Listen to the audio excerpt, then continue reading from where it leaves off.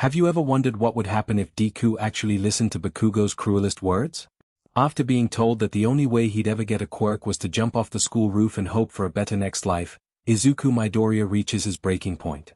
With his dreams shattered before they even begin, he makes a choice that no one can take back. But death isn't the end of his story.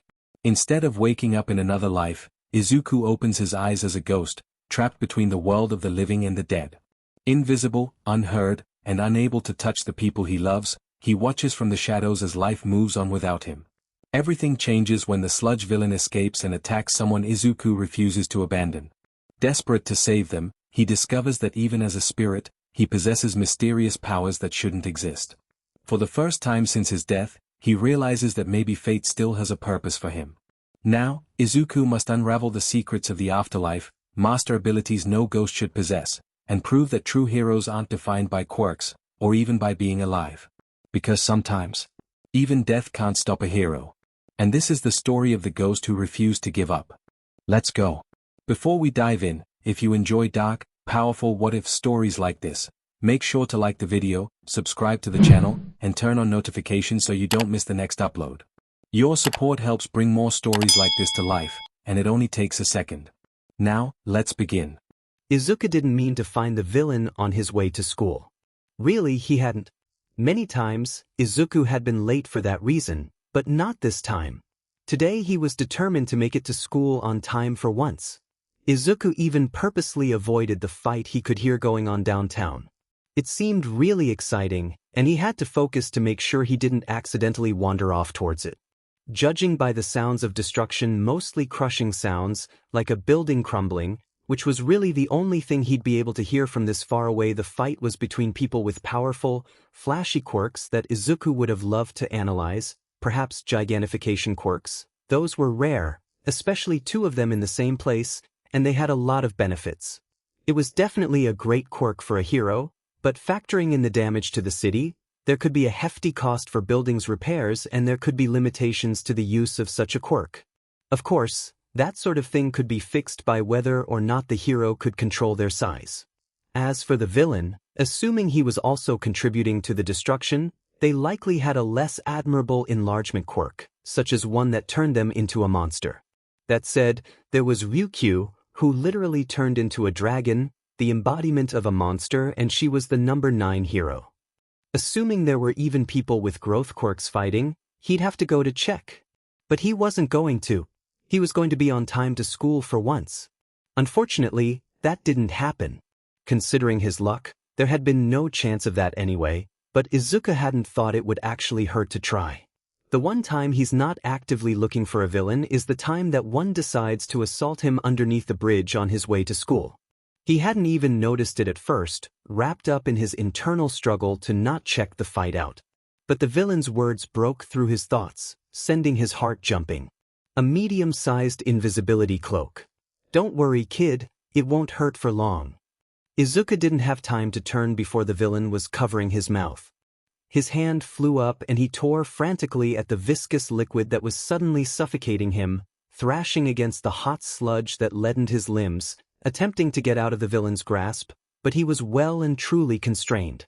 Panic set in, his pulse racing violently as he continued to struggle, scrabbling along his neck as he tried to claw the substance away. Don't worry, I'm just hijacking your body. It'll only hurt for about 5 seconds. It covered his mouth and forced his jaws open, squirming down his throat. The taste was acrid, sickening. Izuku gagged heavily, as his eyes burned and he failed to expel the Forgan mass. Thanks, kid. You're my hero. Izuku cried out through the asphyxiating sludge, his heart beating wildly as he struggled for air. His neck burned as it was squeezed and he could feel his nails gouging lines into his own skin as he continued clawing at the sludge. Izuku felt tears burning at his eyes as he clawed desperately at the slimy mass. He didn't want to be this monster's hero. His fingers slid uselessly through the liquid, not catching on it at all. Vaguely, Izuku heard the villain cackling at his plight, at how pitiful he was. Useless even when it came to saving himself. Slowly, Izuku stopped resisting, his lungs seizing as blackness crept around the edge of his vision. And he suffocated. Perhaps it was a good thing. Izuku thought as his eyesight blurred. One less burden on the world. If only his death wasn't going to be an inconvenience for whoever had to deal with the villain. Even dead, he was still going to be such a Deku. Too late now to fix that, he supposed, as his heart screamed for air and his death ticked closer. Izuku's limbs tingled as they lost sensation. The burning was fading. It was all just numb, as if he were floating far above the scene. Barely, Izuku registered the loud crash as the sewer lid flew off, someone coming out. Izuku reached out weakly, not knowing if he was telling them not to bother or pleading for help. Despite his murky vision, Izuku picked out a familiar silhouette and shouted words that had always inspired him. Izuku slipped into darkness, relieved at least All Might would make sure the villain couldn't use his corpse to harm anyone. It's fine now. But because I am here. Slowly consciousness seeped back into Izuku, followed by the gentle slapping of his cheek. Izuku ummed quietly. His head was pounding, opening his eyes was the last thing he wanted to do. Just 5 more minutes, Izuku mumbled hoarsely, trying to snuggle into his covers, only to meet hard concrete. Odd, but it was warm and heated by the sun, so really, it wasn't that bad. In fact, maybe he could sleep on concrete more often? It was nice when you weren't being shoved onto it, as it scraped and tore roughly at skin and left pavement burns. The warmth was nice. He wouldn't need the sheets that so often snagged on his legs, restraint in the dark shadowy weight holding him down. For now, he just didn't want to get up. Come on, you've got to get up. You were on your way to school, right? Izuku's eyes shot open. All Might's tanned face grinned brightly at him, noticing that his eyes were open. He stared blankly at the man as he tried to process everything, his mind running 1,000,000 miles a minute. I'm glad to see you're all right, young man. I was worried when you began muttering about sleeping on concrete. It's good that you don't have a concussion. Izuku stared blankly, trying to figure out if this was a dream. There was no way, that his idol, his hero, stood in front of him. Was this good karma for trying to be a normal student for once? Maybe if he continued to avoid villains and get to school on time, he could meet more heroes? Something about that felt counterproductive, but he would take it. All Might still smiled down at him, although Izuku felt like he looked confused, even through the ever-present smile. You are all right, yes? Izuku's eyes widened, mind finally acknowledging that yes, this was happening. All Might jerked back quickly to avoid being slammed in the head as Izuku shot up into a sitting position. All Might? He screeched incredulously, then keeled over, hand clawing up at his neck as he felt the sensation of vile slime clinging to his throat. He gagged, retching onto the floor, more nausea filling him than before as he gasped for air that he suddenly couldn't breathe. All Might didn't seem to notice. Izuku did his best to ignore it, beaming up at his hero even as his throat burned and he longed to collapse to the ground and let the hot burn of the cement overwrite the cold stickiness of that violating sensation that clung to his skin. The man himself laughed boisterously at Izuku's shock, amused by his enthusiasm. Yes, it is I. I apologize for letting the villain escape. It's my first day in a new town, and I'm afraid I let my guard down. I'm glad it caused no permanent damage. Izuku stared up at All Might, teary-eyed and awed at his luck. The chances of running into a villain were very low on their own, and All Might's activity had decreased lately, so the chance of All Might being the one to take on the villain was even lower. Then of course factoring in that it had been his first day in the town, so any other day All Might wouldn't have been there to save him, and if he hadn't then Izuku probably would have died then and maybe he wouldn't have had to remember the feeling of slime clawing down his throat or the panic or the lack of sensation or the acceptance of keeping on live maybe even meeting All Might wasn't quite worth encountering the villain. You are all right, yes? All Might was looking down at him, a slightly unnerved tilt to his smile. Izuku slammed a hand over his mouth, wincing at his embarrassing behavior. I'm so sorry, All Might, sir. It's a bad habit of mine, and he mumbled through his palm, but All Might cut him off before he could start a new tangent. It's all right, Shounen. My success here is all due to you. I've safely contained the villain. All Might held out several soda bottles with some eyes floating in them. Izuku stared up stunned at All Might before suddenly turning around and scrambling for his notebook. An autograph, something to sign. I'm sure it's here somewhere, my notebook. He opened it up, ignoring the glimpse of spiraling redness, mottled like watercolor paint, that wrapped around his wrists and up his arm, only to find All Might's signature scrawled across 2 pages. He already signed it. Izuku turned to All Might, thanking him profusely. "I'm noteworthy. Anything for a fan. But I must be going now. This villain has to be put under custody." Of course, All Might wouldn't stick around for a nobody like him. "Wait!" Izuku called instinctively, heart jumping to his throat, immediately cursing himself for bothering the hero. All Might paused momentarily, but chose to turn around. "Yes, young man?" Izuku took a deep breath. "Maybe it's because I've always, that there's a lot of bullying at my school, but I think it's a really cool thing to save people. Even when no one else thinks they deserve it." "That's wonderful, young man. I take it you wish to become a hero?" Izuku looked up at him, feeling warmth bloom across his face as he grinned shyly, ignoring the acrid tang that hung on the roof of his mouth. "Yes. I've always wanted to be a hero," smiling widely and reassuring everyone that everything is going to be all right. "I wanted to be the strongest hero that saves people with a fearless smile, just like you."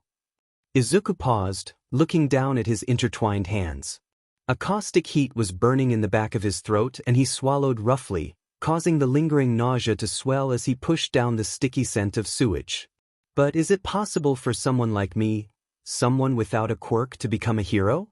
A heavy hand landed on his shoulder. Izuku looked up, heart filled with the light, fluttery hope of seeing a reassuring smile, but All Might's smile had slipped, tight and forced. Izuku could feel his heart sinking even before All Might opened his mouth. "Young man, it's an admirable goal. But without power, can you be a hero? I should think not. It's simply unattainable for someone like you." Izuku's heart clenched tightly and his throat burned as he struggled not to cry. Of all words for All Might to have chosen, someone like him? Izuku swallowed past the ache. He stared at the ground, the heat becoming a fire that he fought to ignore, recognizing the acrid burn of holding tears back. "People always act like being quirkless somehow makes me less than human. They treat me like I'm fragile and useless." Izuku muttered to the ground, able to see in peripheral vision how his idol tensed. It was all he could do to not break into tears. "I always hoped heroics might be different, that people would tell me I don't need a quirk to help people. I desperately wanted you to see quirklessness as something more than being defective." "I'm sorry, young man." All Might sighed deeply. "I imagine that earlier you were going to say that you are bullied, no? If you can't protect yourself, I don't believe that you have the potential to help others." He frowned tightly. "You were useless against that villain earlier, after all. I can only imagine that, as a hero, your efforts would be similarly futile, worthless in the grand scheme of things. I think that, for your safety and for the safety of others, you should give up. It would be different if you had been born with a quirk, but—" He paused as the ground seemed to rise up to swallow Izuku. He held back tears and that acrid tang that was growing and suffocating and maybe was a bit more than just leftover sludge. His hero observed him carefully, eyes sad. "You can't become a hero." And All Might left him there under the bridge. Even once he was long gone from sight, Izuku remained a frozen statue, eyes trained on the pavement, a great invisible weight pressing down. In the distance, the school bells rang, and with one last shuddering breath, a sense of revulsion and shame consuming him, Izuku turned around numbly and walked back through the dirty underpass, oblivious to the hot tears running down his face. Izuku was numb. Someone had pressed pause and he couldn't find the remote to fix himself.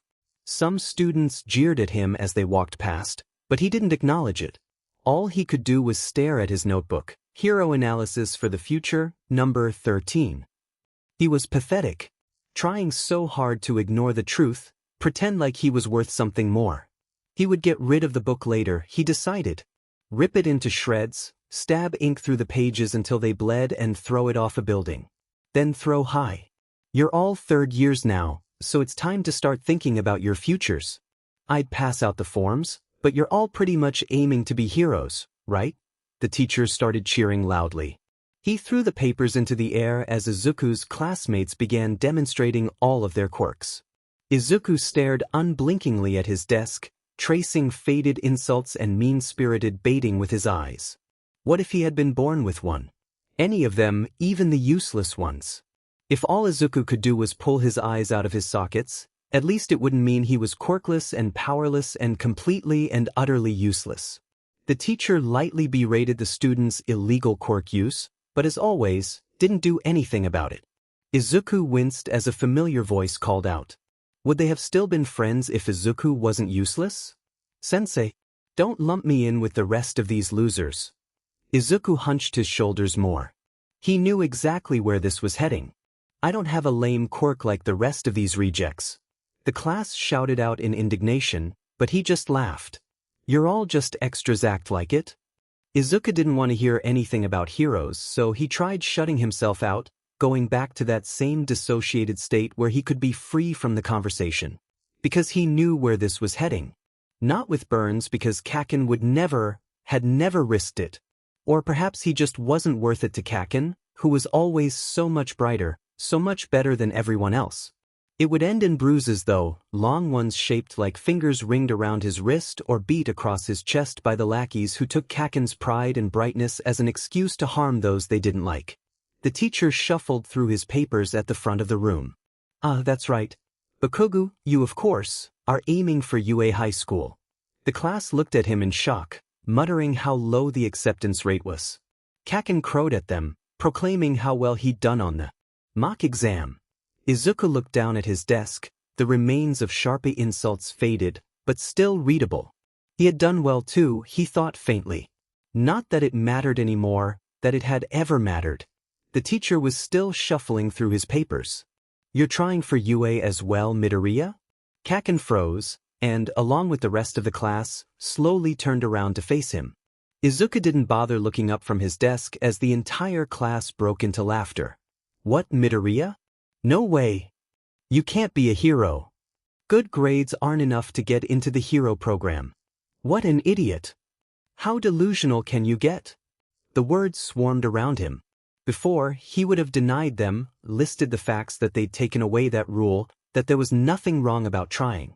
Today though, well, he'd finally realized that they weren't wrong. Instead, he cut through the jaunts and cheers. I'm withdrawing my application actually. His words came out harsh and cold, voice still hoarse, managing to silence everyone who stared at him with wide, confused eyes.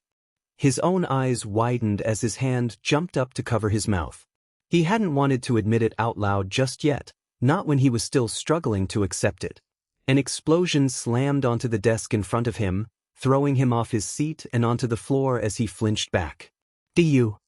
Kaken glared down at Izuku. "Don't think you can lie to us, Deku.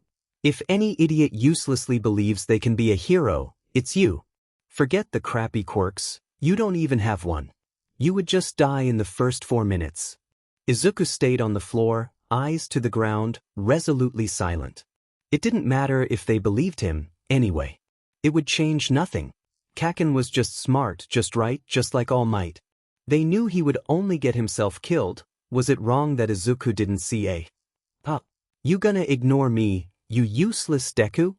Izuku felt tears welling up, but he didn't respond. The burn in his throat turned into an inferno in his chest, and he bit back the bile that rose with every breath. Tugging at his cuffs to cover the blotchy bruises winding around his wrists from Kaken's intense stare, he didn't need to give Kaken another reason to call him worthless. He ducked his head, moving his gaze away from Kaken and down toward the floor. Kaken clicked his tongue, glaring at him. Izuku could feel the heat of the glare on the back of his neck even once he dropped back into his seat. The teacher cleared his throat, calling attention back to him. Enough with that then. On to the rest of the class. Izuku tried really hard, he really did, but he couldn't block out his classmates' parting comments. What a loser. Quirkless freak. How lame, you're not even gonna defend yourself, huh? What can you even do? Kaken remained silent, but Izuku could feel his gaze on the top of his head as he refused to move from his position against the wall, still silent. Why did they care so much? All Izuku had done was finally accept reality.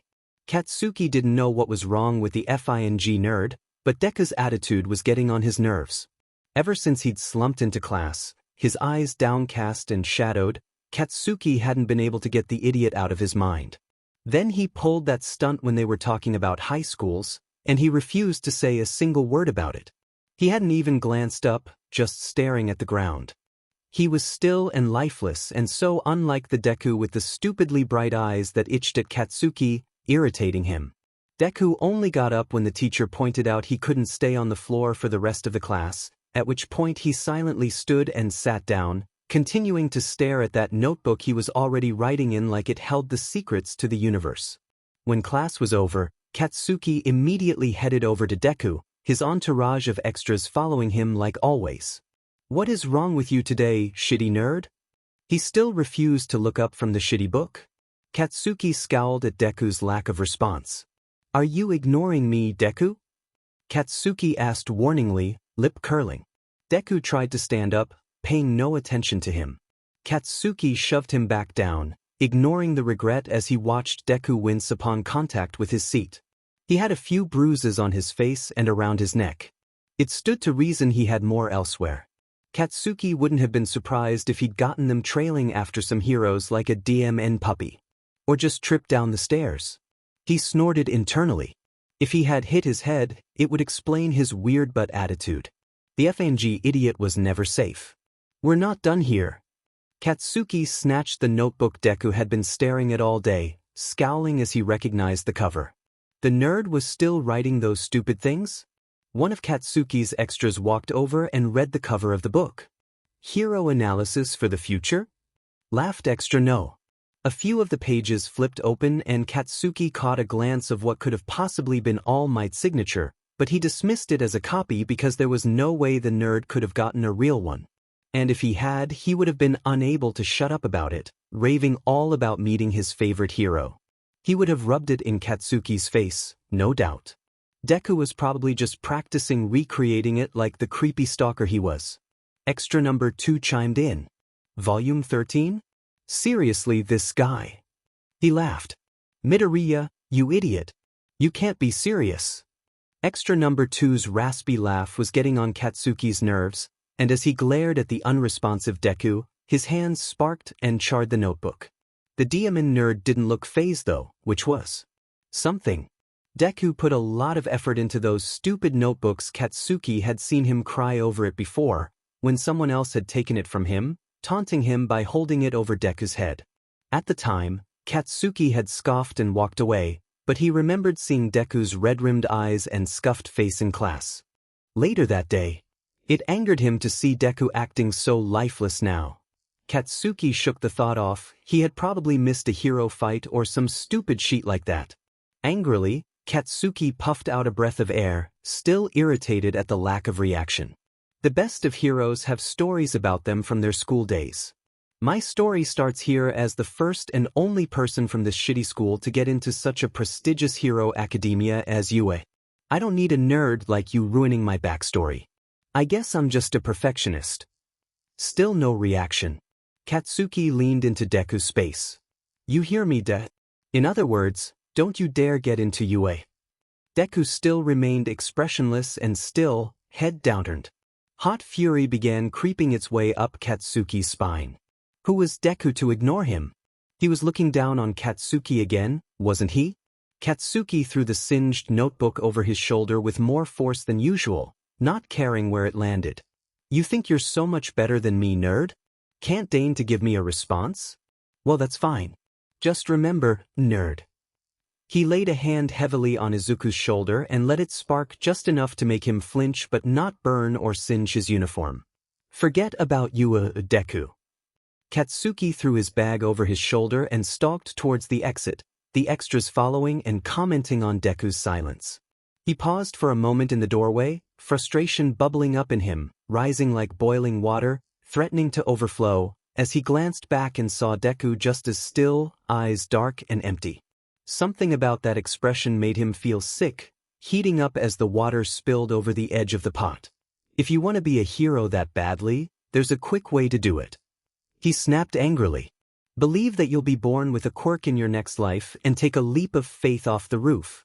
He finally got a reaction from that, dull barrel eyes flinching up to meet his own flinty garnet ones, but it didn't make Katsuki feel any better. Instead, his chest just tightened painfully. Izuku stared at the doorway that Kaken disappeared through, his parting words ringing through his ears. Take a leap of faith off the roof. Izuku glanced down at his desk, similar, crueler words etched there in a way he couldn't rub off with soap. Go off yourself, you FANG loser. You're a waste of space. Kill yourself, and so on. None of it was ever Kaken's doing though. Izuku wondered if he stuck around, would Kaken's handwriting start appearing on his desk? In the past, Izuku had stood on the edge of buildings and glanced down, wondering. How would it feel? The crack, the end, the blood. How people would find him. He'd always backed away with a lingering glance. But before he'd always had his delusions fueling him forward. He no longer had those irrational dreams. He knew better than to be so stupid. The rooftop sounded like a good idea this time. He'd always wonder what it would feel like to fly, if just for a few brief moments. His feet led him away. Katsuki marched angrily toward the school gate, irritated at his internal turmoil. He shouldn't be worried about the stupid nerd, it was just Deku. As they reached the school gate, Katsuki kicked at a stray pebble and turned to the extras. I forgot my book in the classroom thanks to that shitty Deku. You two extras go on without me. They shook their heads but didn't really protest as they raised their hands in farewell. You've got to stop calling us extras, Bakugo. Do you even know our names? Katsuki snarled at them. Did I ask for a response, losers? He turned around before they could respond, hands shoved into his pockets. He glared at his surroundings as if they had personally offended him and began muttering curses, mostly directed to the shitty nerd who was distracting him. Everyone had already ditched the school, so he couldn't bump into and yell out his fury at anyone. DMN idiot. Making me have to check on him. He can't seriously be that weak, that motherfucking. His heart stopped. On the roof, there was a figure standing there, slowly drifting, figure small and hunched, but not hesitant.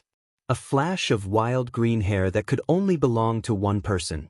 Katsuki's heart dropped in his stomach and he didn't even notice as he unceremoniously dumped his bag on the ground, sprinting towards the school. He slammed the door open, skidded around corridors and dashed up the stairs. What the F dash? Katsuki gasped, feet drumming out a tandem that mixed with the loud pounding of his heart as he raced to the roof. Damn it, Deku! There was no way Deku was listening to him. Deku hadn't cared about what Katsuki said since they were 6. When Izuku had become Deku and Deku had started avoiding him. He hadn't listened to his harsh words for years, so what the F was he doing? Why the hell was today any different? Katsuki knew. He tried to ignore it like everyone else, but Izuku had been upset all day. Because why the F couldn't Katsuki forget about his watery eyes when no one else even noticed them? That would mean he cared about the DMN nerd, but he didn't. He didn't. Even so, Deku had been silently crying the entire way through class, avoiding any eye contact until that moment where his red-rimmed eyes had darted up to Katsuki's. And Katsuki had taken out his discomfort on the cause of it. Panting, Katsuki threw the door open, praying that Izuku was just looking at the view or some FING nerdy thing that suited Izuku far more than what Katsuki couldn't help but fear. Instead, he caught the tail end of a one-sided conversation. You were right, Izuku spoke to no one, leaning against the wrong side of the fence, staring up at the sky. You can't do anything. Useless. Quirkless. Deku. You should just give up. I'm afraid there's no hope for him. I can't believe I had a pathetic son like you. Hope for a quirk in your next life and take a leap of faith of the roof. You can't be a hero. No, that's not what I wanted you to. Izuku's heart felt tight. A stinging burn in his chest, acid in his throat, and a dry ache in his eyes. He was on the rooftop now. I'm so sorry. You should just give up. You're useless. You can't be a hero. Pathetic. Why can't anybody have told me what I wanted to hear? And he was climbing the chain link now, shoes dangling from his hands, fingers tangled in the laces. Give up. I'm sorry. You can't be a hero. Take a leap of faith. Hopeless. Why couldn't just one person support me? His bare feet touched down on the other side. You can't be a hero. It's pointless. Give up. You can't do anything. Why could nobody believe in me? He closed his eyes, hands clutching at his shirt, wishing he could just forget. Why couldn't it all just go away? I'm sorry. Izuku, I'm so sorry. You can't do anything. Just give up. You'll never be anything. You can't be a hero. I can't do anything. I should give up. I'll never be anything. I can't be a hero. I'm giving up. I'm pathetic. I'm worthless. I'm useless. Quirkless. Izuku stood on the edge of the roof, the edge of so many things. He closed his eyes and tilted his head backwards. Opening his burning eyes, he stared up at the empty sky. You were right. The people he'd wanted to care about him. His classmates. His father. All Might. His mother. Society itself, in its unfeeling, inanimate truth. Tears stalled in his eyes, as trapped by gravity as Izuku was. He closed them as the door to the roof slammed open, the sound reaching him as if through a haze. He didn't care to turn around. It felt as if he were wading through water, the weight of all the ocean slowing him down. You were all right. He whispered to himself, sorrow clenching tightly in his chest and burning its way down his spine in an itch that reminded him of the precipice looming behind him. Izuku opened stinging eyes to see Kaken's wide, unusually panicked expression as he ran from the stairs, hand extended. It was a shame that Kaken had to see this. I can't be a hero. Izuku smiled shakily through his tears as gravity began to take hold. I can't be worth anything. Not in this life. Deku. I give up. Katsuki's heart thudded painfully as he raced towards the edge, explosions spluttering their way out of his hand to propel him as he scaled the fence and jumped down the other side. Katsuki's hand closed an inch above Izuku's arm. He had missed. And Izuku was falling. An extra explosion, tearing at his palm, and he had never tried this before, so now he was unbalanced, tipping over the edge too as time slowed and Izuku's clammy hand was in his, and wide eyes stared up at Katsuki, who began to join the fall as gravity clawed at them. Then Izuku's hand was opening and Katsuki was shoved back, tumbling onto the roof while Izuku fell.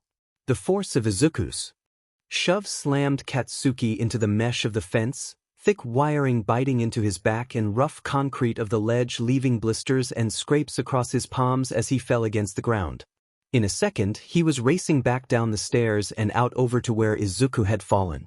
As he ran, Katsuki pulled out his phone and called emergency services. He barely managed to cuss at the comm receptionist who answered the phone and told her that someone had jumped off a roof. Maybe they could get here fast enough. There was a chance that he was alive. A fall from 40 feet had about a 30% fatality rate. Izuku could be alive. The nerd wouldn't die that easily. But he had fallen head down because of that shove, an insidious part of Katsuki's mind whispered. If you hadn't tried to catch him, he might have a better chance of survival. Izuku could be injured, but that doesn't mean he'd be dead. Katsuki skidded to a halt as he reached Izuku. He froze. Self-imposed paralysis settled in his limbs as he stared incomprehensibly at the scene. Izuku lay still, one of his arms twisted at an awkward angle, turned almost entirely around. Izuku's neck didn't look broken, but it was tilted strangely. There was a bloody gash on his temple, but he stirred a little with a quiet of pain. Around him pooled a spreading halo of crimson. Katsuki gagged and covered his mouth as the gruesome metallic scent hit him. Katsuki's heart pounded. Izuku wasn't dead, but how the hell was he conscious? It had to be agony. Concern boiling up inside him, Katsuki collapsed to his knees, leaning over Izuku. As Katsuki cast a shadow over him, Izuku opened his eyes slowly. Ka-catch.n? The boy asked groggily, eyes unfocused. Katsuki swallowed thickly, holding back nausea at Izuku's mutilated form. You effing idiot! Katsuki barked. Why did you jump off the roof? Izuku coughed out some blood, internal bleeding. Fing. Hang in there, you fucker. I called an ambulance. Kaken, you're crying.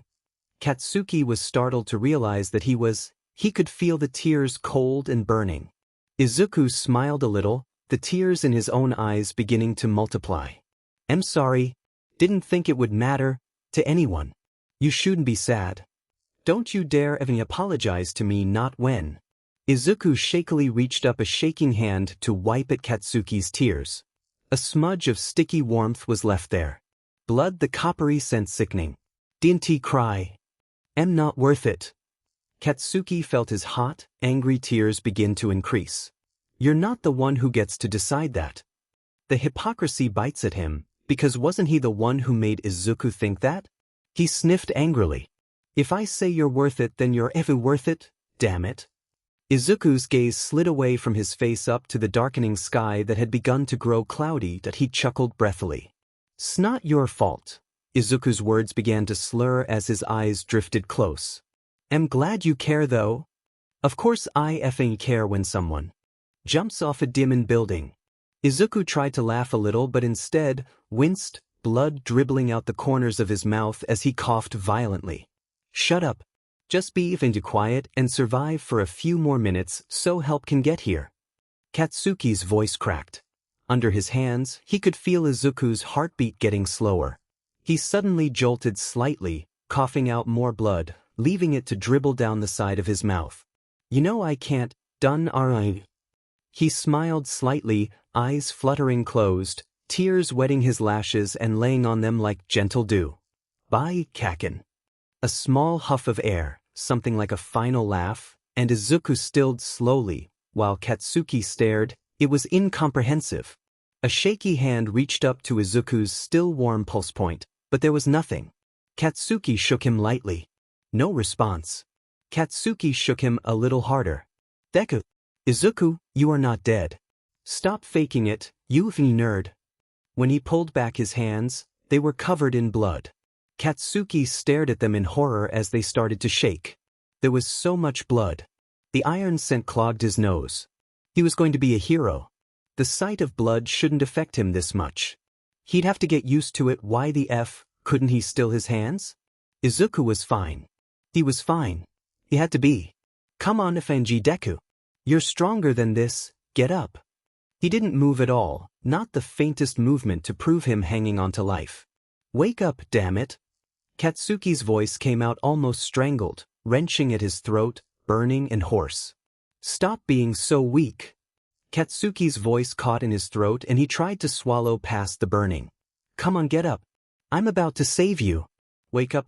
Wake up." Katsuki could feel the burn of unfamiliar tears in his eyes as he shouted at Izuku's prone body. "Look, the paramedics will be here soon, and they'll save you. I promise I'll leave you the F alone, so just wake up, please." His voice cracked, betraying him. "Please, Izuku, all you have to do is get up and I can FANG fix myself and whatever you want me to do. We'll be heroes together, I swear. I won't make fun of you, and I'll make sure that nobody bullies you, but you have to wake up to see that, so just FING get up. Damn it, Deku, please." The world was closing in on him. The only sound he could hear was that of his heart pounding. His head span. Black was encroaching. The edges of his vision swam.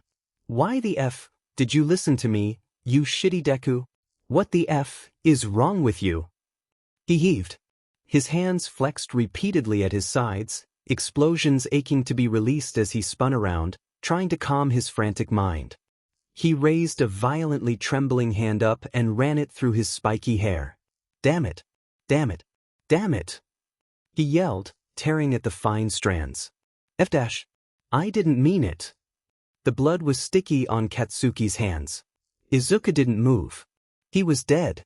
Katsuki threw himself away from the body, retching and coughing as he choked on tears and saliva and the smell of blood and struggled to breath. It was his fault. His fault, but no, it couldn't be. Katsuki didn't mess up that bad. And if it wasn't his fault, then it had to be. Katsuki flung himself to his feet, breaths coming out heavily, shakily. "What the F is this? Is it you proving you're better than me, huh? Pulling one last thing over me? F you." He screamed himself hoarse, shouting various curses and angry nonsensical words until his chest ached, but he couldn't manage to bring his gaze back over to the corpse. Instead he yelled at the sky until he couldn't yell anymore and his throat felt scratched and raw, and then he just stilled, eyes still trained on the bright blue sky. Before long, the paramedics showed up. Katsuki's gaze finally snapped downward as they picked up Izuku and moved him away. A few minutes later an officer walked up and looked sadly down at Katsuki, who remained prone staring at the stain of blood. "You're the one who called, right?" He didn't look up. They sighed sadly and continued. Eyes lowered, acting as if they were sad, full of nothing but pity. Katsuki didn't need pity. He wasn't weak. He wasn't going to break. He didn't need to be treated as if he was fragile. He FNG hated it. He couldn't care any effing less that Deku had offed himself. He didn't. Green eyes widened in concern, a soft, gentle voice, filled with that ever-present kindness. A hand extended, looking down on him. What a laugh. "Unfortunately, honey, we were unable to do anything. I'm so sorry." They hesitated, parsing over their words. "I'm sure it was a quick death, so you don't have to worry about him suffering." Too nice. Why were they being so effing gentle with him? He didn't care. They should be putting him in cuffs if he looked as crazed as he felt. Katsuki ignored them. He knew very well it hadn't been a painless death. The nerd had survived and been conscious for minutes with his body shattered and contorted in an unnatural gruesome pose, like a wooden doll, a Deku with its strings cut. Katsuki felt as if the world was burning, the oxygen ignited and consumed by vicious flames. Black spots danced in his vision as his head swam. The rage was suffocating. "I assume you know him?" "I'm so sorry, sweetie. I know you're shaken up, but we really need confirmation of his identity as well as his emergency contacts, if you know them." Why couldn't the officer just FING shut up? Their honeyed voice was too sweet, too fake. Why the hell couldn't he be upset? Izuku was dead. "You were right," Izuku had said. What else could he have been referring to but Katsuki's words? That he must have been trying to disprove Katsuki. Taunt him, mockingly telling him it's what he wanted. It was so far from the truth that it hurt. Despite Katsuki's quirk, which he had trained until he was faint, struggling and racing toward his goal for his entire life, he had failed absolutely and completely. Katsuki would give up his quirk if it meant he didn't have to see Izuku's dead body being toted away. If it meant he hadn't killed someone. "Honey, I know you must be shocked. I know I would be if my friend jumped off a roof, but it would be really useful if you could provide us with his information." Their kindness was cloying. "Friend?" A punch to the gut. He couldn't breathe. Katsuki stood up and glared at the officer. "Friend? What do you know, dumbass?" "He's not." Katsuki swallowed past the bitter tightness in his throat. "I'm not his friend. I never have been." The officer didn't seem offended by Katsuki's coarse language. "That's okay, I'm sorry for the mistake. He is a schoolmate though, so do you know his name?" they asked soothingly. "Midoriya Izuku." Katsuki finally responded through painfully gritted teeth. Things seemed to pass in a blur after that. It was hard to feel anything but a spreading numbness. Through a filter, he heard a muffled voice say he was in shock. The officer gently led him to a car, and somehow found himself at the police station, the officer still offering him gently soothing platitudes. Katsuki needed their sickeningly sweet pity to stop. He answered everything honestly. Katsuki wasn't a liar. He wasn't. Did he know the deceased? Yes. Did he know why he jumped? Quirkless. That one word was enough. It shouldn't have been, but the officer nodded, marking it down. And bullying then, of course. Katsuki nodded numbly. Take a leap of faith. He wouldn't admit that he'd told Izuku to die. When they asked him for any other related information regarding the bullying, he'd opened his mouth to respond, but the words had caught in his throat, burning like acid. So he'd averted his eyes and shook his head, gaze catching on his still trembling palms as he tightened them until the nails dug into his flesh. It did nothing for the shaking. The interrogation lasted interminably, asking banal questions about everything possibly related, even things about their quirks, and the quirks of other students in case they found any proof of foul play on Izuku's body. Katsuki answered every answer he could as if that would somehow, sickeningly, make up for what he'd done. And yet he grew more and more nauseous with each word. It was one thing, seeing sparse incidents of older kids shoving Izuku or the boy showing up with scrapes here or a bloody nose there, but talking about it, all at once, made him realize the intensity of what he must have gone through. No wonder Izuku had started avoiding him, ignoring him, hating him. He'd probably jumped to prove to Katsuki just how FNG villainous he was. It was plain as day to see that Katsuki was the one at fault. Yet once it was over, the police released him with a pat on the back. And just to confirm, the officer said, glancing down at their notes after they had Katsuki summarize everything that had happened at school since that morning. Neither you nor anyone else engaged in a physical altercation with Midoriya today? Does that mean? The officer nodded along as if they expected that. Then did Midoriya mention anything or seem off when he arrived at school? I don't know what the F you're getting at, but no. He didn't say anything and he's always weird. Katsuki paused. But yeah, he seemed weirder than normal today. Okay then, the officer concluded, shuffling their papers and muttering to themselves. Considering the Yoshikawa lines and ligation marks, we have a pretty standard assault case. Ha! Katsuki exclaimed loudly, staring at the officer. What the hell do you mean, assault? The officer glanced at him warily before apparently deciding they could tell him. Not much could be worse than the scene where the other kid had fallen. There were several marks and bruises that indicated restraint and strangulation. We just had to confirm that it didn't occur on school grounds. They shrugged and Katsuki stared in growing horror.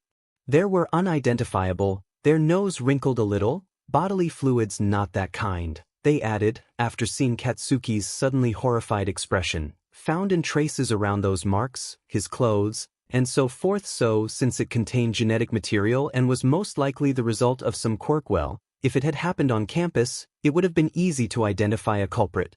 Huh, they sighed, rubbing the back of their neck. It would have been such a pain to deal with the kids' parents if they got charged with assaulting a quirkless. Strangulation? Restraints? He had clawed lines into his own neck trying to breathe, and had bruises from restraint, but no one had noticed. Bodily fluid? Some sort of quirk, obviously. What the F dash? What the actual FING hell? Why hadn't Deku told anyone? Anyway, they clapped their hands together as they were joined by a blonde coworker, startling Katsuki. Thank you for telling us everything, kid. It was brave to admit that you took part in the bullying. Officer James will show you out. They smiled as they walked out. What a farce. Don't worry. It will only go on your permanent record if Midoriya's parents decide to press charges. But I'm sure they'll understand. The blonde officer, James? A foreigner. Smiled encouragingly. Parent, Katsuki corrected absent-mindedly. The asshat that was Deku's dad had been gone for years. Oh God. Would they tell Inko what had happened to him? She would be horrified.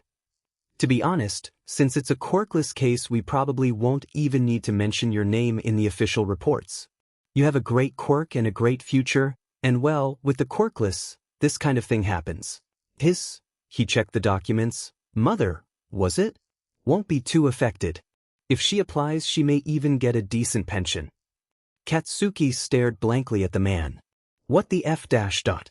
Oblivious to Katsuki's mounting rage, the blonde-haired man opened the door for Katsuki, continuing on mindlessly. They probably expected it, and I wouldn't be surprised if they'd already prepared. After all, you guys care a lot about the young supporting their elders here, right? Well, quirkless never do well financially, so in the end they don't amount to much more than the costs for their headstone. Katsuki didn't respond as he stormed out the door. As he passed the receptionist's desk, the door suddenly flew open. A familiar shock of straight green hair caused Katsuki's heart to thud harshly in his chest. Inko Midoriya ran up to the desk, clearly flustered. Excuse me, I got a call about my son Midoriya Izuku. Is he okay? My baby didn't do anything wrong, did he? Is he hurt? Katsuki turned his head, hiding his face as he slunk out the door. It didn't stop him from hearing the familiar sound of a Midoriya bursting into panicked tears. So much for not being worth anything. When Inko got the phone call from the police, she was understandably confused. Much more so when they told her that the call was about her son. After all, around this time, he would be arriving home from school. It hadn't let out too much earlier, so it was hard to imagine Izuku somehow managing to get into trouble in such a short amount of time. But then again, it was Izuku. Maybe she'd better not make Katsudon like she had planned some way to punish her baby that wasn't too harsh. He needed to be protected after all. Almost instantly upon that thought, panic filled Inko. What could her baby have gotten himself into? There were so many things that could hurt him. Her panic fueled her, and instantly she was running as fast as she could to the police station, ignoring all her surroundings. Once she reached it, she slammed the door open and rushed up to the tired receptionist who looked surprised at Inko's sudden entrance. "Excuse me, I got a call about my son Midoriya Izuku. Is he okay? My baby didn't do anything wrong, did he? He's not hurt, right?" Not giving the lady time to respond, Inko suddenly found herself bursting into tears. "Please tell me my baby is okay." The receptionist very awkwardly walked around the desk and wrapped an arm around Inko and pulled her off the ground, patting her back uncomfortably. "Please calm down, Midoriya-san. I'll take you back to the detective in charge of his case." Inko managed to stop her tears, although she remained sniffly as she complacently followed the receptionist. What did she mean, case? The receptionist led her to a cushy chair, a uniformed officer sitting on the other side of the desk. As she sat, he handed her some papers. "Hello, Midoriya-san. I'm sure this must be tough for you. We just need to go through a few procedures before we can let you go home and take some time to grieve." He cleared his throat. "Because your son was a quirkless minor, we just need your consent and a few extra forms before he can officially be put in the record as deceased and—" His words faded out. Inko couldn't pay attention because he had said that Izuku was dead, and well, there was no way that was true. "Midoriya-san, understand that this is hard, and I hate to break it to you so bluntly, but we need a statement as well as whether you'd like this to remain private or dash." "Sorry to interrupt, Detective, sir, but you must have gotten the wrong person. My son left the house this morning very happily. I can't imagine that this is anything but a mix-up." The officer sent a glare to the receptionist who was still hovering around the door. "You didn't brief her?" he demanded. "Oh, for the love of," he sighed heavily. The officer lay a large, heavy hand on her shoulder. "I'm sorry, miss, but the boy who called the ambulance, the one who found his body Bakugo Katsuki, has identified it as Midoriya Izuku. His student ID confirms this." Inko felt her legs grow weak as they suddenly collapsed from under her. Because even if Izuku hadn't been friends with Mitsuki's son for years, there was no way that Katsuki could have confused someone else with Izuku. Her boy, her little angel who always smiled for her and never let Inko see when he was hurt, was dead. Even if he tried to hide it, Izuku had been in pain for years and Inko had always known. She knew he was hurt when Hisashi left because he was quirkless, and yet how Izuku had seemed even more hurt when Hisashi was still around. She had seen the way that after Hisashi left he would come home with cuts and bruises, the way he slowly stopped talking about the fun he had with Katsuki and just grew quiet. Eventually the only thing that seemed to make Izuku happy was heroes and his dreams of becoming one, and Inko had never once supported him. Maybe, if she'd told him just once that she believed in him, even if she worried, and even if she wasn't sure he could do it, things might have been different. Perhaps she could have guided him past his unreachable dreams toward a safer path. But she hadn't. Instead of helping him, she'd crept around him on tiptoes. She knew he was fragile, and she hadn't done enough to keep him safe, despite her best efforts. All she'd ever said was, "I'm sorry," and she had failed him. And her son was dead. Katsuki couldn't stay at his house. The silence was stifling. His parents went to go and comfort Inko after they'd gotten a call. He had heard her sobs over the phone, lingering behind a wall as his mom tried to calm her down. She was too incoherent to do anything but ask Katsuki's mom to come over. They didn't know yet they couldn't have known what he'd done. Yet they hadn't invited him, because they knew that he didn't know how to be gentle. They didn't trust him not to hurt Inko further. Katsuki didn't blame them. He wasn't feeling very gentle. Katsuki returned to the school. For a moment, he stared blankly at the ground where the bright red blood had been cleaned up, but still left a stain. Then he pivoted on his heels, avoiding it and going to pick up Izuku's notebook. It was singed and had landed just past the edge of the koi pool, but it was still whole and legible. Katsuki would bring it back to Izuku's house, claim he'd found it at school, and pretend like he thought Izuku would be there to reclaim it. Pretend that he wasn't a murderer. Inko would know he was the one who found the body, had called the ambulance, because he'd heard them framing his actions as heroic, as though he'd done something good, as though he hadn't admitted to the bullying. But he could pretend, just to himself, that it wasn't true. He would return the notebook and tell himself he wasn't giving it back to a grave. Katsuki raised a hand to knock on the Midoriya's door, but at the sound of sobbing from inside, he paused before slowly his hand drifted back down. Carefully shoving the notebook into his jacket's pocket, Katsuki turned around and slumped back towards his house. He knew he couldn't do it. Katsuki was guilty. And seeing Inko's face, so similar to Izuku's, round and soft-eyed, all he'd be able to do was see Izuku's last porcelain smile dripping with crimson. Mitsuki was confused, even as she made her way to Midoriya's house.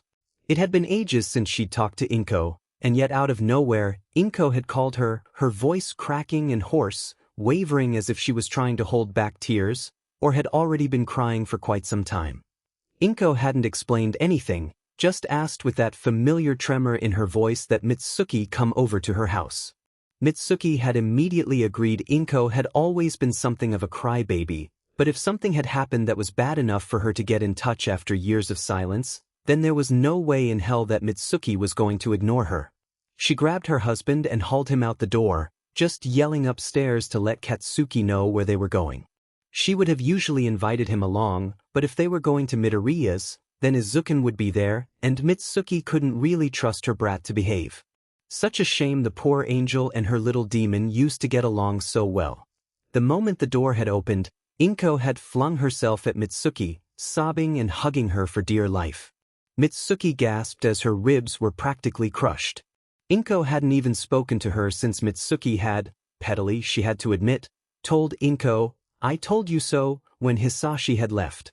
Her devastation was stronger than it had been at that time, and Mitsuki could feel the concern for her old friend rising. Carefully, Mitsuki guided Inko to the couch, nodding at Masaru to shut the door behind them. Mitsuki held Inko as she sobbed uncontrollably, but she really wasn't good with this kind of thing and could only pat her awkwardly on the back. Mitsuki looked to the back of the house for help, waiting for Izuku to come and comfort his mom as he had always used to do. There was no sound suggesting his presence and Mitsuki frowned. It had been a few years since she'd seen him, but she doubted the boy would have changed enough to abandon his mother in the middle of a breakdown. When a few minutes went by and it became clear that Mitsuki didn't know what to do, Hasu, bless her husband's soul, came forward and kneeled in front of Inko. "Midoriya-san, please take deep breaths. You need to calm down. It's okay, we're here to talk to you." Mitsuki looked at her husband gratefully as Inko slowly started to cry less and her hyperventilation slowed. Eventually, she looked up slightly, her eyes red and still tear-filled. Mitsuki's breath caught at the watery despair shimmering in Inko's green eyes. Just what had happened? Izuku? Inko's breath left her in a guttural throb. Mitsuki felt icy fear begin to crawl its way up her back. Where was Izuku? Regardless of Inko's breakdown, he would have greeted them, knowing how polite he was, nothing like Mitsuki's own kid. Yet he hadn't even appeared for a moment despite his mom's heaving sobs. Masaru seemed to reach the same conclusion as Mitsuki, and she decided to take the lead at his questioning glance. "Inko, where is Izuku-kun? Is he all right?" Inko wailed and sunk further into herself. "Izuku, babies. It's all right, Midoriya-san, take your time," Masaru said gently. Inko hoarsely responded to him, quietly enough that Mitsuki couldn't catch what she'd said. Masaru did, however, obvious by an uncharacteristic display of disheveledness as he shot to his feet. "What?" Masaru whispered in horrified disbelief.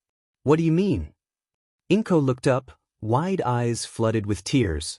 Even though her voice wavered and she spoke as if she was choking, her next words were clearly audible to Mitsuki. "Exactly what I said. My baby, Izuku, is..." Inko swallowed heavily. "He's dead." Mitsuki reared back in horror and Masaru unexpectedly cursed. This was not what she'd been expecting.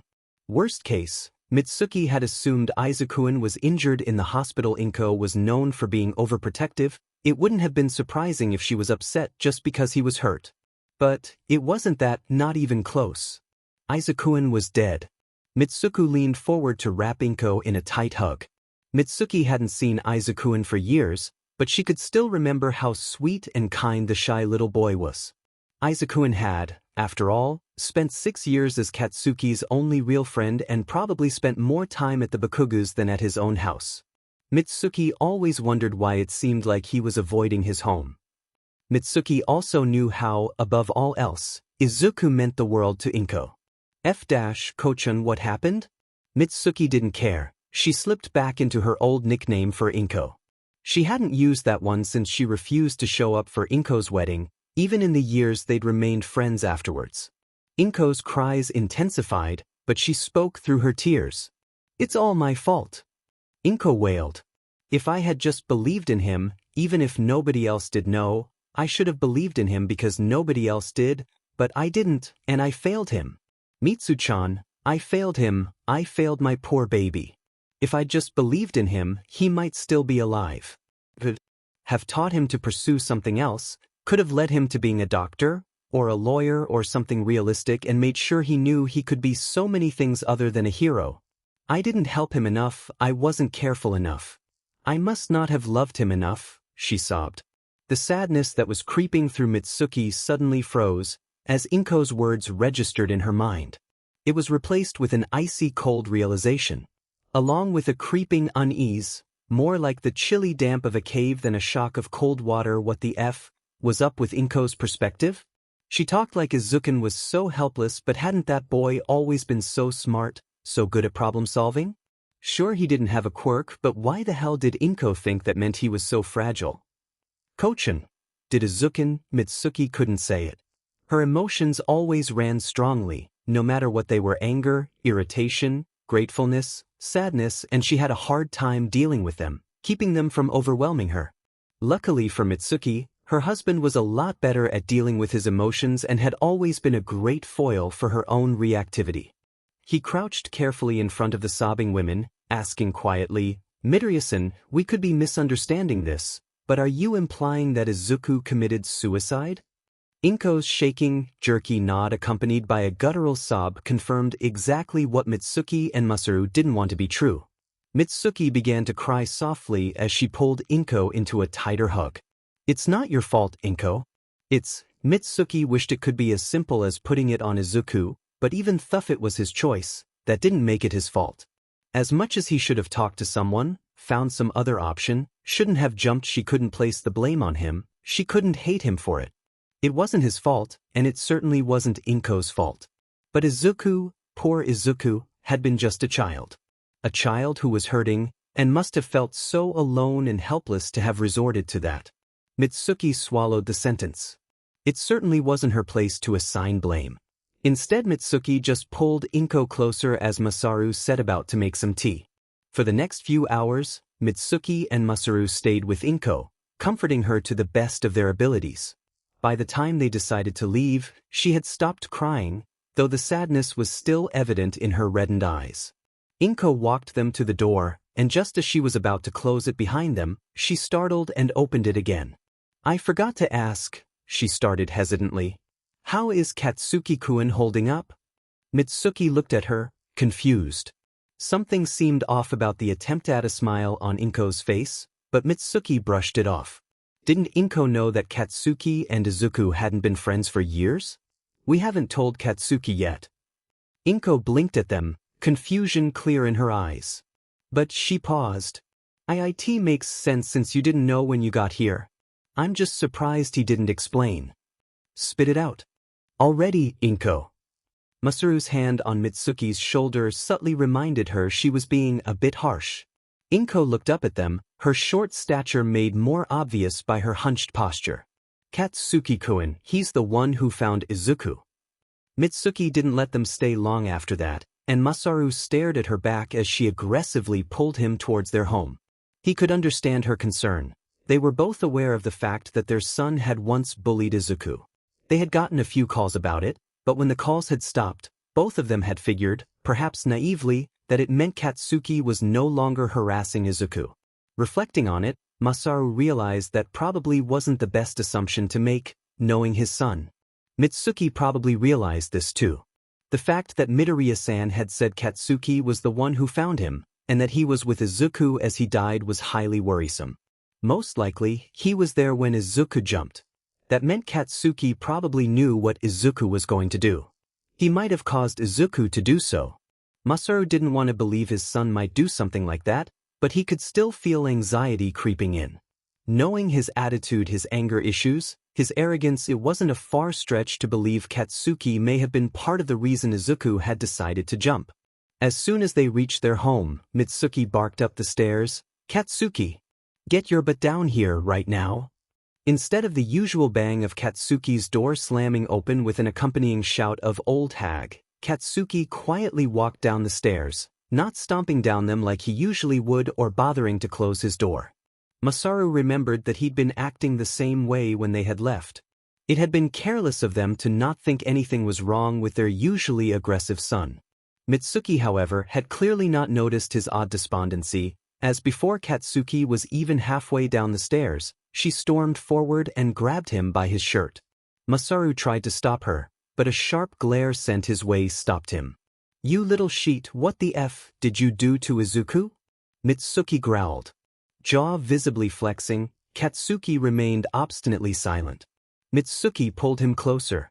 "Do you think that by staying quiet you'll just be let off the hook? Why the f were you there when Izuku jumped? You should have been far away from school by that point." Katsuki glared at her for a second, before he pulled his eyes away and gritted out a response. "I bullied him, all right. I was a FING bully, and an idiot. Are you satisfied?" Masaru noted that his voice was even raspier than it usually was. Guilt, he wondered? Mitsuki just dropped him, and Katsuki's stumbled slightly. "No, I'm not effing satisfied. What the f, Katsuki? You bullied Izuku to death. He never did shit to you. So." The word was cruel, uncaring, and Katsuki's eyes were hard, but Masaru didn't miss how strangled the short word came out. Katsuki didn't lift his head. "I wasn't the only one FNG one." He paused, seeming to have difficulty staying composed. "Deku is the idiot, DMNBS dirty, thinking that is gonna fix anything. He's just a effing coward." "And what?" she sneered. "You think that calling the ambulance counts as FING atonement?" "Sheet," she cursed, rounding on him. "You didn't even tell the police what you did you? You just pretended to be innocent while Izuku was lying there dead 'cause of you, huh? I told them the police fuckers didn't care. Deku was quirklessy. No excuses, no lies, Katsuki." She cut him off before he could continue. "We didn't even get a call from the police," she laughed harshly, almost hysterically. "Because you're the coward, unwilling to own up to what you've done." Masaru watched his son's eyes darken, realizing for the first time how incredibly dull they looked. Even the anger set on his face seemed to hide lines of exhaustion. What had really happened, he wondered? Katsuki definitely wasn't telling them everything. Meanwhile, Mitsuki's Carmen eyes turned to cold steel. "It's pretty obvious that you might as well have pushed him off the roof yourself." Katsuki flinched almost imperceptibly, but Masaru noticed. Was that what Katsuki thought as well? Masaru felt nausea rising in his gut. Had Katsuki really pushed Izuku to suicide? Masaru may not have been around Izuku much when Katsuki was younger, not like his wife had, but Masaru had still thought fondly of the kid. He had hoped that Izuku might eventually become a good influence on Katsuki, but they should have known better, should have been more careful and more aware. Katsuki had bullied an innocent child, a kid who had done no wrong, someone he had called a friend, to the point that the young boy couldn't even stand to live anymore. Masaru felt a heavy lump forming in his throat as he stared at his son. His wife clearly realized the same. She scoffed at Katsuki before turning around. "Go to your room, Katsuki." The cold anger was unexpected from Mitsuki that made it far scarier than her typically at least somewhat fond yelling. Noticing the rage practically emanating from Masaru's wife, Katsuki nodded and complacently, quietly, returned to his bedroom. Once their son was gone, Masaru turned to his wife, who had turned with tears spilling down her cheeks, hiding them from Katsuki. Carefully, he pulled her into a tight hug.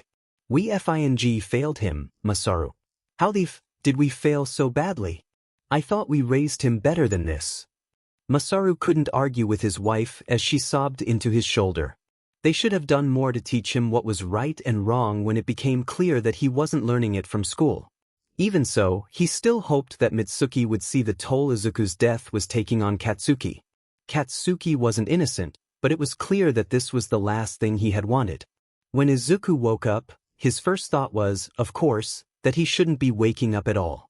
He was sure that he had jumped off a roof. He could still remember the cracking sound of his spine hitting the ground. He had felt the agonizing pain of his bones splitting and a sharp sting on his temple when his head had recoiled against the ground. For the second time that day, he had felt his body running out of air as thick liquid filled his lungs, suffocating him. The metallic taste of his own blood was still fresh on his tongue. He remembered the burning as his throat filled with coppery blood, thick sludge, but it didn't smell like sewage, and the warmth as it dripped down his chin. He remembered his heart burning as it struggled to continue beating, and how it had slowly stopped. He remembered watery crimson eyes. Izuku may have a morbid imagination at times, but even he couldn't have imagined his death that graphically. At the same time though, Kaken had been there, and he had seemed to actually be upset about Izuku dying, so maybe it was just his imagination? Nobody was supposed to care. You're awake. Izuku jolted up. As near as he could figure, Izuku was exactly where he had fallen. Where he could remember dying. The only difference was that it was dark, several hours after what he remembered. Had he passed out but somehow survived? But that made no sense, his injuries were gone. There was a young man kneeling down in front of him, maybe 4 or 5 years older than Izuku. His disheveled slate hair partially covered his square jaw and pale eyes. Although the man's expression was friendly enough, something about the look in his white-pupilled eyes unsettled Izuku. He looked down at Izuku with an uncomfortable intensity. Could he be a detective or a doctor or something? Were they going to interrogate him because he jumped off a roof? If they were, he had to be careful about what he said. The choice to jump was his own. Izuku didn't want to get anyone in trouble. Look about what I did. The man interrupted him with a chipper voice. Yes, that's exactly why I'm here. I'm impressed actually. He held out a hand, but Izuku was too confused to take it. Torii, he introduced. What? This man was for some reason impressed that he had tried to commit suicide? Clearly, not a member of the law or a doctor. Who would even conduct an interrogation or treat a patient where they fell. In hindsight, that idea had been stupid. The man's intense gaze remained on him, waiting for a response, and Izuku tried to meet his eyes, but he couldn't focus on them. Torii tilted his head, and white pupils flashed red in the dim light. Izuku jumped, shifting back when he realized he could see straight through the man and to the school. He had died. He was a ghost, and so, apparently, was Torii. That was a thing? Ghosts were actually real? It seemed so impossible, but there was also the fact that Izuku himself was transparent. Not to mention floating a few inches off the ground like the man in front of him. And didn't that just SCK? When he'd chosen to fall, Izuku had hoped to be reborn. Into a new life or at the very least, just cease to exist. He had not intended to be stuck as a ghost, fully remembering his disappointment of a life and that crushing regret he'd felt seconds before he hit the ground. Kaken looked so sad. As he lay bleeding out, and Kaken had been there, holding him, trying to keep him alive, actually caring, looking so devastated, Izuku's regret had only grown stronger. How much of a useless Deku could he possibly be to make such a stupid mistake? If he was going to die, he should have made sure that no one else would be hurt by it. Izuku didn't want to remember his mistake, but he could. He didn't want to remember his life or how crushingly worthless he was. Would he be stuck haunting the earth for an eternity, watching the people he knew move on, unable to do anything but regret? Always useless, but at least he wouldn't be a burden or annoyance to others anymore. So anyway, since I can't steal the nifty ability of yours, and we both have the same goal, I can lend you some abilities so that you can wreak havoc. Suddenly, Izuku realized he'd been hyperventilating, lost in some mini rendition of a panic attack. And Izuku probably should have been paying attention, because he was really lost. I'm sorry. What? The man villain?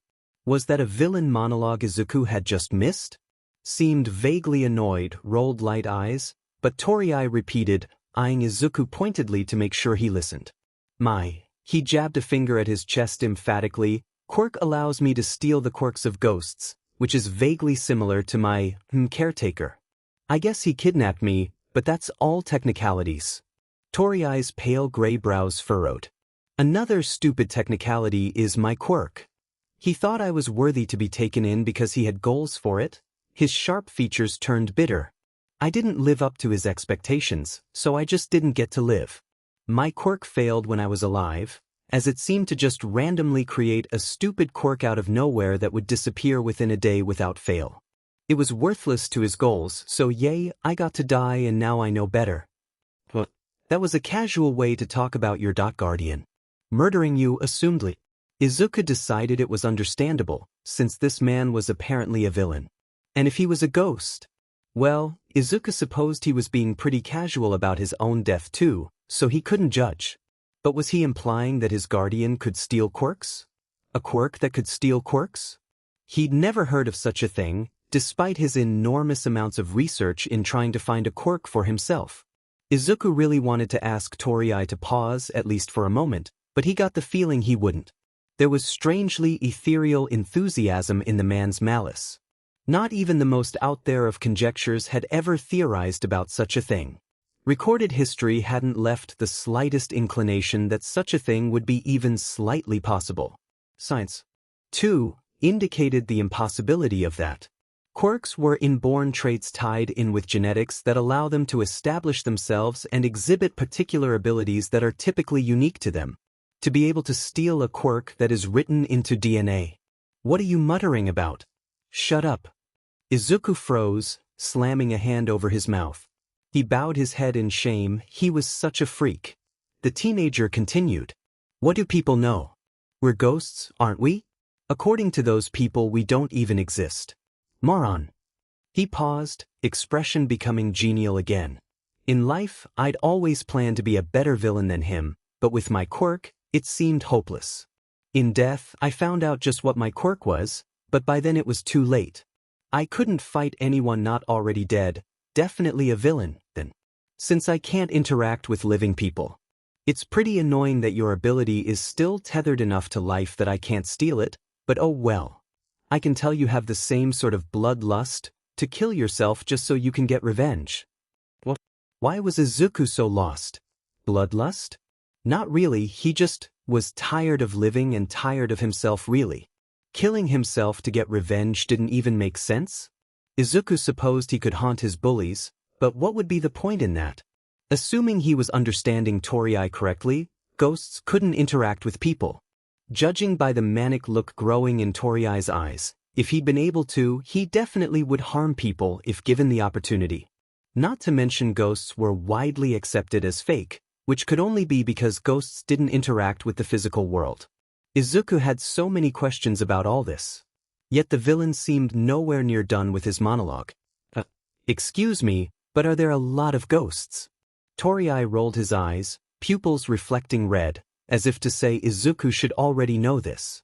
Izuku couldn't help but feel like apologizing, sincerely even, for the fact that he hadn't been taught about ghosts or the afterlife in school.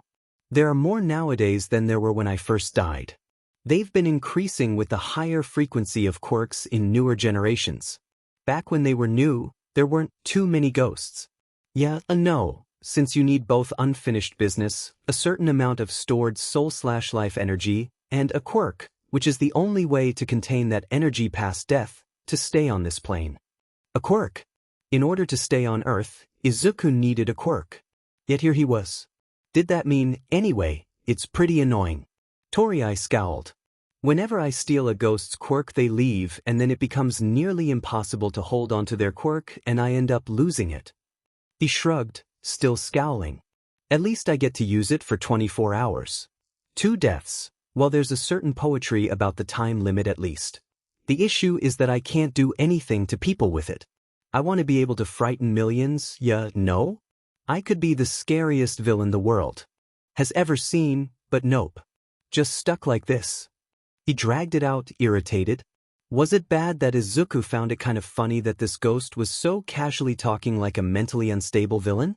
He'd have pictured some creepy smile or lunatic laughter, but this young villain was just acting like an average teen. Until you actually listened to his dialogue, but that was beside the point. Anyway, Toriai's sudden shout startled Izuku. All I can do is steal the quirks of annoying ghosts and force them to move on. He grinned suddenly. That's where you come in. I'll lend you some powers and you can kill everybody for us. Just let the old man know that it was Toriai who enabled you to do so as payment. What? Izuku looked at the villain, bewildered. He was honestly still trying to process the fact that he was dead, and that a villain had existed, that could steal quirks. Very little that Toriai said had made sense. He was convinced Izuku was planning to be a villain, but he didn't want that at all. Not to mention Toriai hadn't explained how he was supposed to even hurt people in the first place. Maybe he really was just crazy? He didn't really strike Izuku as the type of person who actually wanted to see others in pain, but he was pretty verbally insistent on it. Izuku was startled out of his thoughts as Toriai poked a finger onto his forehead, accompanied by some strange static shock. I can't actually give away my base quirk, so I've transferred someone else's over to you. I got it from one of my caretaker's enemies. They're special since they have that extra quirk sustaining them, so they're the only ones I've ever been able to hang on to. I don't get much use out of them though, he scowled. It's been a while since I've transferred one, so I'll probably be out of commission for a bit. Quirk overuse, when there's only bare amounts of stored energy, tends to dissipate us ghosts. Unlike you, most of us can't easily regen energy the same way the living do.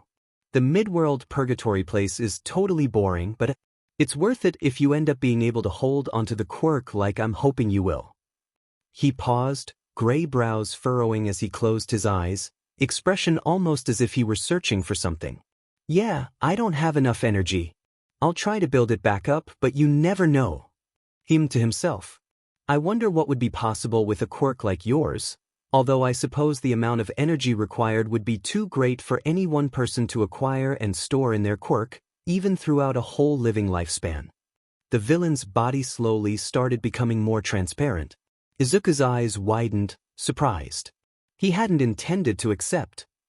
Wait, don't worry, it should be fine. Danger detection isn't a dangerous quirk. He paused. But it might start hurting in a bit. Quirk transfers are a bit unnatural, temporary shifting of he wrinkled his nose, pseudo-DNA and all that. Sorry. No, really. What was happening? Toriai grinned at him, misreading his confusion. I trust you to terrorize people for me. He grinned savagely. Go wreak havoc, kid. He twitched slightly, grimacing as a shiver overtook his rapidly fading body. I swear to I better get out of limbo quickly this time. He sent a cheery salute, see ya when I'm out, kid, and was gone. As Izuku watched the last of the villain's body disappear, he was vaguely impressed by his ability to monologue. Because Izuku had less than no intention of becoming some sort of villain, even if that was possible. According to Toriai, it wasn't, and yet he was somehow convinced that Izuku would be able to hurt the living. Izuku didn't even want to scare people. It was kinda laughable, but Izuku was just panicking. Izuku was lost and confused and dead. Very little made sense. But what he did understand hurt. Because that villain had apparently given Izuku a quirk. He finally had one, but he was just as useless as before. Even if he couldn't be a villain as a ghost, he also couldn't be a hero. And the irony of gaining a useless and pointless quirk in his next life, his afterlife, did not escape him. A jolt ran down his spine, burning and aching, and Izuku collapsed to his knees, suddenly unable to stand. This was the pain Toriai had mentioned. Izuku tried to ignore it so it doesn't interrupt his thoughts. He needed to think. He could ignore this sort of pain. And worse than that, if quirks really were what allowed a spirit to stay on Earth, then Izuku must have had one in the first place. How useless could he be that in 10 years he'd failed to activate a quirk? Dr. Tsubasa had shown his mom and him the X-ray, pointing out that his extra toe bone was half fused together. The pediatric doctor had explained he didn't know what it meant. He'd never seen that sort of thing before. Izuku could have had a quirk, or been quirkless. It could have indicated an extremely weak quirk or a side-specific quirk. Izuku and his mom had both hoped so much that he'd have a quirk. His father had taken it into his own hands. People say that hope without results can be worse than no hope at all. Izuku agreed. Hope was a poisonous thing that created desperation and despair when it, as it always did, turned out to be empty. 3 years of Hisashi trying forcefully to get Izuku to activate his quirk had yielded no results. Another visit to Dr. Tsubasa, some painful words, "You should just give up," and it was determined that Izuku was quirkless. Midoriya Hisashi left, finally, and the kids at school started bullying him. Most of it was emotional, and though it hurt, Izuku told himself it was better than if his father still thought he'd ever manifest a quirk. His father had always been much better at harsh words than little kids, after all. It was better, but that didn't mean that it was good. Izuku had told himself that even if he was quirkless, he'd still become a hero. It would be his first and last setback. And yet, Izuku had given. Maybe if he hadn't, he would have eventually discovered his quirk. If he hadn't, maybe he could have become a hero. But he had. He gave up, and it was all for nothing. The pain was fading now, ebbing away, leaving Izuku to collapse bonelessly on the cold cement. Izuku had killed himself so that he wouldn't have to deal with his quirklessness anymore. He had ruined all his chances for nothing. He'd left his mom behind, he'd hurt Kaken, and he'd killed himself for absolutely no reason at all. He had given up on hope, and all that it earned him was regret. But regret always came too late. It came after all the deeds were done and couldn't be taken back. It was irreversible and inescapable. And Izuku was filled to the brim with regret. Izuku felt a choked sob rise in his throat, and he found out that yes, ghosts could cry too. But his sadness had no tangible effect on the world. They just dripped down and disappeared into nothingness. His room was dim, only the slightest bit of hazy morning light filtering through the windows. Katsuki stared angrily at them, heavy bags hanging below his eyes. He sat, legs tight to his chest, avoiding looking behind him at his desk where Deku's notebook sat. He hadn't been able to sleep well the past 3 days, images of Deku's death hanging beneath his eyelids. His broken body and F.A.N.G. pitiful smile flashed through Katsuki's head every time he closed them. Single. F.I.N.G. He couldn't sleep, he couldn't eat, he couldn't leave his room without irrational, overwhelming rage directed towards something he didn't even recognize. His father had tried to get him to eat after the second consecutive day of him not leaving his room, just glaring at the blank wall. He had torn down all but one of his hero posters in a fit of rage the other day, leaving his fingertips bleeding, scratched raw by the wall like it was sandpaper. Masaru had hesitantly left food on his table, sending one unreadable glance toward Katsuki, but left without saying a word. Katsuki had ignored the food, and it sat there all night until it grew cold.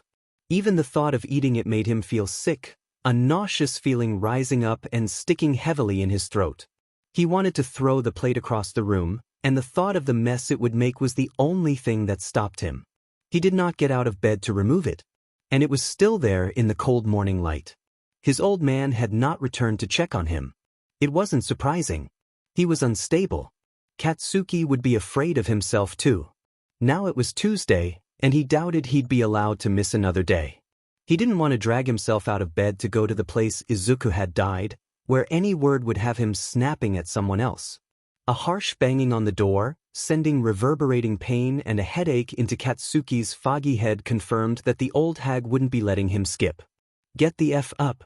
Just that one short abrupt statement and Katsuki could hear his mom stomping. Back downstairs.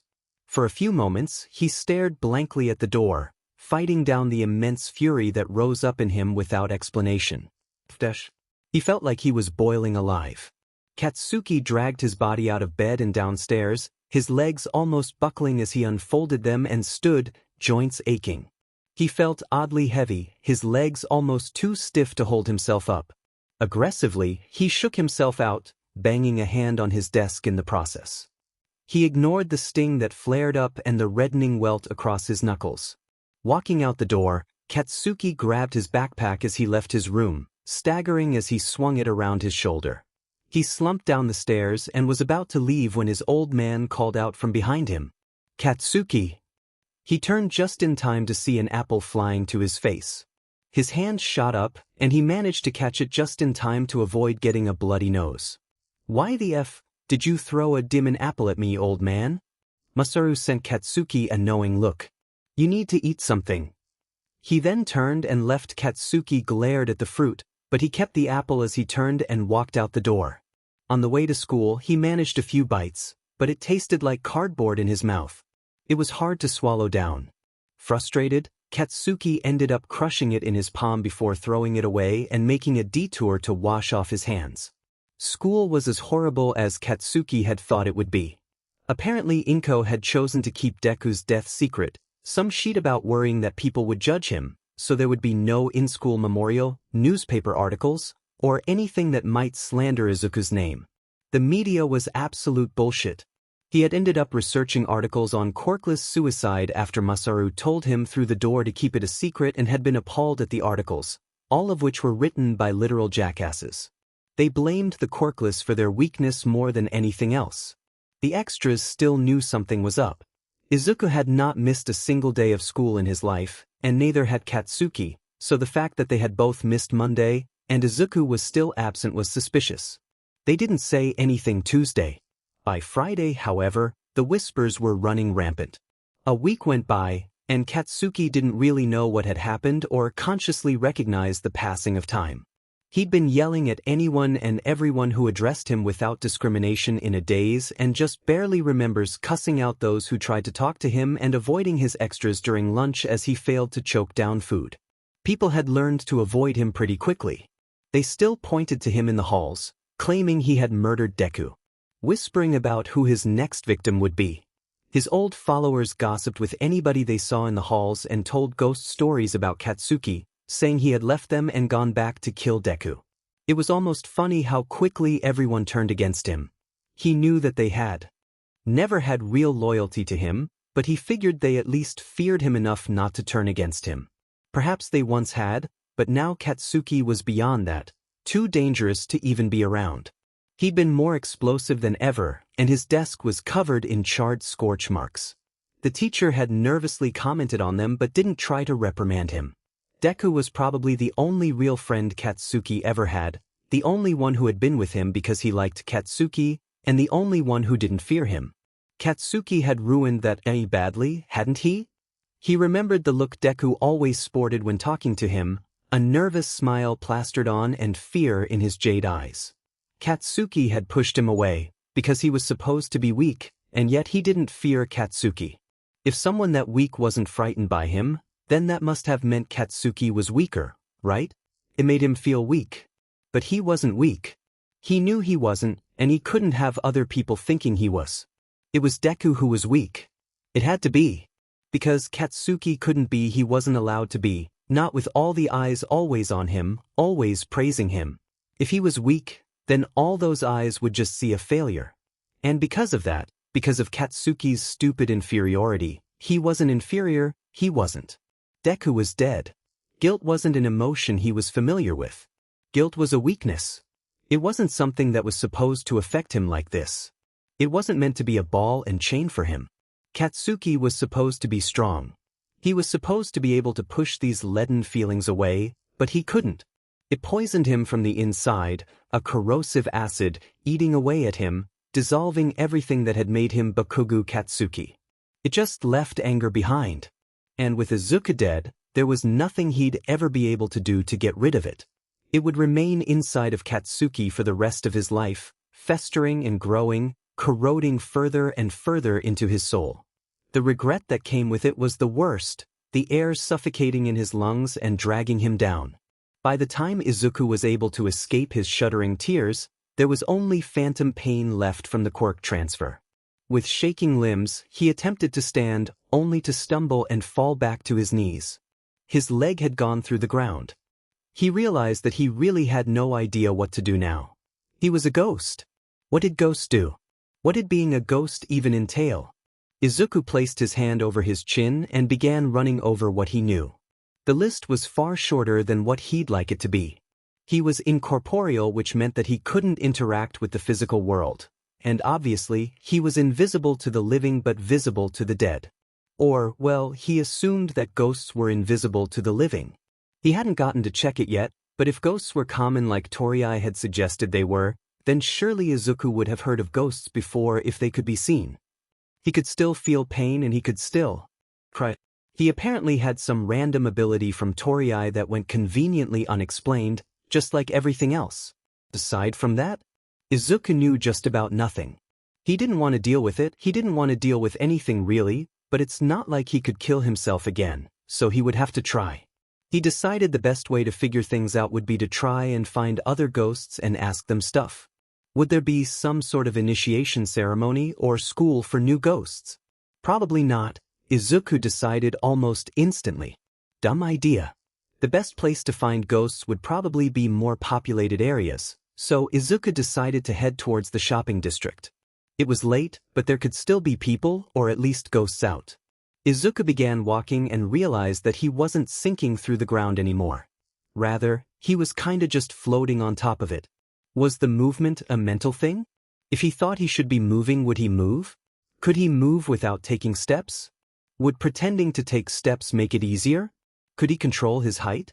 Izuku tried to test this out and discovered that he could control his height and that when he imagined sinking through the ground, he just passed right through it. That was actually pretty cool. Would he be able to make it to the core of the Earth? If he went up, would he be able to make it to space? A few days passed and Izuku was growing bored. Izuku could only walk through the city streets. He passed a lot of other ghosts and would look at them, but it didn't seem like there was a ghostly version of society or any sort of connected community. However, there really were so many ghosts. He knew people died all the time, but seeing so many sad-looking spirits floating around, stuck on Earth for some reason or another somehow really hit it home. All Izuku could do was stroll through the city streets, looking around. It was odd, being completely ignored by people who couldn't see or hear him. He had never been particularly noticeable, but being completely non-existent was different somehow. It was lonely. Even more lonely than before. People walking through him was an interesting experience as well. They would subtly shudder, but that was the most of it, and Izuku simply felt an odd twist in his non-existent stomach. Izuku did notice that they seemed to avoid him subconsciously, almost inching away, shivering slightly when they got in close vicinity. Maybe ghosts actually left cold spots? How much about ghosts was accurate to films and myths? Izuku looked up, suddenly realizing he had wandered off. Izuku, a familiar voice sobbed. Izuku shot around to face the direction and suddenly recognized where he was. The graveyard. That was nowhere near where he had been, but was today? Turning around, he walked toward his voice. What he found didn't shock him as much as he wished it would. His funeral. He had just been cremated then. 45 minutes and now he was just ashes. His mom stood in front of his grave, weeping, repeating his name over and over. Mitsu-san and Masaru-san supported her as she looked close to collapsing. Izuku felt his heart twist painfully as he looked at her. Guilt welled up inside of him. Mom, I'm so sorry. It's all my fault. I'm sorry I didn't think of you. I'm sorry I wasn't strong enough. I'm so sorry. Even with the regret though, looking at the funeral made his chest tight. 3 people. 3 people, and the priest were the only ones who cared about him enough to come to his funeral. He hadn't expected any of his classmates, but he had still hoped well. He didn't even really know what he hoped. He knew nobody but his mom cared about him. He had known for a long time. Inko was kneeling now, and sharing a glance over Izuku's mom's head, Mitsuki and Masaru let her down gently and walked towards the graveyard entrance. Hesitantly, Izuku drifted over to her. He held a hand over his mouth as he stifled a sob. One no one would hear. It was nothing new. Izuku knelt down in front of her, heavy tears that matched his mom's streaming down his cheeks. He reached out, tried to pull his mom into a comforting hug, but his arms phased right through her. Izuku gasped breathlessly as pain clenched in his chest. Of course. It was silly to think that he could hug her, but since being a ghost, he had been so cold. He just wanted to feel Inko's familiar warmth. But his hands went through her. Mom! The quiet cry wrenched itself from his throat as Izuku hovered over her. Mom! Please, please hear me. All he could do now was watch the devastation he had wrought on those he cared about. She shivered as he drew near, drawing in at the sudden chill, and he recoiled. Looking down at his mom, that same piercing, acid-like regret began seeping its way through Izuku. Please. One last whisper slipped out as Izuku let his hand relax and slowly fell back to his side. Tears began to seep out as he hugged himself by his shoulders, keeping himself from reaching out to her again. Instead, Izuku knelt, fingers clenching through the ground he floated above, restraining himself from reaching out again, sobs racking his body as his mom wailed, hand clutching desperately at her heart. A commotion at the gate and a familiar gravelly voice suddenly drew his attention. He squinted, vision blurry. Kaken? What was he doing here? Izuku wanted to deny it, but his heart lifted. Kaken really must have cared if he showed up at his funeral. It may have been just one more person, 4 in total, 5 if you count the disinterested priest. But it made him so happy. If only he was alive, then maybe they could become friends again. Izuku faltered. But Kaken was at his funeral. He was only here because he was guilty, a voice whispered. And apparently, that annoying inner voice wasn't the only one who thought that. Masaru was physically holding back Mitsuki, who had just lunged at her son. Izuku hung back, shocked and confused. Mitsuki had always had a high tendency towards cursing, where Kaken had gotten his vocabulary from, but she was usually fairly even in her actual temper. Izuku didn't think he had ever seen her this angry. Mitsuki's face was tinged red and contorted in anger as she yelled at Katsuki. Just as Izuku reached them, Mitsuki lunged with redoubled force and hit Katsuki across the cheek. Kaken! Izuku shrieked, flustering around him, wishing he could physically help. What the F are you doing here, you little sheet? Why the F do you think you have a right to be here? Mitsuki shouted. A red handprint was flushing Kaken's cheek and his eyes were averted, but unwavering. I came to pay my respects, you old hag, Kaken said gruffly but without his usual bite. The anger was there, but it felt a little more forced, a little more bitter.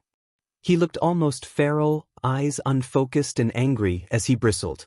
As Izuku drifted closer, he noticed how gaunt he looked, with pale skin and harsh circles under his eyes. Was Kaken sick? Like hell you are! Raged Mitsuki, lunging forward and raising her hand to slap Katsuki again. Izuku lunged forward to try and stop her, even though he knew he couldn't actually block it. Mitsu! Inko shrieked, stepping forward to grab Mitsuki's arm. What are you doing? Mitsuki's face cleared slightly, but rage was still evident as she turned to Inko. This FNG brat does not deserve to be here, Ko. You shouldn't have to see him here after what he did to your son. She growled as cordially as possible. Inko looked at Mitsuki with as much stern disapproval as she could, with the tears still running down her face. Mitsu, I honestly don't care. Anyone that wants to mourn is free to. Look around. Inko waved one arm gently at the empty graveyard. There's few enough people here as it is. Inko's voice caught in her throat. Izuku, he deserved so many more people than this to care for him. Please, a sob broke through. Please don't send away any of the few that do. Mitsuki's expression faltered, and she backed down, turning away from Katsuki. Izuku looked at his mom, tears once again welling up, dripping down, and fading to nothing as soon as they left his chin. Mom, he whispered, gratefully. He wished he could hug her and tell her that it was fine. Izuku wasn't someone that mattered. She didn't need to be this sad. The 4 of them were already far more than he ever would have expected to go to his funeral. No tears fell from Katsuki as he kneeled by Izuku's grave, but as Izuku kneeled beside him, shoulders almost brushing, being there was enough for both of them. And Katsuki stayed long after everyone else was gone, sitting there like a statue, head bowed in silence.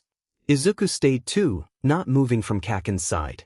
And as Katsuki kneeled by Izuku's grave, he wished that the warmth next to him wasn't just his imagination. It reminded him so much of when he and Deku were little and they would cuddle next to each other as they watched All Might movies. Only now Katsuki was kneeling at Izuku's grave and they wouldn't sit by each other ever again. Bonus. As he moved to pay his respects, Katsuki eyed the priest who had been watching the confrontation. He still stood in the background, not looking nearly as awkward as he should have at the whole affair. "Get some F&G popcorn while you're at it, a-hole." It was night. The stars shone brightly together in the sky, jagged diamonds far removed from Earth and disturbed only by the shifting smoke in the atmosphere. A quiet wind blew through the sleeping city as muted green eyes watched the empty streets. A while had passed since his funeral, and Izuku hadn't left the graveyard since that day. He hadn't really known what to do. For a few moments, he had considered following his mom around, haunting her, but he realized pretty quickly that that would have been more depressing than anything else. Once his mom and Kaken had left, Izuku settled down, sitting, as much as something intangible could sit on anything, on his grave. Izuku had seen a few other ghosts following their families around who nodded to him, acknowledging him as the new ghost, but not saying much. They didn't really stick around, so Izuku was the only ghost in the graveyard. At some point, a friendly ghost approached him and struck up a conversation. The man was following around his son. Apparently, the father had died when his son was a few months old in a villain attack, and his last wish was to see his son grow up. Izuku had apparently reminded him of his son, as one of the youngest ghosts he'd seen. The man had laughed sheepishly, saying that he had talked to Izuku because he wanted to experience what it might have been like to talk to his son. Izuku knew he was dead, so he hadn't exactly been expecting happiness everywhere, but did everything have to be so starkly depressing? He was depressed enough on his own, thank you very much. The man had explained to Izuku that most ghosts stuck around on Earth due to people, though the reasons varied. Izuku wasn't entirely sure what had caused him to stick around, though he had a few theories, all of which were likely impossible for him to accomplish. After a while, the ghost's family had left, and he had trailed after them. Izuku hadn't really gotten anywhere, but he at least knew a bit more about his predicament now. The sky was beginning to lighten, which meant Izuku had been sitting on his grave doing nothing for over 12 hours. Izuku was only startled out of his thoughts when he heard a crash in the nearby alleyway. A cat? Izuku had heard before that cats could sometimes see ghosts. Maybe he could get some company? Izuku drifted into the darker parts of the alley, eyes instantly seeing clearly in the dark. Izuku flinched back as a person was flung through him. Not a cat then. Vigilante? Maybe a mugger or villain. Peering around the corner, he saw a group of thugs grouped around a lithe, black-haired man. The yellow goggles around his neck looked familiar, and if Izuku recognized them, that meant he was probably a hero. Izuku was frustrated with his inability to recognize the man.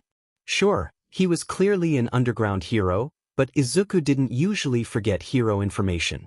The goggles and I related quirk then, not lasers, because then the goggles would block them. Foresight quirks like Cernitai's were rare, so probably not that. An informatics quirk? No, his fighting style didn't match that. He's a good fighter, but he doesn't seem to be predicting outcomes or setting things up to his advantage. Izuku drifted closer, getting in the midst of the villains. They shuddered slightly as they passed through him, faltering, but Izuku assumed it would be fine so long as he didn't mess up the hero. As Izuku got closer, he noticed the hero's eyes occasionally glowing red through the slits in his visor. So familiar. Why the slots though? Aren't the goggles to hide his eyes from his opponents? Are the openings counterproductive? A tinted visor could work better. Although maybe he needs uninterrupted sight? The goggles did seem sturdy though. Dual purpose? It would be bad for a hero with an eye-based quirk to injure his eyes. Watch out! Izuku yelled on instinct, the hoarse warning tearing itself out of his throat as one of the masked thugs attacked from behind the hero, his arms morphing into sharp silver blades. Izuku knew his shout wouldn't be heard, and he backed away as he realized he might be about to witness a death in this alley. However, in a flash, the hero spun around, leg aimed in a high round kick that knocked the village down and out in one move as his eyes glowed that same blood red and the man's arms returned to their original state. Eraserhead. Izuku recognized the hero now. He had seen several grainy clips of him in the past on his forages into the deeper parts of the web for information on heroes. Eraserhead was one of the most obscure heroes Izuku had ever seen, so it wasn't so bad that he had failed to recognize him earlier. Izuku had dubbed him interesting, But Eraserhead had seemed fairly limited in his abilities, so Izuku hadn't spared much effort to delve deeper and research him. Now Izuku was regretting that decision, because as Izuku backed off, Eraserhead's movements suddenly picked up speed, and in a matter of seconds the group of thugs was lying on the ground, all of them unconscious or incoherent. It was so epic.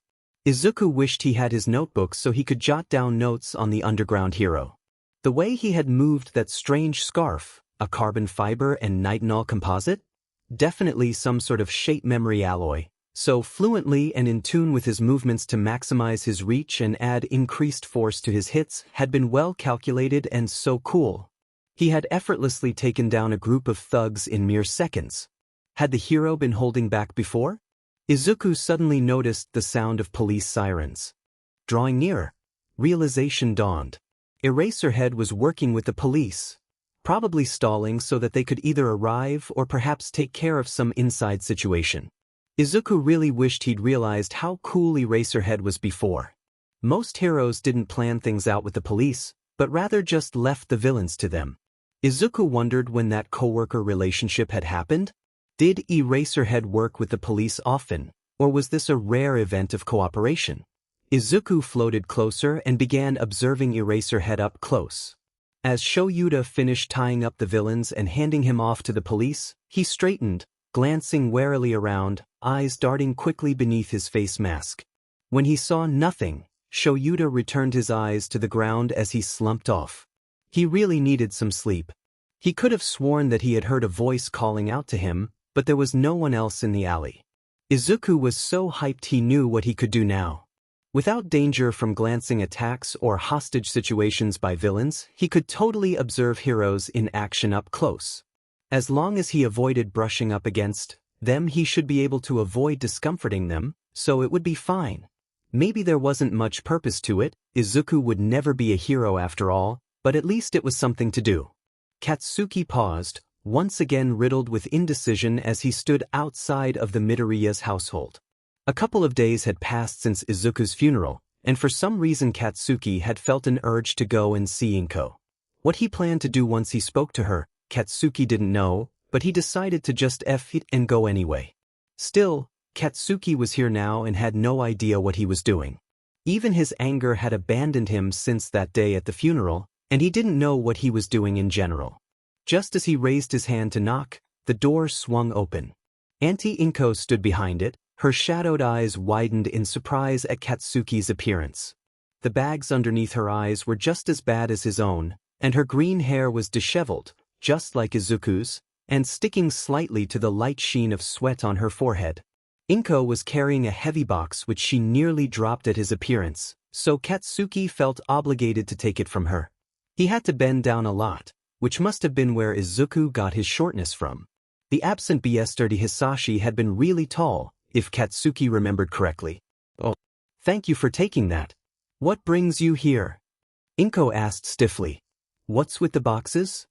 Katsuki was surprised at how gravelly his voice was. It was always bad, but a few days of silence aside from the occasional guttural screaming had done it no favors. Auntie Inko's eyes darted behind her. "I'm just moving a few things out." Katsuki's blood-red eyes shot up to the boxes as her voice wavered. "Was it Izuku's stuff? Would you like to come in? You can just set the box down right there. Someone is going to come by and collect it later. Make yourself at home, Katsuki. I'll make some tea." Inko plastered on a smile, her face tight and eyes dark. Katsuki nodded as she left, her shoulders tense as she entered the kitchen. Katsuki slouched in the doorway, slowly examining the apartment. It had been years since he had been here, and aside from some slight aging, not much had changed.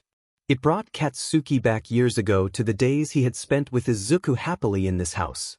Katsuki found himself drawn to the wall of photos and subconsciously wandered toward it. He surveyed the pictures, noticing he occupied way more of them than he deserved to. Up until Izuku was 8 or so, Katsuki was in just about every single photo.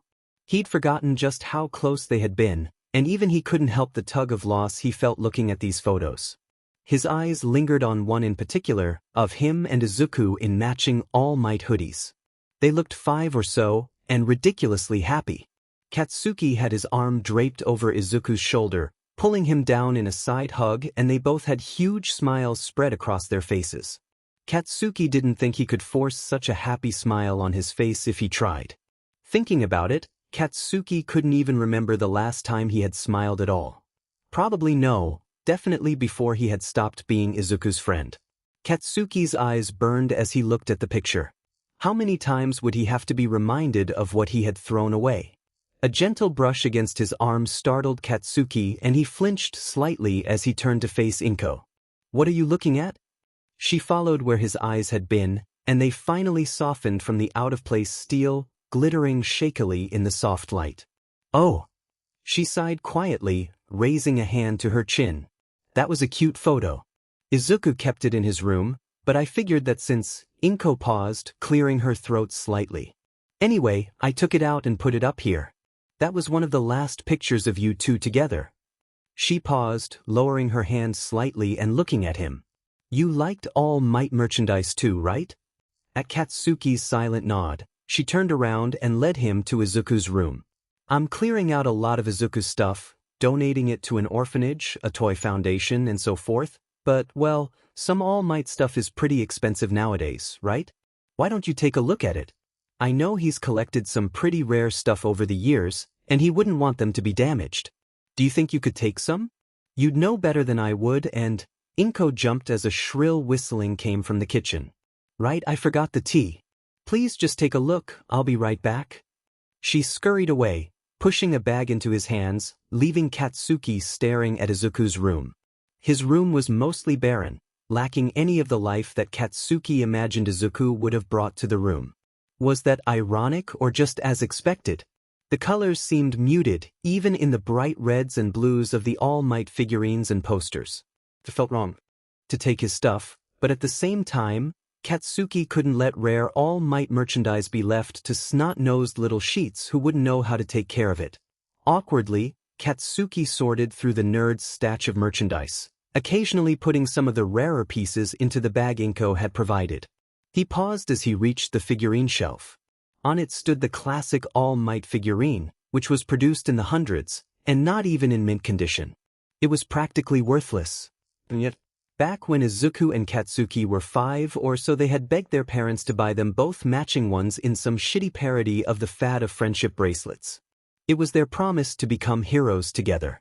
Katsuki ignored the lump in his throat as he gently picked up the figurine, placing it in the bag next to the limited edition All Might trading card that was also a match to one of Katsuki's own. Another thing they had gotten together, stars in their young eyes, ready to be heroes. With a cursory sweep around the room, Katsuki checked that there was nothing else irreplaceable that Izuku wouldn't have wanted to be damaged. He glanced at the bookshelf and noticed a stack of familiar composition notebooks. The nerd really did have 13 of them, didn't he? With a hint of guilt, he placed them in the bag as well, sure that they weren't actually something he was allowed to take, but he was curious. When he was sure there was nothing else, he gently hefted the bag and walked out to the living room. Inko was setting some cups down on the table, filling them up with tea. She looked up and nodded warmly when he showed up in her spherical vision, and he nodded stiffly back as he sat down quietly. "So how are you doing, Katsuki-kun?" she asked genially as she passed him a cup. "I know it must have been really hard to witness Izuku. I do hope Mitsuki isn't still giving you a hard time. She can be rather hot-headed." Inko prattled on, chatting as if with an old acquaintance. She seemed to be genuine, all of her earlier malice towards Katsuki somehow brushed off, or worse, forgiven.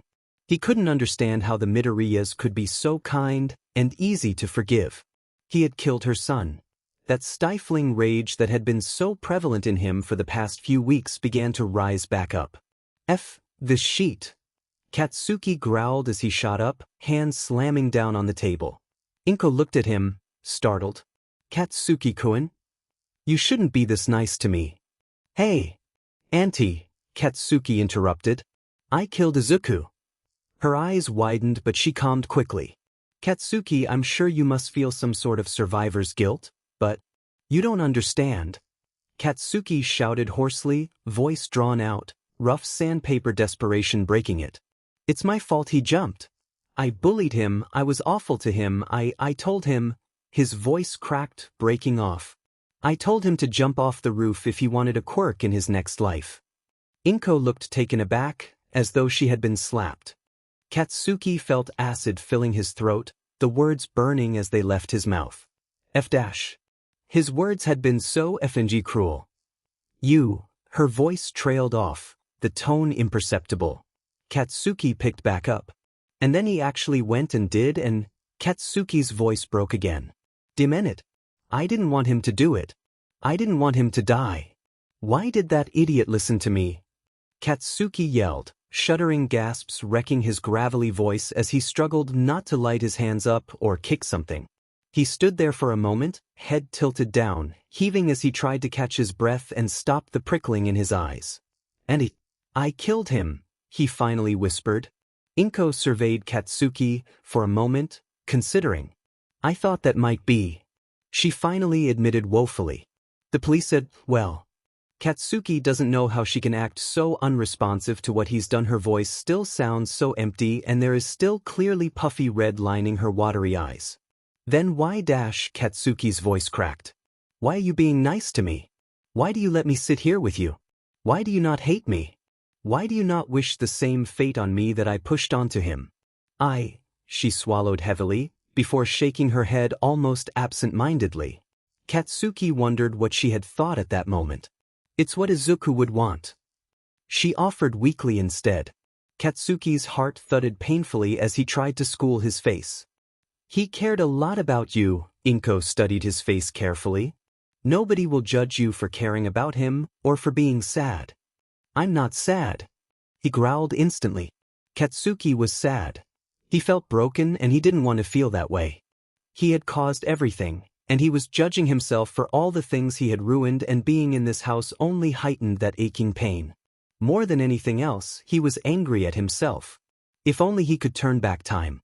To when he and Izuku had spent hours playing in the forest, chasing each other around and playing heroes. Back to the days when Katsuki did just about everything with Izuku. They could talk for hours about heroes and enjoy movies together and compete over who had the best collection of All Might merchandise. If only he could turn back time, but of course he couldn't. Things were irreversible now. And that plagued his mind nearly constantly. Looping on repeat again and again, things were stuck as they were, because as he already knew well, Izuku was dead and gone. Inko looked at him with nothing other than sympathy and understanding, the same expression that Izuku had always held. Katsuki left Inko's house abruptly, not bothering to say goodbye, the bag stuffed with memories of Izuku slung over his shoulder. That all-consuming adamantium rage was gone again. All that was left was emptiness and cold where fiery heat had atrophied.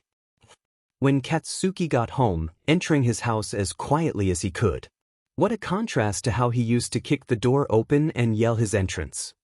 Katsuki went up to his room and gently placed Izuku's things on his shelves, pushing his own, much smaller, collection to the side.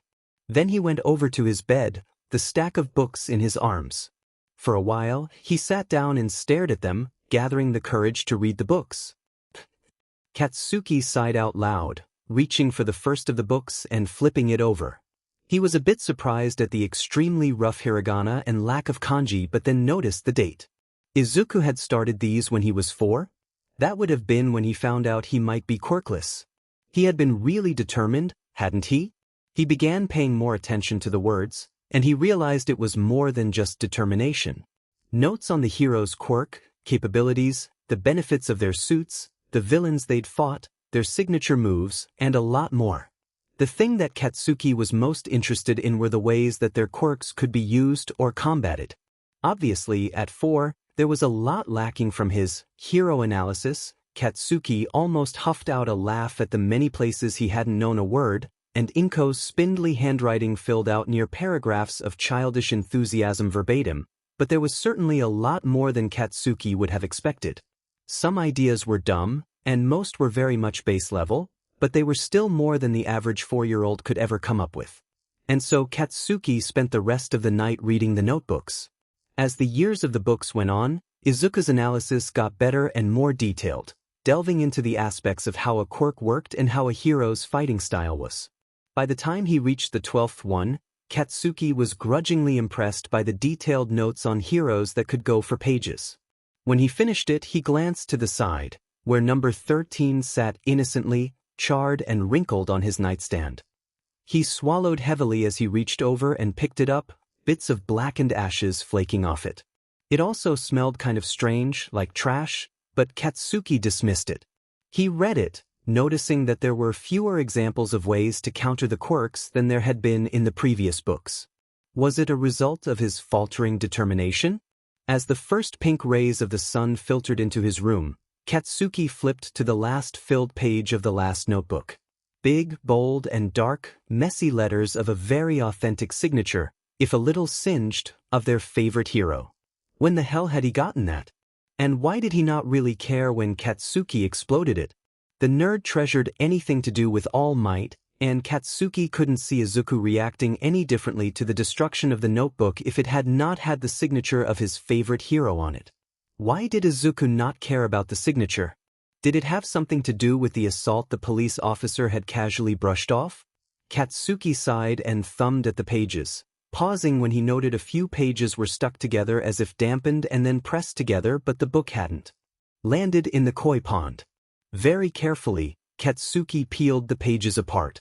He stared at the entry, completely void of hero analysis.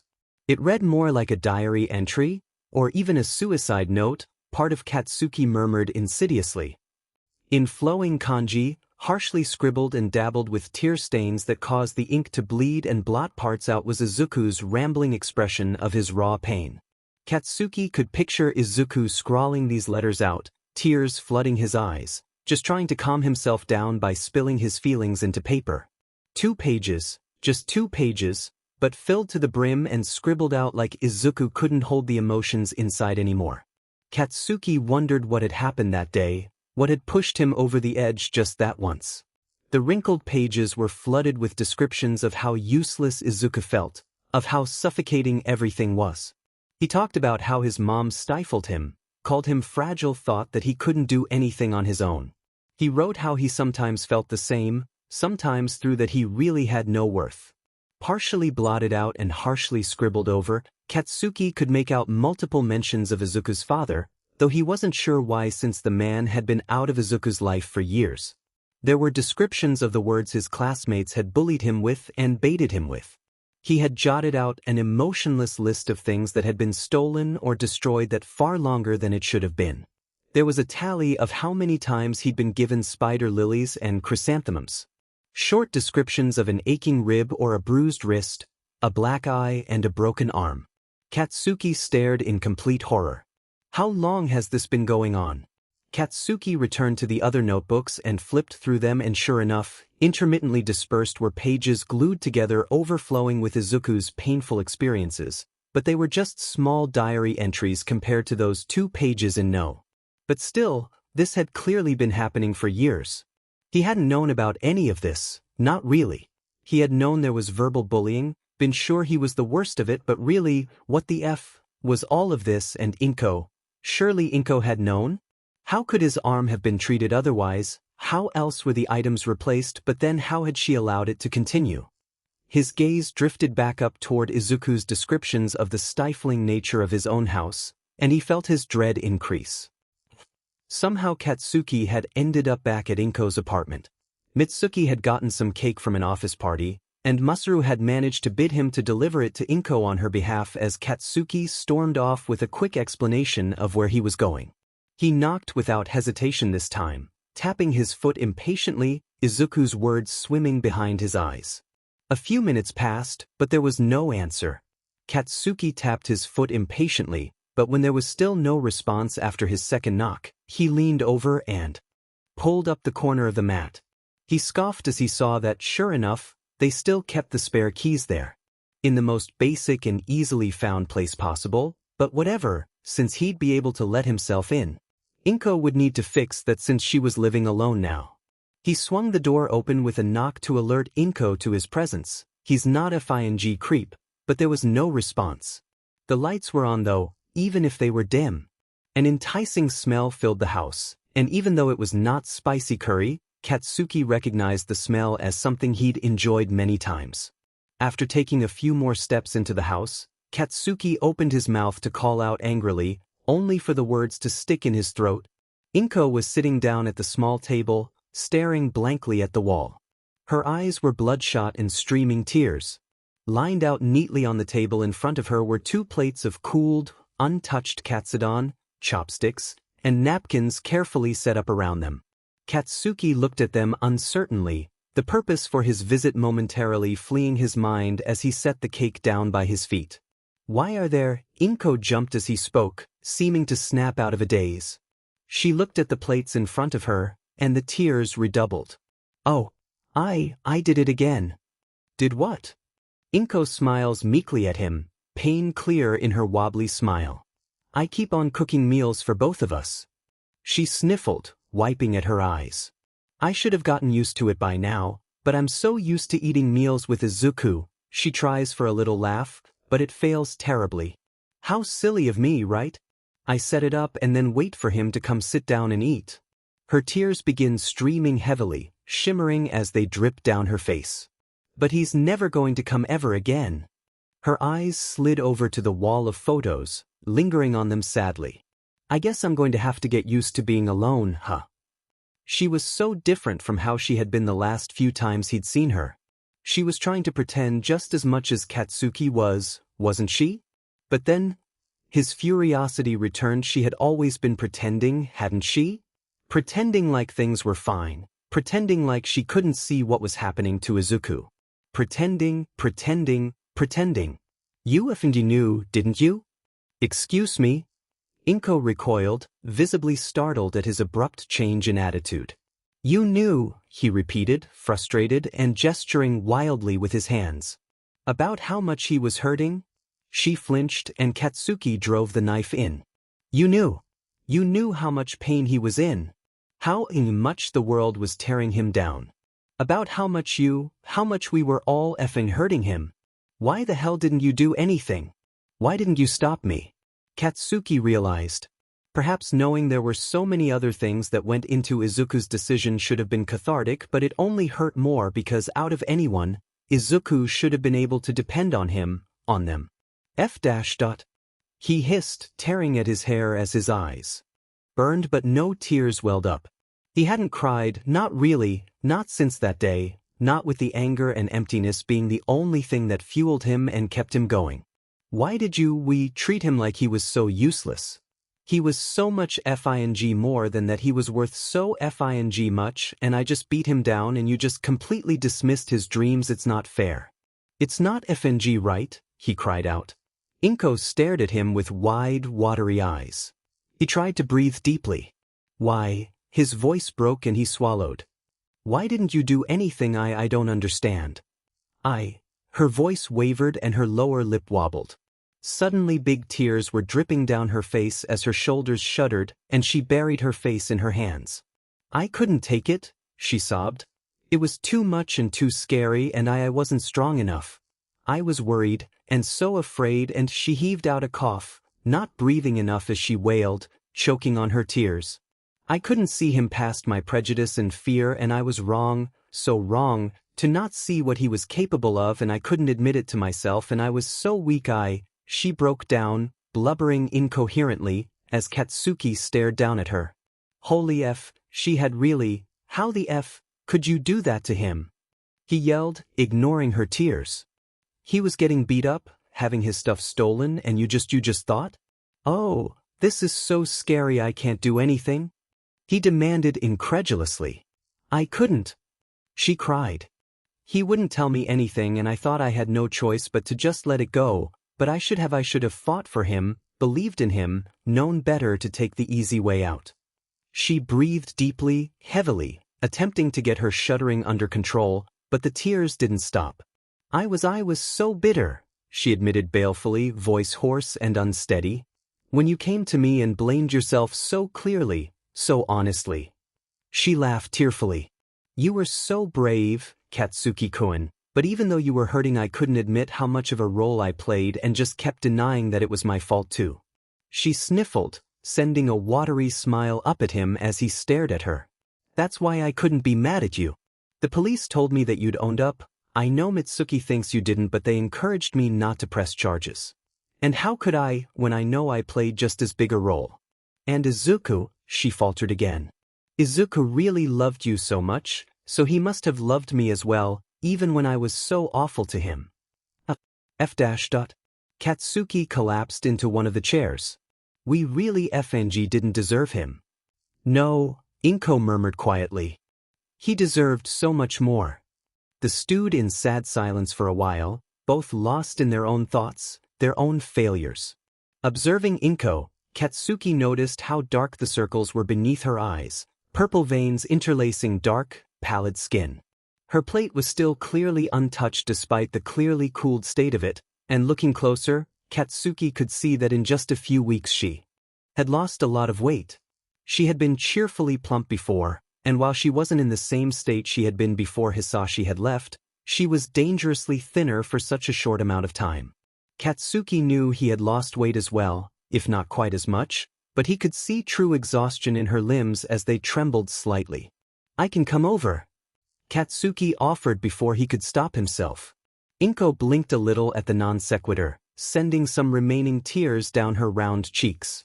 So you don't have to be alone. Inko looked up at him, a shimmer of surprise and doubt in her dulled eyes. She cleared her throat. You don't have to do that, Katsuki. Food tastes like sheet, right? Cardboard. She admitted sadly. After a second, she seemed to come to a conclusion. Would you like to come to dinner tomorrow? I'd offer you some of the katsudon, but I'm afraid it's a little bit cold. She laughed a little, waving around. We took an unexpected emotional detour after all. Katsuki nodded. Sure. I'll be there. After a second, he remembered the cake. But for now, would you like some cake? The old hag sent me over to give it to you. Oh, she gasped. I hadn't even thought about what you were doing here. That sounds nice. She paused. Would you like some as well? Despite a general distaste for sweet things, Katsuki nodded. Inko dished up the cake, and it took one bite for her to break into tears once again. Izuku loved this type of cake. Katsuki took a bite, and sure enough, he remembered it. The same cake Izuku had always had at his birthdays. The familiar flavors brought him back. God damn it, he needed to stop reminiscing. He did. The nerd used to get it everywhere. What kind of idiot tries to eat cake with chopsticks? Do you remember how he was convinced with enough practice he could use chopsticks to pick up water? They laughed softly in memory and chatted hesitantly the rest of the night. There was a solemn sadness that lingered on the air with the tear marks still staining the tablecloth, but a lightness from finally confessing the guilt that had plagued them, though they wouldn't go away overnight. Looking at Inko's tense shoulders and the way she seemed to struggle to swallow sometimes, he realized he wasn't the only one grappling at some lost sense of normality. A few nights later, Izuku was surprised to see Kaken when he finally decided to show up at his house. He had been avoiding it for the past week and had enjoyed learning more about heroes, but he'd decided he had to at least check on his mom. He was glad to see her and Kaken doing well, but he couldn't help the momentary pain he felt as he glimpsed them chatting like old friends. They were doing fine without him. He crushed his thoughts away, ignoring the guilt. It's not like you're not the one who chose to leave. Izuku left his mom, taking once again to the lonely streets. Maybe he'd find another hero to watch, to take his mind off the life he had discarded. For now, he would just grasp at the little bit of normality he had left. Katsuki had been eating with Inko for a few weeks now, and if Katsuki was a positive person, he might have said it was doing him good. A little over 3 months had passed since Izuku had died, and if Katsuki wasn't in nearly as bad a state as he had been in during the first few weeks. He had been eating with Inko nearly every day, so he wasn't in danger of dying from starvation anymore, which was good, as that would have been a shitty way of going out. Inko was also doing better, and though she hadn't stopped losing weight, it was now for healthy reasons, as she sometimes went jogging with, or rather, far behind, Katsuki, and she had stopped shaking from malnutrition and exhaustion and guilt. Katsuki too had managed to get back on track to go to a hero school, as he began eating normally again. The nostalgically familiar taste of Inko's food was the only thing that didn't taste like cardboard. However, The way Katsuki spent nearly all of his time outside of school with Inko had drawn suspicion on him at home. For the first time this week, he went home after school, and as soon as he entered the door, Mitsuku slammed it shut behind. "Where the hell have you been, brat?" Katsuki shrugged her off. "Nowhere, hag." "Been hanging out with delinquents then? Killing some more innocent kids?" Katsuki refused to flinch, but DMN, he wanted to. "Mitsuki," Masaru warned quietly as he walked out of the kitchen. "What now?"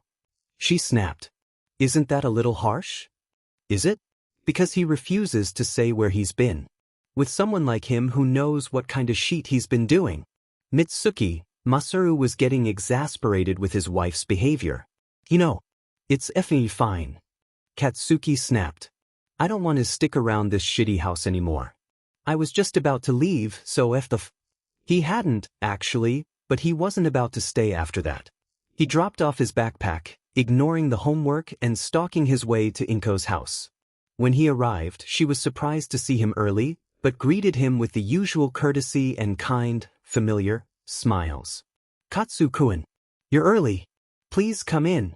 Dinner isn't ready, but it will be in a bit." He nodded as he walked in, gently rolling his wrist. Knocking had made it ring slightly with pain. He had been bulking back up and making sure to strengthen his wrists so that he could risk larger explosions, but that did lead to a constant sore stiffness. Especially after he had discovered a few days ago that he could use his explosions to propel himself off the ground. It had halted him for a moment with a stabbing ache. If he'd known this before, could he have saved Izuku? Could he have risked diving off the roof and grabbing him? Could he have stopped Izuku from dying? Inko walked back into the room with a steaming towel as he massaged his wrist. He looked at it, eyebrow raised. "What the hell is that for?" "It's for you." She smiled gently. "The heat is good for loosening tensed muscles even if it doesn't help with the pain in the way cold would." He looked up at her. What was up with Midoriya's and being so perceptive? "How did you know my wrists were aching?" He hadn't even started rubbing them until she had gone into the kitchen. She smiled softly. "I joined a nurse training program. If I knew more about first aid I might have been able to help well, anyway." She walked over and tied the towels around his wrists, tying them tightly. He was surprised at how relieving it felt. "Thanks, Auntie." "No trouble." She smiled brightly, but then her expression lowered, becoming sterner and motherly. "Now if you could do me a favor and tell me why you're avoiding your home?" Katsuki turned away, snubbing her. "I don't know what you mean by that." "Katsu-kun, it's been 6 weeks since you started eating here, and you've come over almost every day." Her eyebrows sternly lowered as she stared him down. Katsuki had forgotten how forceful Inko could be if she wanted to be. His crimson eyes involuntarily shifted away. "I'll come over less." He responded shortly. Inko rolled her eyes. "That's not what I mean. Having you over is probably better for me than it is for you. But you are avoiding your house for sure." She reached out her hand and tilted Katsuki's face toward her, forest green eyes burning with fire. "Mitsuki's not still mad at you, is she?" "Uff," he growled, but the quick dart of his eyes away from her was enough evidence. Inko shook her head disappointedly, silky green hair flying about. "Mitsuki should know better than that." She looked up. "I'm sorry, Katsu-kun." "Fuff." He growled again, with more conviction this time. Seeing the look in the subtle twist to his mouth and tilt of his eyebrows, Inko nodded slowly, backing off. "All right then." She quickly changed the subject, rattling on about her day and some odd patient during mutant quirk training with 16 arms, and Katsuki happily accepted the change of subject. Inko, however, was not content to let go of what she had learned. The next day, while Katsuki was at school, she called in sick and marched her way over to the Bakugo house. When Inko knocked, Mitsuki greeted her happily, invited her in, and Inko maintained the polite facade up until she was sitting down with a cup of strong tea in front of her. "So," she started politely, an innocent expression carefully crafted on her face. "Katsuki has been coming over to my house a lot lately." In an instant, Mitsuki's face transformed from a genial and friendly look of interest to a snarl. "What? Inko, that effing brat isn't bugging you, is he? I knew he was up to something awful." No, it's fine." Having him there helps a lot. The F? Are you talking about Ko-chan? He's a goddamned a-hole. I am gonna kill that FNG brat when he gets home. He's the worst FNG kid ever. This was worse than Inko had thought. Mitsuki, I know this isn't like. You love Katsuki. And you loved Izuku. And that DMN brat killed him. She snapped. Inko was taken aback. Mitsuki, that's not fair. Inko tried to speak calmly, as she fought back the suddenly rising tears. Katsuki made it easier to pretend her son wasn't dead, somehow. Almost as if he was coming over to hang out with Izuku as they had always done years ago.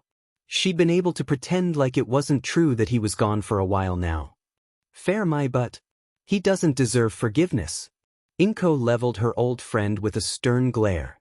Internally, she was flinching, reminded once again how much of a role she had played in her own son's death. Would Mitsuki feel the same about Inko if she knew? Mitsuki. He is a child. A child who made mistakes. Even adults make mistakes. You mean to say it doesn't matter how fed up he is? That it's fine that he bullied Izuku to death? Mitsuki exploded. Of course not. Inko was trying her best to remain reasonable, but just as she always had, despite being her best friend once, Mitsuki was drawing on her nerves. But he regrets what he did, and certainly doesn't deserve this kind of treatment from his mother. Can't you see? And Izuku didn't deserve that kind of treatment from him. Katsuki deserves to die for what he's done. Mitsuki rushed to her feet, hands slamming against the table as she stood hurriedly. Do you think Izuku would be okay with you forgiving him so easily? A slap rang out through the house as Inko hit Mitsuki across her face, standing as well, her hand burning at her side from the strength of the connection. Mitsuki stared at her stunned, hand raised to her stinging cheek. Listen well, Mitsuki. A cold fire ran through Inko's blood, filling her with an unfamiliar rage. I don't care what he's done. He truly regrets it so much. I don't know what he's told you, but I've talked to him about it. Can't you see how much it torments him? How deeply he was burned by Izuku's death. How could I not forgive someone who cares so much, who burns with pain over what he's done? He's just a child, not even 15, but he held my son as he was dying and told the truth to the police, who dismissed Izuku because he was quirkless. Even if I didn't forgive him, he absolutely does not deserve to die. No matter how mad you are at him, he is still your son. Tears started building and Inko felt acidity rising in the back of her throat. How can you say that when my son is dead? When death hurts so much? How could you possibly think? She broke off to a sob, and, shaking her head, Inko decided she couldn't stay here longer. She grabbed her stuff and turned coldly toward the door. And don't you dare assume to know my son better than me. I know Izuku the best. He would have been the first to forgive Katsuki, opening his arms with a wide smile and tears within a second. He had a big heart, too big, maybe, but he was always able to tell when people were suffering. As Inko reached the door, she turned around one last time. And can't you see how much your son is hurting? She spun around, slamming the door shut behind her, leaving the sound ringing through the empty house and a prickling sting across Mitsuki's face, stunned tears welling in her eyes. What have I done? Mitsuki thought, suddenly able to recognize the look that had lingered in Katsuki's eyes for weeks. The same look as Inko's, the same look of someone who was grieving someone they'd loved. When Katsuki got home that day, Mitsuki greeted him at the door with an awkward silence. Her eyes were still aching and red, but she hoped Katsuki could read forgiveness in them. Katsuki made to brush past her, but she reached out and grabbed his arm, grip surprisingly gentle. What? Katsuki asked gruffly. I'm so sorry, Katsuki, she whispered. Katsuki stared at her, stunned. It's fine. He frowned, frustrated at not having the right words. I felt the same, he huffed finally. I deserved it. Mitsuki stared at her son, horrified. Had she really missed that, so caught up in her grief that she became blind to her own son? She pulled Katsuki forward, wrapping him in a hug. He flinched briefly, and Mitsuki tightened her hug. I'm so sorry, she whispered again, fervently. So sorry. Oh, Katsuki, my son. she murmured against his hair, gently running her hands over his back as he began shaking with silent sobs. I'm so sorry, you didn't deserve any of it. I love you so much, Katsuki. I'm so sorry. Please, will you tell me everything? I want to understand. Okay, Oka-san. I'll tell you. Katsuki lowered his head as he returned the hug. He noticed the tears dripping down his cheeks. He was finally able to cry. Somewhere in a dingy jail cell, a murderer made entirely of slime managed to finally corrode the last of the tiny grate keeping him from entering the sewer system. With only the slightest gurgle, he slipped through the drains. Almost 4 months had passed since Izuku had died, and the cherry blossoms had long since fallen off the trees as the days lengthened and the trees turned a vibrant green. Soon they'd be turning bright reds and gold as more time passed and Katsuki was forced to move on. The others in his life were moving on as well, but a commiserating sadness hung over Mitsuki every time they interacted. When she could tell that a day was particularly hard for Katsuki, she would gently run her hands through his hair. He went to Inko's less and less, becoming more of a weekly than daily thing, and though Katsuki felt bad about leaving her on her own, she had smiled more brightly than ever the first time Katsuki returned after missing a few days. Instead, Mitsuki chose to invite Inko over for dinners at their house. Katsuki wished he could say he had moved on, but at least he could admit honestly that things were better. That's why, oddly enough, after school, he decided to spend some time in town. He figured he'd go to an arcade. Or get some extra spicy ramen or something. He went alone, of course. He hadn't managed to let go of the stigma from the rumor about him killing Izuku, and even his old extras still avoided him. A few times he'd gotten tacks and in his shoes and scribbles on his desk, but had yet to find the people who did that so he could beat the sheet out of them. Katsuki was passing by an alley when he heard a strange squelching sound and low groans. A second's hesitation as he passed by it was enough for a gravelly and sinister voice to end up behind him, slowly introducing its presence. You'll make a great bodysuit. In a second, Katsuki had wiped around, explosion lighting up his hand, but it did nothing as his sparks died off it making contact with the slime villain. Oh, a great quirk as well. Perfect. Katsuki took an involuntary step back as he eyed the towering villain and an overwhelming stench hit him. It was like dead bodies and sewer water, the putrid scent forcing him to raise a hand up to his nose. Katsuki's explosions couldn't defeat something made of liquid.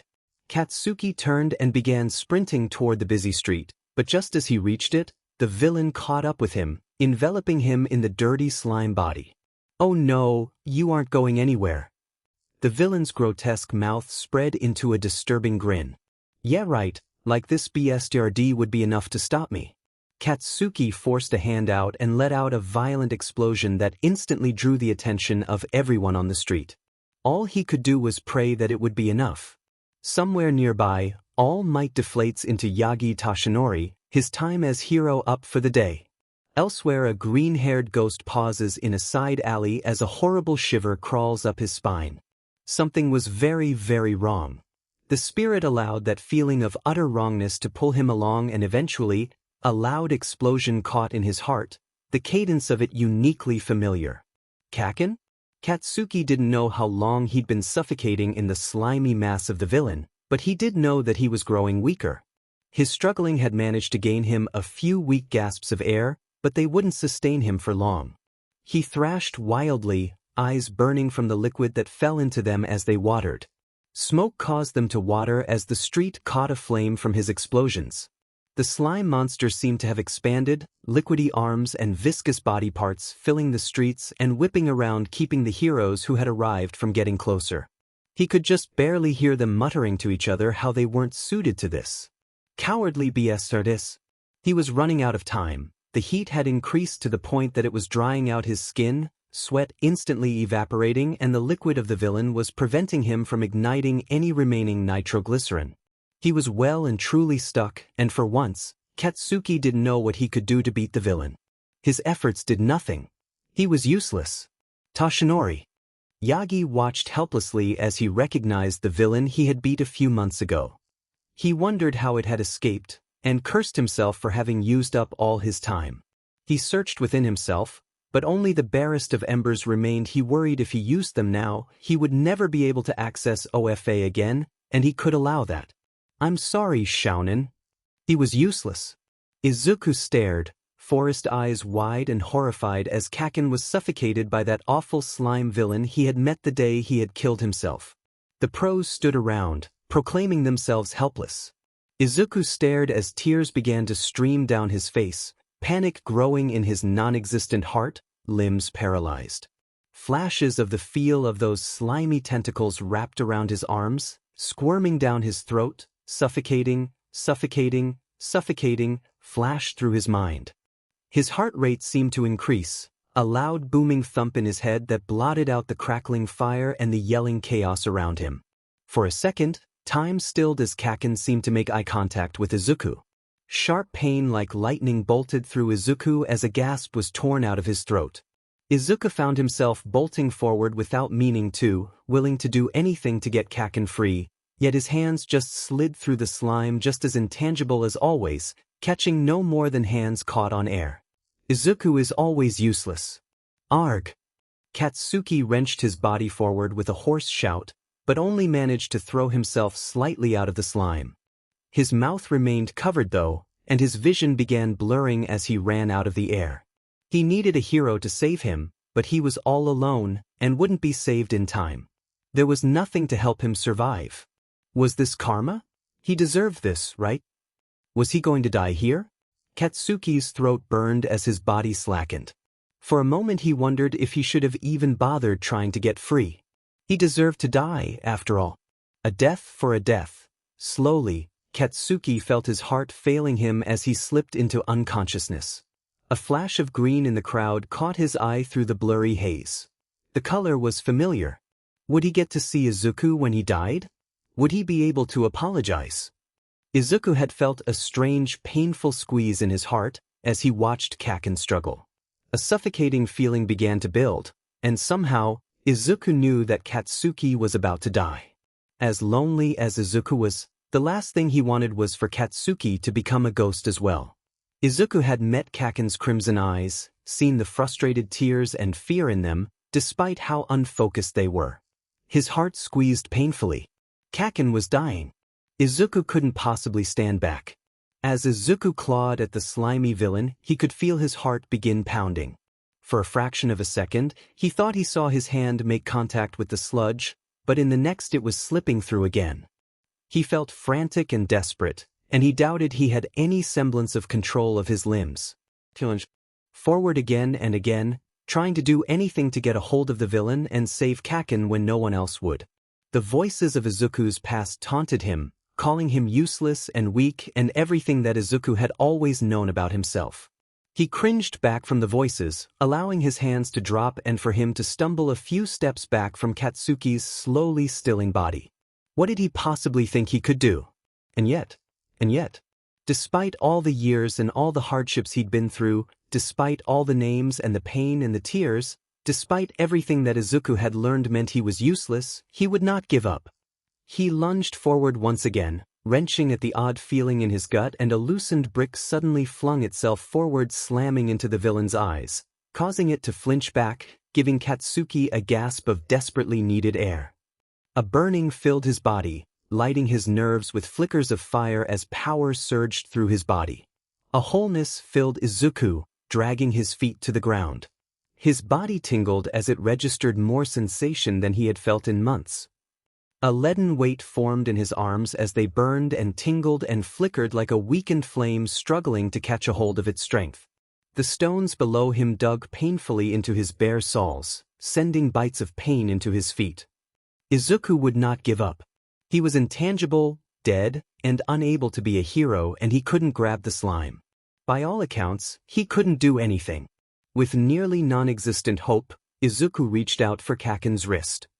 But for once, Izuku refused to be useless. In a house a few blocks away, a concerned mother's breath caught in her throat. On the news was her son, the same effing brat he always was, in the middle of dying like a effing idiot. And Mitsuki felt like crying, because she remembered what Inko had said, and she remembered the horrible way she had said that Katsuki deserved to die. She had acted like the idea didn't faze her, and gods, she was never more wrong. She was terrified of losing her son.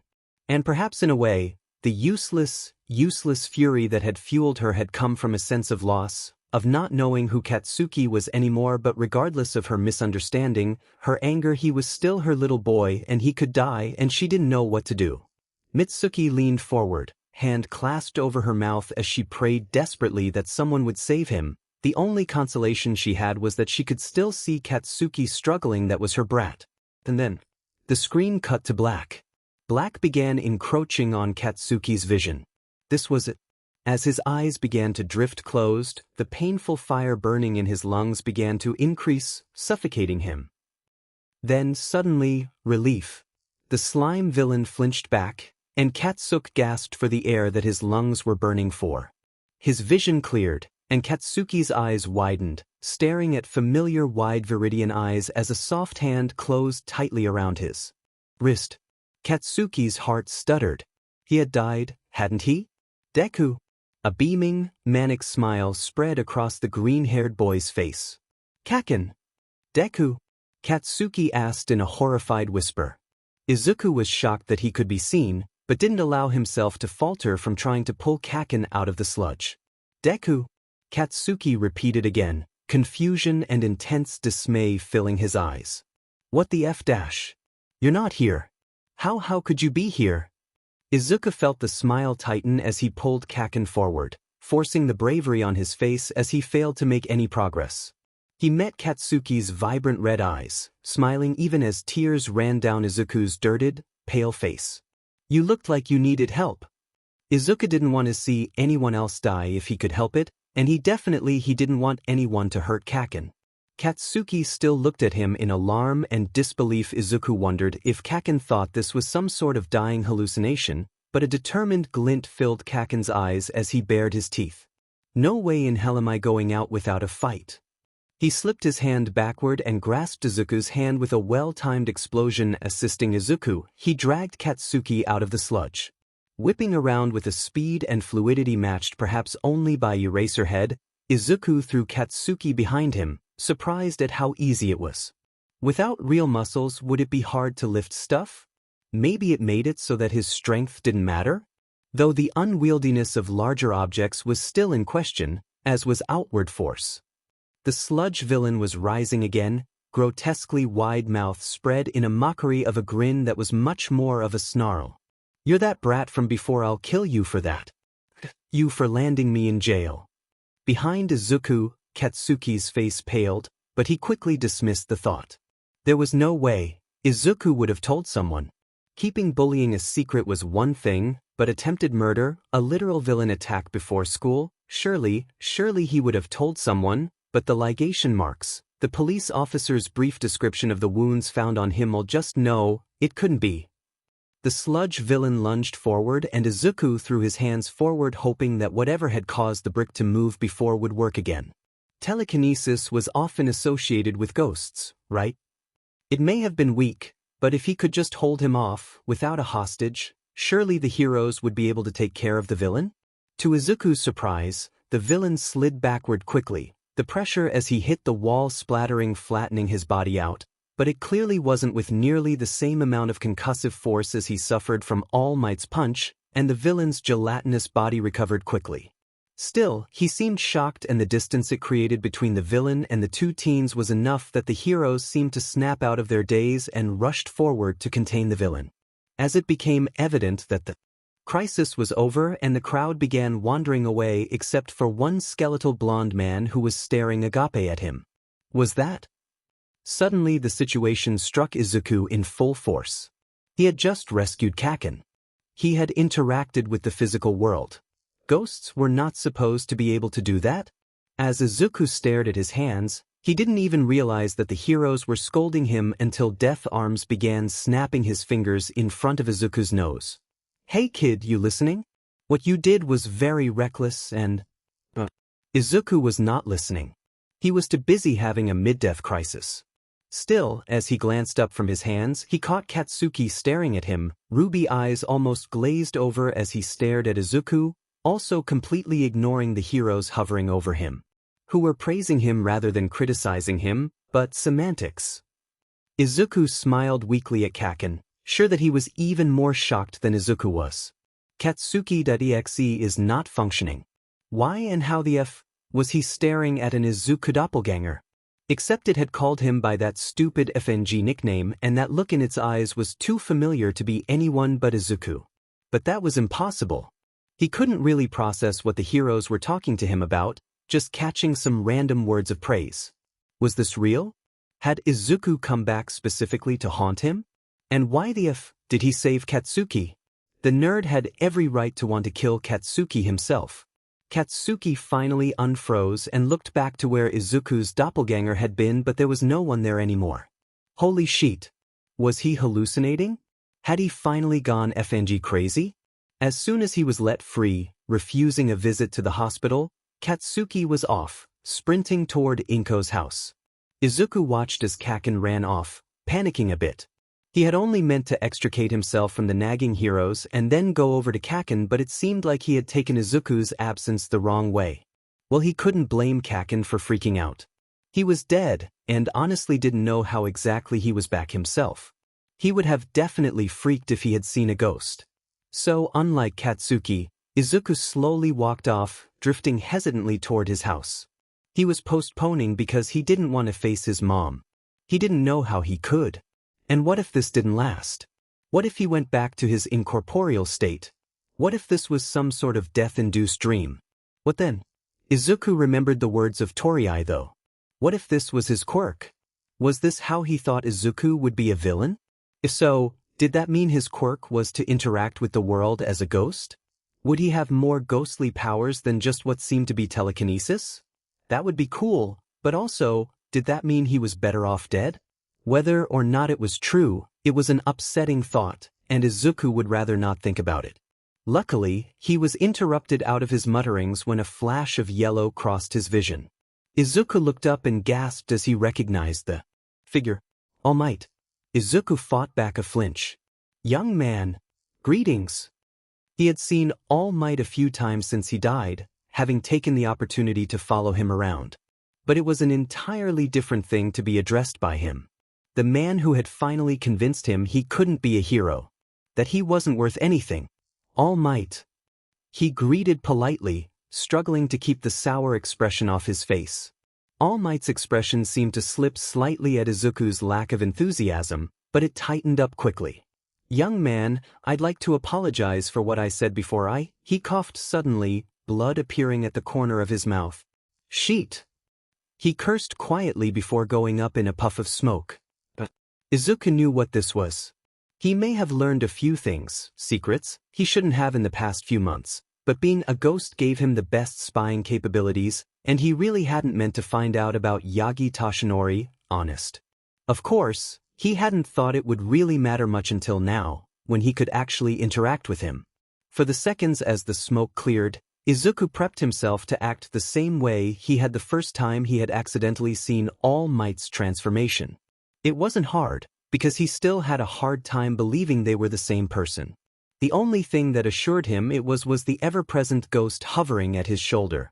Even now her shiny black hair stayed still despite the wind as she leaned over All Might. Geez, Toshi. Don't tell me you forgot about your time limit again. All Might of course didn't respond, since he couldn't hear her, and as always slight, unavoidable pain flashed across her face. Izuku could understand how she felt. Finally, the smoke cleared finally, and Izuku tried to put on a show of shock. Wah. No, a bit more energy would probably be expected. All Might.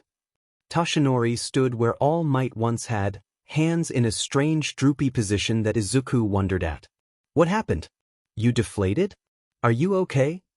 All Might's civilian form sighed heavily, dark eyes looking at him.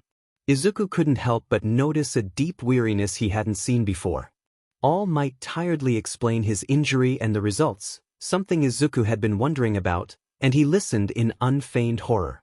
Was this during your battle with Toxic Chainsaw? No, he was too weak for that. But then perhaps it was?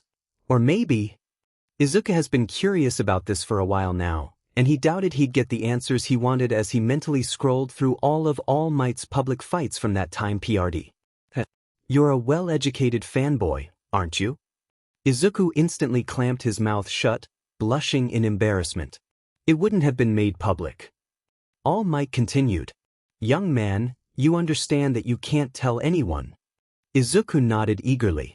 Some of his bitterness was fading away, though there was still some anger toward All Might. But it did make sense that All Might would have told Izuku he couldn't be a hero when even the number one hero could suffer and lose like that. Besides, Izuku had always known he couldn't be a hero, and it wasn't in him to hold any sort of grudge. I'll take it to my grave. He paused for a moment, giggling slightly to himself. All Might and his ghost looked slightly confused, but the hero picked back up from when he was interrupted by his transformation. I'd like to apologize for what I told you before. You proved stronger than any of those pro-heroes. Today you saved a life.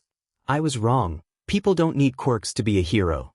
That was something I should have known, but you reminded me of that fact. There is only one thing someone needs, and it is not a quirk. Izuku felt his eyes sting. Was All Might going to crush him again? Tell him how much more Izuku lacked? A hero still wasn't a possibility. Izuku knew that. He didn't need to be reminded. He knew. He had always known. He'd lived in a delusion and made what may have been the biggest mistake in his life when he left it. He was well aware that he was too weak. Who would want a hero like him? No one wanted to be saved by a dead man. Izuku looked down as his eyes began to flood. All one needs is a heart like yours, young man, filled with the hope and will to save. And for reminding me of that, I must thank you. To me, and I'm sure to several others, you were a hero today. What? Izuku's head snapped up, eyes widening, tears freezing in place as he stared at All Might. And, the man continued, I truly believe that you can be a hero, even without a quirk. Izuku's breath hitched and his eyes burned. The words he'd been told over the years that always swirled around his head, tormenting him, were brushed aside for the first time in years. Izuku fell to his knees, cold tears falling down his cheeks. Mom, that's all I ever wanted you to say. Kaken, teachers, bullies, why couldn't a single one of you have said this to me? It's all I needed. It's all that I ever wanted. I didn't need apologies or protection. I didn't need condolences or harsh words. I didn't even need help to get there. All I ever wanted was for somebody to believe that I could do it. All Might. Izuku practically wailed, smiling shakily through his heavy tears at his hero. Said hero scratched the back of his gaunt neck awkwardly. However, it appears you do have a quirk. I must admit I was surprised when you appeared out of nowhere to save that boy. Izuku froze suddenly. That was right. He was dead. How was he supposed to become a hero? It was very impressive. I take it you discovered it sometime in the last 4 months. Izuku nodded hesitantly. Had it really been that long? It was hard keeping track of time when you had no use of it. He didn't sleep or grow tired or anything, so time was meaningless. It seemed a very interesting quirk, and to get that far in your control of it in just a few months is very impressive. I'm sure it will aid you in your journey. Izuku showed him a wobbly smile. That said, I'd like to offer you my power. Izuku nodded along for a second before it processed. Why did everyone try to pass down their powers to him? All Might's ghost looked over with interest. You were always a little reckless, weren't you, Toshi? She looked back at All Might before holding a thumb up. A good choice, though. He's a cute kid. What? My quirk is a power passed down like a sacred torch. Handed down from generation to generation, it was given to me by my mentor, just as I'd like to pass it down to you.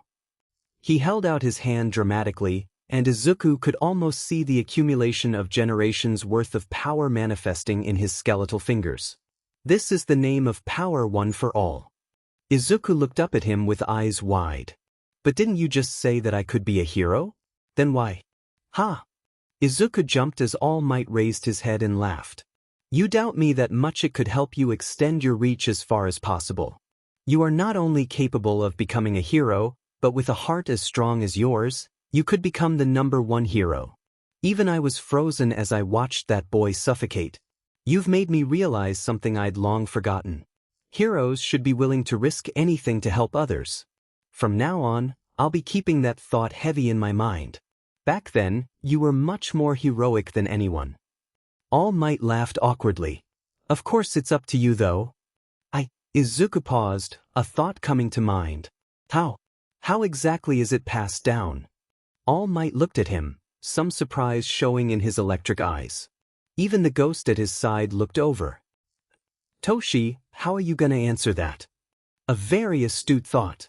I wouldn't think you'd ask that question. Yeah? Well, Izuku didn't really want to go through the same painful transfer as last time, so. It's genetic. I'm afraid that means you'd have to ingest my hair or blood, but. Izuku's heart began ringing in his ears as he stiffened and froze. He was honored. So honored and incredibly happy that All Might wanted to pass down such an honor to him, but if he did, the line would end with Izuku. Maybe Izuku would be able to inherit the power, but he had no genes with which to pass it on. He didn't know how exactly his quirk worked, but he noted that even in this weird solid state, as his quiet sobs increased, his tears disappeared as soon as they left his face. Something told him that any other bodily material would do the same. I'm sorry. I can't. Exactly as I expected. All Might began, then paused suddenly when he realized what Izuku had said. Wait, what? I'm sorry. I can't accept your quirk. I promise I'll keep your secret though. Please forgive me. Izuku bowed hastily, spinning around and running away before All Might could react. He was left staring at the dust in surprise as the boy he had honestly hoped would become his successor ran away. He had declined it so forcefully, but why was he crying? Might shivered as he felt a chill sweep against his shoulder. A non-existent voice comforted him as the ghost of Shimura Nana followed Toshinori Yagi's eyes. I'm sorry, Toshi. He seemed like a good kid. As Izuku ran away, the tears multiplied, flooding down his face and still disappearing as they left his face. A cold grasp was around his heart, squeezing it in a vice grip and making him feel like he was suffocating. Would he have ever been told he could be a hero if he hadn't died? Izuku knew that no matter what, he would have tried to save Kaken in that situation. So what if Izuku hadn't committed suicide and done that while alive? Would All Might have still seen him as heroic if he had failed and someone else had interfered? How would things be different if he hadn't killed himself? The agony of not knowing was almost worse than the reality, the ache of turning down his idol and a dream he could have followed in another life. He couldn't possibly express how much he wished someone had told him that when he was still alive.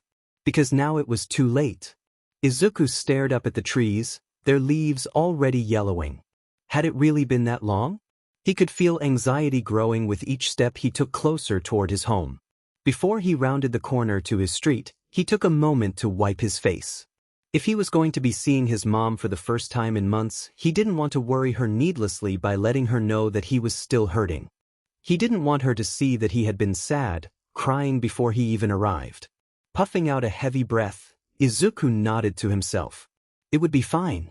His eyes cleared up almost as soon as his tears had ceased, red puffiness faded away. The perks of being a ghost, he reminded himself. It was a good thing, really. Deep breath and he rounded around the corner. Kaken was standing in front of Izuku's house, talking to Izuku's mom. Izuku stalled, not wanting to interrupt them. His mom reached out a hand, seemingly to pull Katsuki into a comforting hug, but Kaken pushed her away. I'm telling you I saw him. Katsuki panted, hands shaking at his sights. Sheet. He hissed. I swear I saw him, Auntie. His voice cracked. I'm not crazy, I'm not. But it's not possible, right? Am I delusional? Katsuki, Inko began uncertainly. I know we've both been really badly affected by his death, and I wish what you said was true, believe me. Her voice cracked. But my son is dead. It's really not possible. She looked up and froze, going pallid in an instant as her eyes met Izuku's. He froze, then waved awkwardly.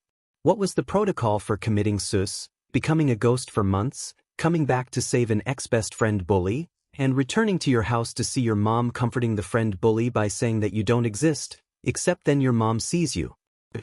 As he thought, it was a whole series of entirely unprecedented circumstances. Therefore, no protocol. Izuku, she whispered. It had. Been far too long since Izuku had heard her voice. Katsuki stiffened, whipping around and pausing in just the same way, tense hands going slack at his sides. "Hi, Mom." His voice cracked. He stood there as the sunset went down over the street, lighting it with amber and gold. His mom and Kaken stared at him, both in some state of disbelief, and for a moment it felt as though time was broken, nothing moving or changing. Izuku raised an arm to cover his face as he began to sniffle, tears rolling down his face. As he lowered his arm, he smiled through his tears. "I missed you so much." In an instant she was crashing into him. She pulled him down to her height, engulfing him in a stifling hug. "Izuku!" she wailed. "Please tell me this isn't a dream?" Izuku pulled her closer, glad that he hadn't started to disappear yet but still worried that he might do so soon. "It's not. I'm here." He fought back tears, knowing he needed to be strong for her. But the loneliness of being a ghost had really been stifling. Being unseen was something he was used to, but it was painfully distressing when his mom walked through him, leaving him with a startling hollowness. There was no real warmth in the hug, Izuku's corporation not able to sense such a subtle change in temperature, even as his mom fussed over him, murmuring that he was so cold. Even so, just the fact that she was looking at him and not through him, for once, was enough to make him inexpressibly happy. "Are you really real?" Izuku startled at Kaken's steady, neutral voice. Inko grasped a little at his shirt as Izuku pulled away to face Katsuki. He nodded hesitantly, glancing back to his mom. He fidgeted awkwardly, looking down. "I can't really explain it yet, I don't know how, but I'm really back." Izuku was cut off as Kaken violently threw a right hook into Izuku's face that knocked him to the ground, accompanied by Inko's horrified cry of, "Katsuki!" Izuku noticed curiously that his jaw did hurt.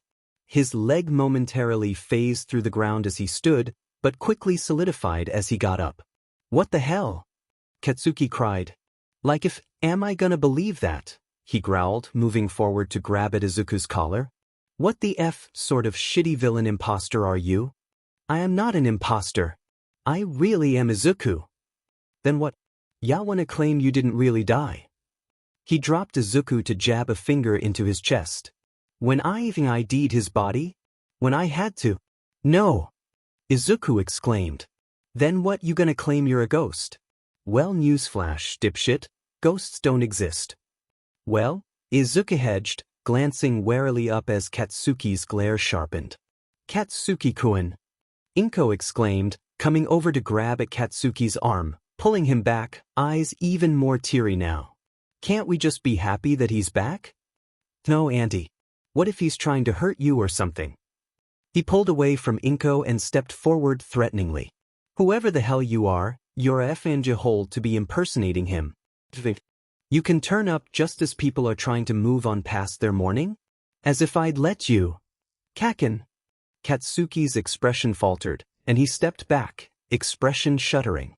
"What the F is this?" "Kaken, I know it's hard to believe, but it's really me. I guess I was too much of a Deku to even die properly, I guess." Izuku ruffled the back of his hair. "Or, well, I did die, but I guess staying dead? Useless at not being an undead? Don't effing say that." "Huh. That your," Katsuki sighed, frustrated. "What the hell? You really expect me to believe that?" "Hey? Well, I mean, I do hope so since it's the truth." Shrugged awkwardly, shifting his weight, only to notice he hadn't been on the ground since Katsuki hauled him up by his collar earlier. "Tich." Katsuki clicked his tongue, staring at Izuku's feet. He turned and crossed his arms. "Then you've got some explaining to do." Katsuki leveled him with a steady glare, making Izuku fidget uncomfortably as he tried to explain his circumstances. Well, I think I might have a quirk." Katsuki's eyes widened in shock. "Maybe? There was this weirdo ghost who said that I had one, and apparently being dead allows me to access it? In that case, it would make sense if it allows me to interact with the physical plane as a spirit, maybe even." Inko broke down crying again when she processed that her son is still dead. Izuku jumped as she did so, leaning over her. "I'm so sorry, Mom. That was so careless. I know I'm the one that died. But you had to deal with my death, which must be so much worse, and now I'm a ghost and… Inko sniffled. It still hurts so much? Izuku deflated, holding back the wince. But, we have a lot to talk about, Izuku, and I'm so glad you're back. Katsuki just continued to stare at him blankly. So, basically I've just been hanging around for a while, and what with the… He sent a cautious glance toward Katsuki. Villain attack earlier. I must have activated that aspect of my quirk due to the adrenaline. That's really all I know. I'm sorry. Katsuki spun on his heel and left. Katsuki-kun. Inko called, clear worry resting on her face, but the teenager didn't pause. Kekken, Izuku murmured softly, eyes trained on his back. He had really hoped he'd have a chance to talk to Katsuki. There was a lot to digest from their last conversation, really. He'll be all right, Inko comforted me. Katsuki's a strong boy. He just needs time to process. I suppose I really am being a bit too accepting. It's just, this is everything I've wanted. How could I possibly refuse it? She pulled Izuku into another hug. She never called him strong, he noted sadly, eyes still trained on Katsuki. Was Kaken upset that Izuku was still alive, in a manner of speaking? Maybe he'd really been glad when Izuku was gone. Inko looked at him, a rickety smile placed delicately on her face. It looked so fragile, and Izuku knew that that was his fault. Inko had always smiled as easily as she cried, but Izuku got the feeling she hadn't smiled so lightly for a while now. Izuku. Mom. His mom looked at him, eyes becoming glassy. I know you probably don't want to hear this, but I'm sorry. This time the tone was different from what she told him so many years ago. I should have supported you back then. You didn't deserve me to give up on you. Izuku hurried over to her, hands fluttering as he tried to comfort her. It's okay, Mom. Nobody believed me. I can understand why you didn't either. No. Inko sobbed, even as she glared at him. That's exactly why I should have supported you. I'm your mom. If anyone should have believed in you, that should have been me. Izuku didn't know what to say, because he couldn't deny that. For years he had just wanted his mom to support him, but she never had. Inko tried to put on a brave smile. But from now on, I promise you, I'll support your dreams whatever they may be. He wanted to accept, but could he? Wasn't this all just guilt? Oka-san. She must have read something on his face. Oh, Izuku, my darling, you were always so capable, smart, and such a fast learner too. She laughed wetly. Sometimes you were too brave, and I was scared in comparison. There were so many things that I should have done differently, so many things that I need to apologize for. Then I forgive you, he said simply. Inko shook her head, tears spilling over once again. I don't really know what you were thinking, but my death is my fault, and my fault alone. You were a wonderful mom. The best mom ever. Inko looked at him, green eyes wide, glowing in the golden light. I love you so much, Izuku, she sobbed. But that's not true. I don't accept your forgiveness yet. I can't. I don't deserve it. Please let me take time to make it up to you. It's my choice, he reminded, some small part of him, newly regrown, wilting as she clearly didn't trust him to make such a decision on his own, and she cried harder, wrapping him in a hug despite the frosty coolness spreading across her skin at the touch. I love you so much, Izuku. I love you too, Mom. He smiled, a little weakly, trying to return her fervor and falling flat for reasons he didn't understand. Katsuki, meanwhile, was trying to school his breath as he approached his house. Was Izuku really back? Was he delusional? How could ghosts be real? More ghosts than just Izuku were out there, by the sound of it. And a quirk? All this time? His breath caught, heart squeezing tightly in his chest. As he reached his house, he was surprised to see his parents standing outside the door. Mitsuki actually rushed forward when she saw him. Katsuki, are you okay? We saw the news. The footage was really bad, but with explosions like that there's only one brat it could have been. She paused, her breath hitching unusually. And then there was that part. It looked like you were going to die, Katsuki. The footage went black and we thought they might have had to cut it off because they can't show deaths on the news. We thought, she paused, hesitating. We thought it was a possibility that… I'm fine, you old hag, Katsuki brushed her grip off. Mitsuki let out a sigh of relief, before her expression flicked like a switch. Oh really? Katsuki almost shivered at the glint that came into her eyes. Then why the F, did you not contact us to let us know you were okay? She ruffled his hair, a comforting weight that he didn't brush off. I had reasons. Really? What reasons? Katsuki looked evenly at his mom, wondering how she'd react.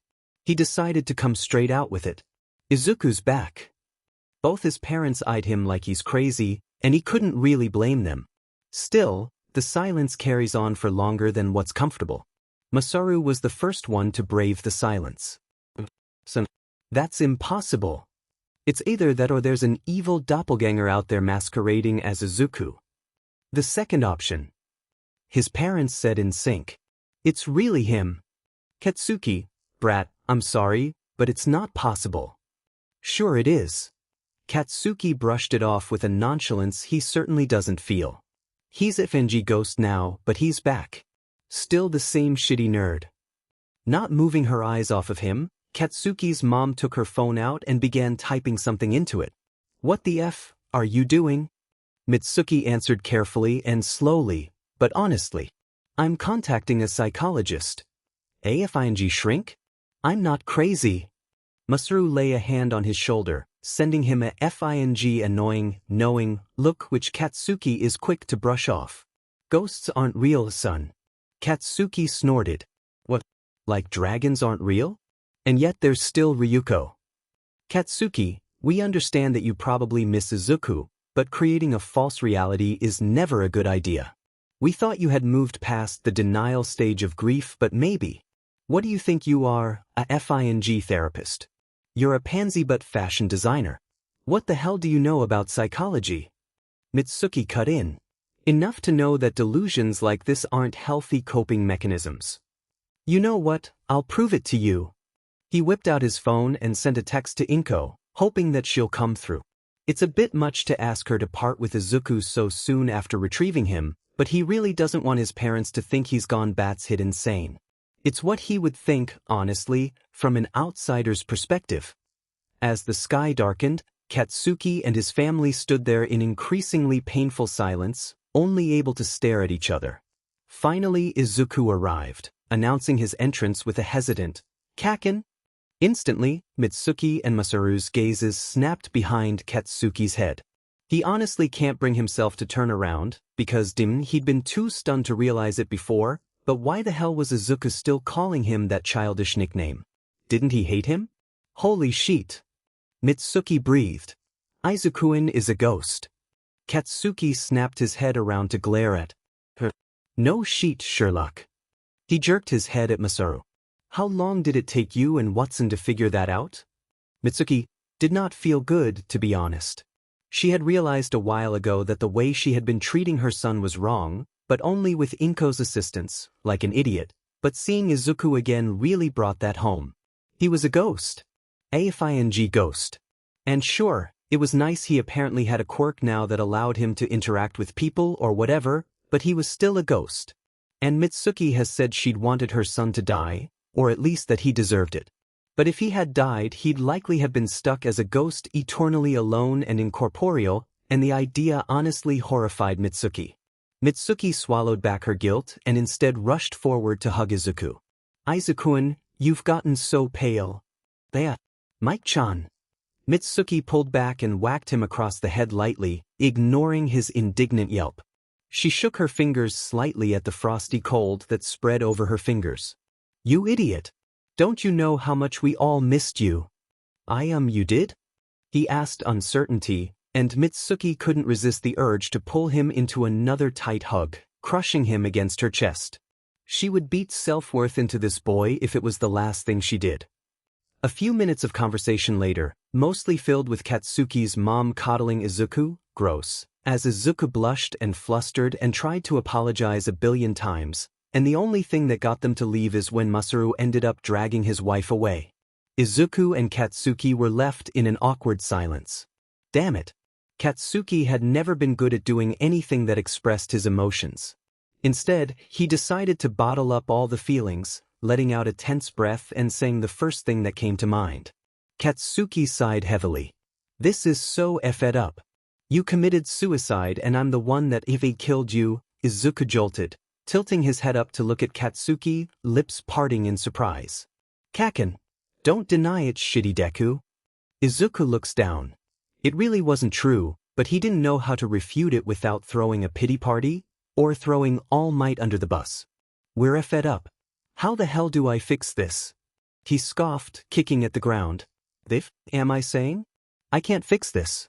This sheet is permanent because I destroyed everything and ruined everything and… You're right, Izuku interrupted.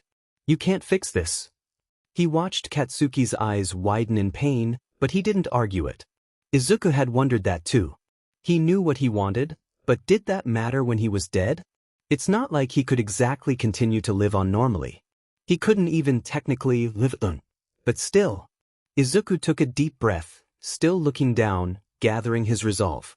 Izuku looked up at Katsuki, steely fire burning in his eyes. We become heroes, heroes who save.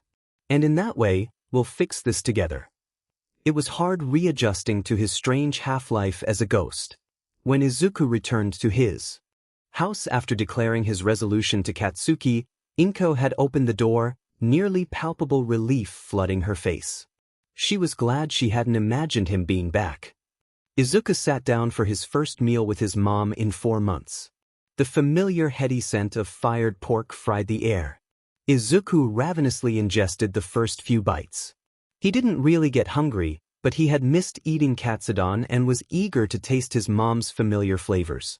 However, upon swallowing the 4th bite, a painful burning ripped through his chest. Izuku dropped his chopsticks and raised a hand to his head as a painful, cottony feeling began to fill it. It felt as though he were being rent apart, dissolving from the inside out.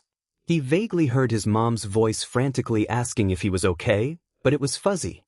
He felt himself flicker suddenly, and distantly noticed his mom gasping. Looking down at his hand, he could just barely see it flicker between solid and see-through, and assumed that his mom was just seeing him go invisible. Luckily, he wasn't falling through his chair, as he didn't like his chances if he ended up solidifying with a chair through his head.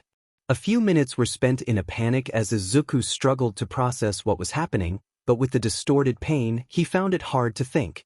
When it eventually calmed down and he solidified, his mom gently led him over to the couch, her face still frozen with a partially horrified expression. Izuku struggled to piece together what had happened, staring at his hands that still oscillated in opacity like a TV with bad reception. The only thing he could think of was the katsudon, but even if he didn't need food, it was weird that eating would cause such a severe reaction. At least it hadn't dropped through his body. Perhaps it had instantly been turned into energy without the need for a digestion process? Izuku, are you okay? His mom asked with round, fearful eyes. She was kneeling on the floor in front of him. He forced a smile as he responded. Yes, sorry. I guess I just lost control for a bit. I think, what did he think?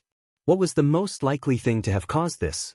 Izuku worried his lip and flinched as a bit of salty soy got on his tongue and seemed to burn. A thought struck him. Isn't salt typically used in exorcisms and to keep spirits out of places in movies and such? Inko looked up at him with dawning horror as she realized what he was implying.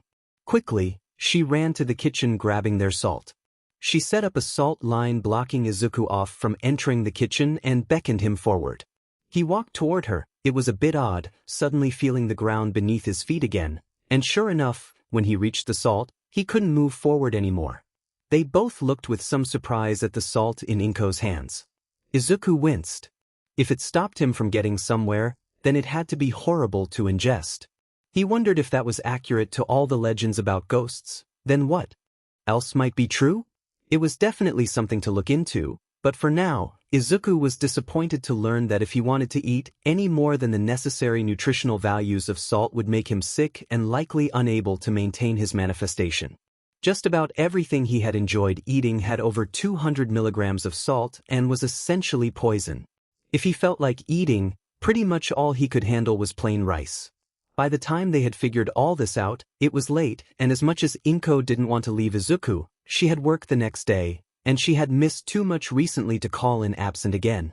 Izuku too went to his room, laying down on his bed. Unsurprisingly, he felt no fatigue whatsoever, and simply stared at the dark ceiling for hours as he tried to sort out his thoughts.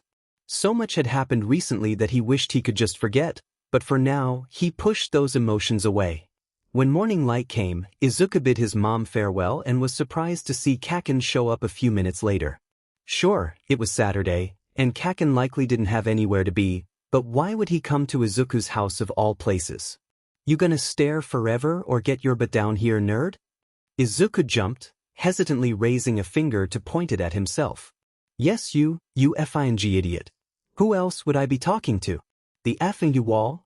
Izuku scurried down the stairs, and before he had even reached the bottom, Katsuki had turned around and was walking off, leaving Izuku to rush to catch up with him. Izuku twiddled his thumbs as he walked in silence beside Katsuki. Was he gonna bring up the whole suicide thing? Honestly, Izuku would prefer to just forget about all that, as wrong as it was. They continued walking for a while, Izuku stiffly while Kaken stomped around in his usual slumped posture. Eventually, they reached their destination and Izuku looked around in confusion as he recognized where they were. Dagoba? He questioned out loud on accident. You said we were gonna have to become heroes, right? Well, I'm good on my skills since I'm FING perfect, but you only just discovered your shitty quirk. If you're gonna be a hero, you need to get stronger and stop being such a FING wimp. You probably haven't even thought about registering it, have you? Izuku shrugged uncomfortably, since he really hadn't. Now that he realized couldn't register it as it was. How would people feel if they knew someone who committed suicide or at the very least had already died was trying to be a hero? What would they think of someone who hadn't cared about their own life trying to save others' lives? Katsuki snorted. As expected, Damas. Nobody comes to this dump, so we should be good with public quirk use without getting arrested or some shit. Izuku looked up at Kaken, eyes dilated in shock. Kaken was actually going to help him out? Voluntarily? An ecstatic smile splayed across Izuku's face. He was so excited. Izuku hadn't done anything with Kaken in ages. That enthusiasm faded quickly as he strained his arms with all his might. For nearly an hour, Izuku had been struggling to use the telekinesis he had displayed yesterday without any success whatsoever. Katsuki had been irritated since 10 minutes in, still pretty good for Kaken, Izuku reflected, a tick mark practically visible on his forehead as he scowled. What the F is wrong with you? Izuku flinched when Katsuki growled as he stalked toward Izuku. Those words were a bit too familiar. Along with this strain in his arms from trying to force a quirk into working. At Izuku's flinch, Katsuki stepped back, an indefinable expression altering his face. All right then, you've never had your quirk before so you obviously wouldn't know the first thing about it. He glanced down at Izuku's feet. And yet you can fly. He deadpanned. Izuku looked down, surprised to see that he really was floating. For some reason, he had thought that would be impossible now, but apparently not. Yes. Katsuki gritted his teeth. How exactly are you doing that? Should be the same way you use telekinesis. Oh, I don't know. I think it's probably just because I've been floating around for the past few months. It was instinct. Is that a question or an answer, you nerd? Izuku shrugged sheepishly, leading Katsuki to sigh heavily. Can you turn it off? Izuku concentrated and found that he could. He startled slightly as he dropped a few inches. I can. Katsuki bared his teeth. Then that's a start. For the next few hours, they practiced a few of Izuku's different abilities, such as returning to his invisible, incorporeal ghost form and the flying. Although they couldn't figure out how to turn on the telekinesis, Katsuki didn't really care. Progress was progress, and they had months before the Yūrei entrance exams. Katsuki felt strangely relieved at the thought that they'd have plenty of time to figure it out. The time spent at the dilapidated beach was filled largely with an awkward silence that didn't exactly make Katsuki happy, but something about being around Izuku comforted Katsuki. Probably the fact that he wasn't gone. Still, watching Izuku go invisible was unsettling. Every time, Katsuki was afraid he wouldn't be able to come back. He still had a hard time looking at Izuku for fear he would disappear and that it was all just an illusion. Every dim in time the Izuku faded away, the image of his broken body would flash in Katsuki's head, Izuku's small smile stained with blood as he apologized because he had thought no one would care. It took a while for each change, nowhere near how instantaneous it had been when Izuku had first manifested. The only thing Izuku was actually good at was the flying. It was only as the sun was setting that Katsuki realized how late it had gotten. He glanced toward the water where Izuku stood quietly. Something about his bearing seemed so melancholy. Katsuki couldn't understand why that hurt him so much. "Hey nerd." Izuku turned slightly, eyes heavy and sparkling moistly in the low light. The DMN nerd had been crying for some reason. Katsuki wished he could go over and comfort him, but he couldn't forget what he had done to Izuku. So instead he averted his head to the side. "See you here tomorrow. Same time." Not waiting for a response, Katsuki turned and walked toward his house. He still caught a glimpse of a wide, shocked smile spreading across Izuku's face. What was with Midoriya's and smiling so often, even if they had just been crying? A dead smile stained with blood and tears. The next day, Katsuki was surprised to see that Izuku had cut the time it took to shift between his ghost form and physical one. Izuku beamed, bouncing on his toes as he demonstrated to Katsuki how much he had improved. Katsuki wondered how much he had practiced last night. In a blink, Izuku could go from visible to invisible and incorporeal, and he demonstrated this from hopping around and flickering between forms, almost making it look like a late teleportation.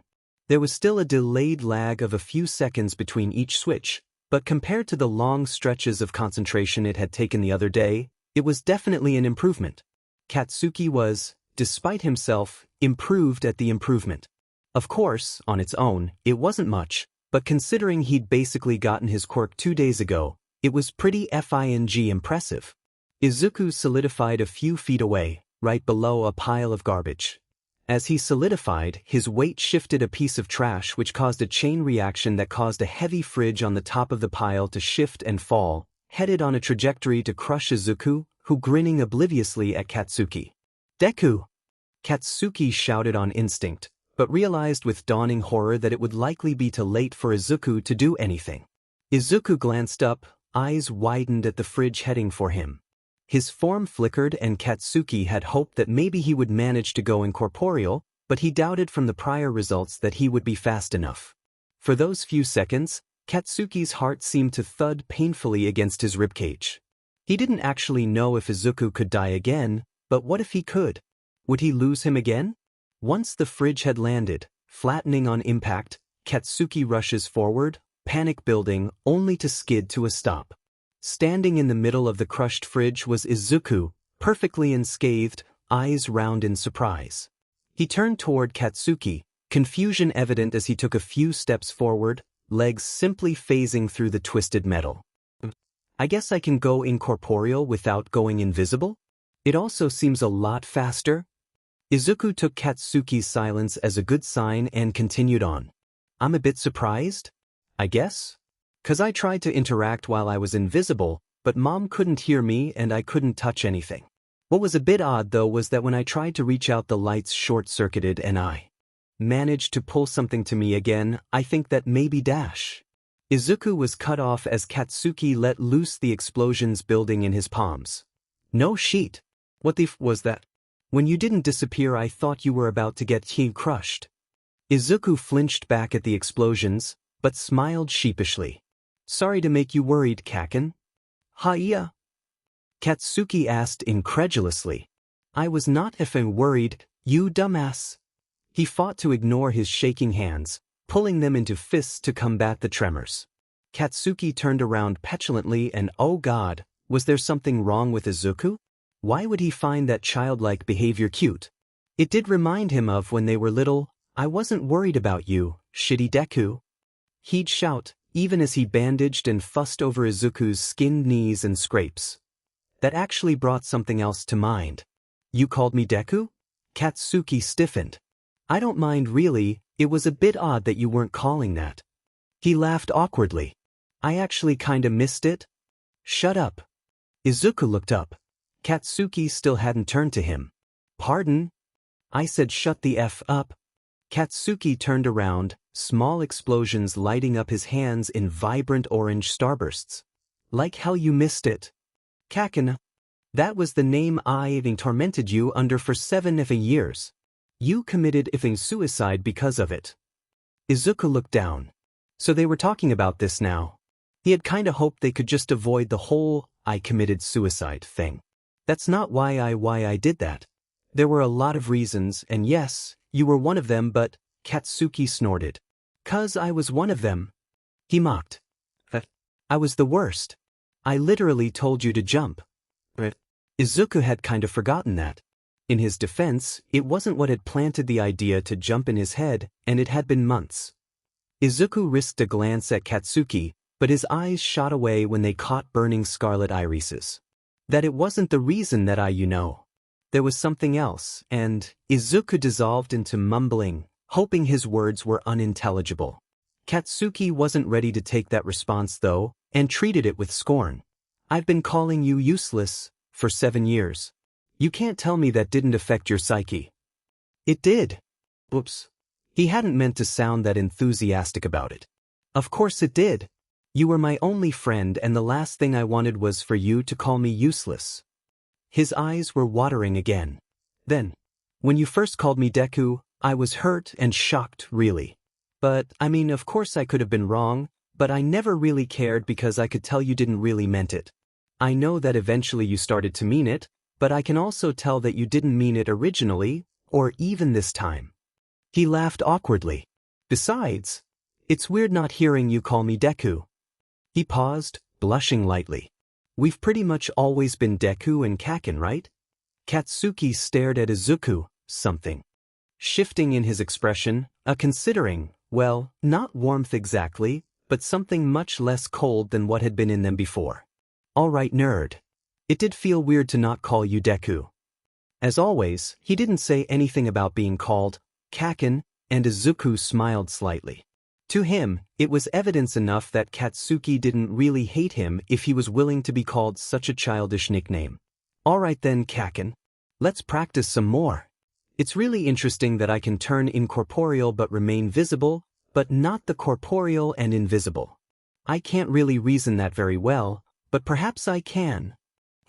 As the days passed, Izuku and Katsuki experimented a bit more with his quirk, however they soon reached a problem. Within 3 more days, Izuku and Katsuki ran out of things to practice since Izuku still couldn't get the telekinesis to work and he had mastered the different phases of corporeality to the extent it took a single thought to shift forms. He had plenty of time to practice after all. No matter what, he couldn't get himself to fall asleep, and judging by his complete lack of any fatigue, he didn't need any. To some extent, it was useful, but it also meant he had at least 6 more hours of free time per day than he normally would have. Not to mention, the 7 hours of school he couldn't attend. Izuku had decided with his mom that he was too far behind and would likely benefit a lot more from an online school. However, that was pretty easy, and thus very boring, so anything past 12 hours a day bored him. That left approximately 12 hours to practice his quirk, which was certainly no real limitation. So when Katsuki showed up at the beach on Wednesday after school and Izuku demonstrates that there really couldn't be any more improvement to his switching, they were at an awkward standstill. Izuku still hadn't figured out how to use his telekinesis, and wasn't getting anywhere. As usual, Katsuki had little patience and eventually snapped. We're getting nowhere and this is just a waste of time. This dump stinks like shit too. I can't even concentrate with all the rust. What Katsuki didn't say was that the rust smelled too much like blood. Izuku smiled nervously. DMN that nerd, they'd been hanging out for 5 days, and he still wouldn't stop flinching every time Katsuki spoke. Sorry, Kaken. He paused, eyes darting down to his interlocked fingers. I understand that you don't want to help me anymore. I'm just a nuisance after all. The F, was the nerd rambling about? Katsuki staked forward, leaning into Izuku's space. Izuku flushed, leaning back slightly. Kaken? Katsuki smirked, as he raised his hand and flicked Izuku's forehead, allowing a small crackling explosion to go off without any heat or force. I was just trying to say we should go somewhere else to figure your sheet out. He snorted, ignoring the fondness in the sound and his own slight flush at their proximity as he stepped back. Let's go, dumbass. He turned and took a few steps forward, before looking over his shoulder slightly. Stop calling yourself useless, Deku. Izuku started, jumping slightly as he quickly caught up with Katsuki, stepping up to his side.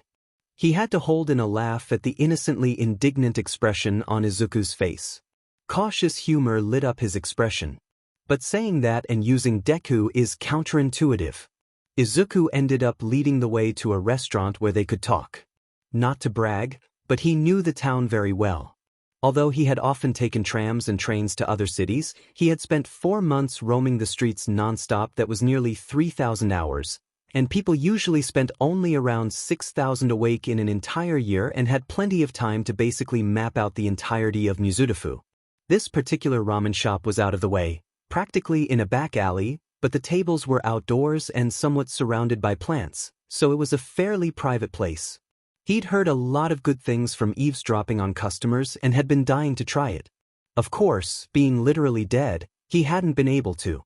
Of course, he instantly deflated when he got there and looked at the menu, and realized that literally anything he ordered would probably kill him several more times with the amount of sodium in it. An older waiter came out, graying hair tucked into a bun as she greeted them. She took Katsuki's order first, hesitantly asking if he was sure he wanted that. It might be too spicy for him. Izuku felt bad for the waiter at how mad Katsuki got, asking if she thought he was a wimp and cursing her out, but to her credit, she looked more angry than upset as she turned to Izuku.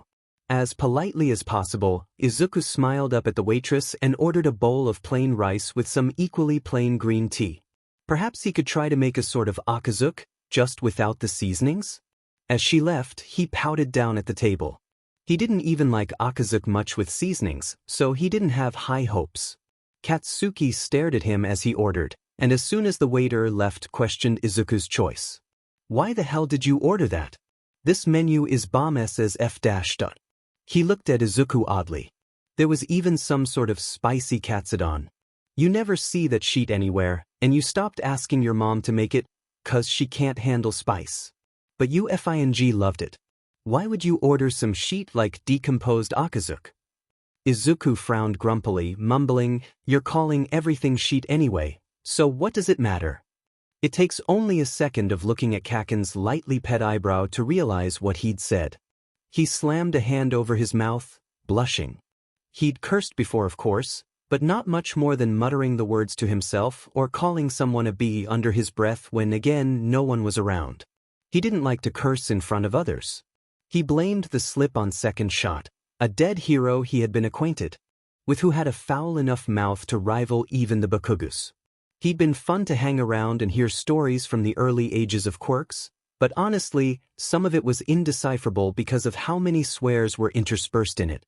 Of course, the man had eventually moved on, not before thanking Izuku for the company and apologizing for leaving him alone once again. Izuku still wondered what regret had finally been fulfilled after the man spent over a century as a ghost. Holy f-. Katsuki cackled. What sort of FING reaction is that? Sheet is hardly even a curse. Not fair, you were just as surprised. I just felt bad for how embarrassing that must have been for a nerd like you to fail so hard at cursing, Katsuki teased. No, you were surprised. Was not. Was too. Oh, are we doing this? Yes, Izuku responded pettily. Katsuki raised a disbelieving eyebrow and Izuku caved. Fine, Izuku gave in. It's childish. I win. Sheet, Izuku whispered purposefully under his breath. Katsuki's eyebrow ticked up a little more, a clear sign that he had heard Izuku, and they stared at each other, both contesting the other to break first. Izuku cracked first, giggling quietly. Katsuki snorted. Dumbass. Izuku felt a warm smile on his face through his laughter. The fondness in Katsuki's voice as he teased Izuku warmed him all the way through his chest where there had just been a cold emptiness for so many months. They were interrupted as the waitress arrived and set their bowls down, with a quiet thud, glancing oddly at them. There was a pretty strong contrast between the very mild rice and tea and the ramen Katsuki had ordered. He'd specifically asked for the spiciest FING thing on the menu, leading Izuku to stifle a giggle at the affronted look on the waiter as she jotted that down. However, he doubted that was what the look was for. Something about the smug look on her face made Izuku wonder if she'd done something to the food. If this was a detective show, she definitely would have poisoned it. Well, that and the ghost hanging over Katsuki's shoulder, cackling at the ramen, and saying that Kaken was going to die. Izuku would be more concerned, but he was 90% confident that they had just made it spicier, based on the hot sauce-shaped lump in the waitress's apron. No, really. Kaken prodded Izuku's bowl with his chopstick. Why'd you order this plain but sheet? Izuku looked down at his bowl. Right. So basically, you know how people always say salt can exorcise ghosts or whatever? Don't tell me you're being paranoid and buying into that phony sheet. No. I was eating katsudon a few days ago, and the salt was essentially ripping me apart from the inside since I couldn't handle it. We don't know how much I can take, but with the math of the amount of katsudon I ate before the burning and the total overall sodium content of the katsudon, we determined that it was likely that any more than the typical required amount, which is 200 mg per day, would likely start to be dangerous. O even thogadant hakruli havetodi kinda sucks to tifiwanta toe kantia the foodststawunto especials and si actual litahaves. Katsuki wrapped the side of his bowl with his chopsticks, creating a sharp ring that snapped Izuku out of his spiel. I get it, Tenji nerd. Maybe breathe a bit between words. Izuku nodded, laughing slightly. I don't technically need to breath, but yeah. It's actually kinda weird because if I can feel a heartbeat sometimes but my mom checked and I don't actually have a pulse and I have no clue what that's about and off topic, nerd. But of course you would get the stupidest weakness ever. Does salt literally dissolve you? That's some hardcore myth sheet. Yeah. I mean, the salt barriers work as well, which is pretty odd. I suppose salt somehow repels my body away from it, which, when it's inside, means. Katsuki grimaced. Yup.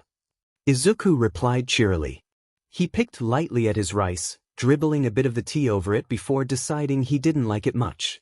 Pushing the rice to the side, he sipped at his tea, relaxing in the little warmth he could feel.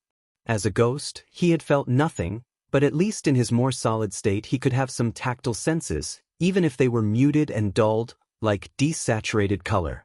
The last days of summer were growing shorter and there was a slight chill to the air. Most people were wearing sweaters, but Izuku was in a t-shirt and he barely felt the wind. So have you figured out what to register your quirk as? Katsuki asked, swallowing some of his spicy ramen unflinchingly. Izuku glanced down at it before shrugging. He had thought of it, but he couldn't really decide on anything that fit if he was trying to hide that he was a ghost but could explain things like flight and telekinesis. He expressed as much to Katsuki, who promptly rolled his eyes. Of course not. He pointed his chopsticks at Izuku. Physics negation. Boom. Izuku was confused for a second, but thinking it over, that's a great idea. It's denying the laws of physics to fly and make things float. It's better than telekinesis or something as well, since those are relatively common and a quirk factor DNA test could probably prove that that's a lie. So yeah. I'm FNG awesome. You can register it some other time though.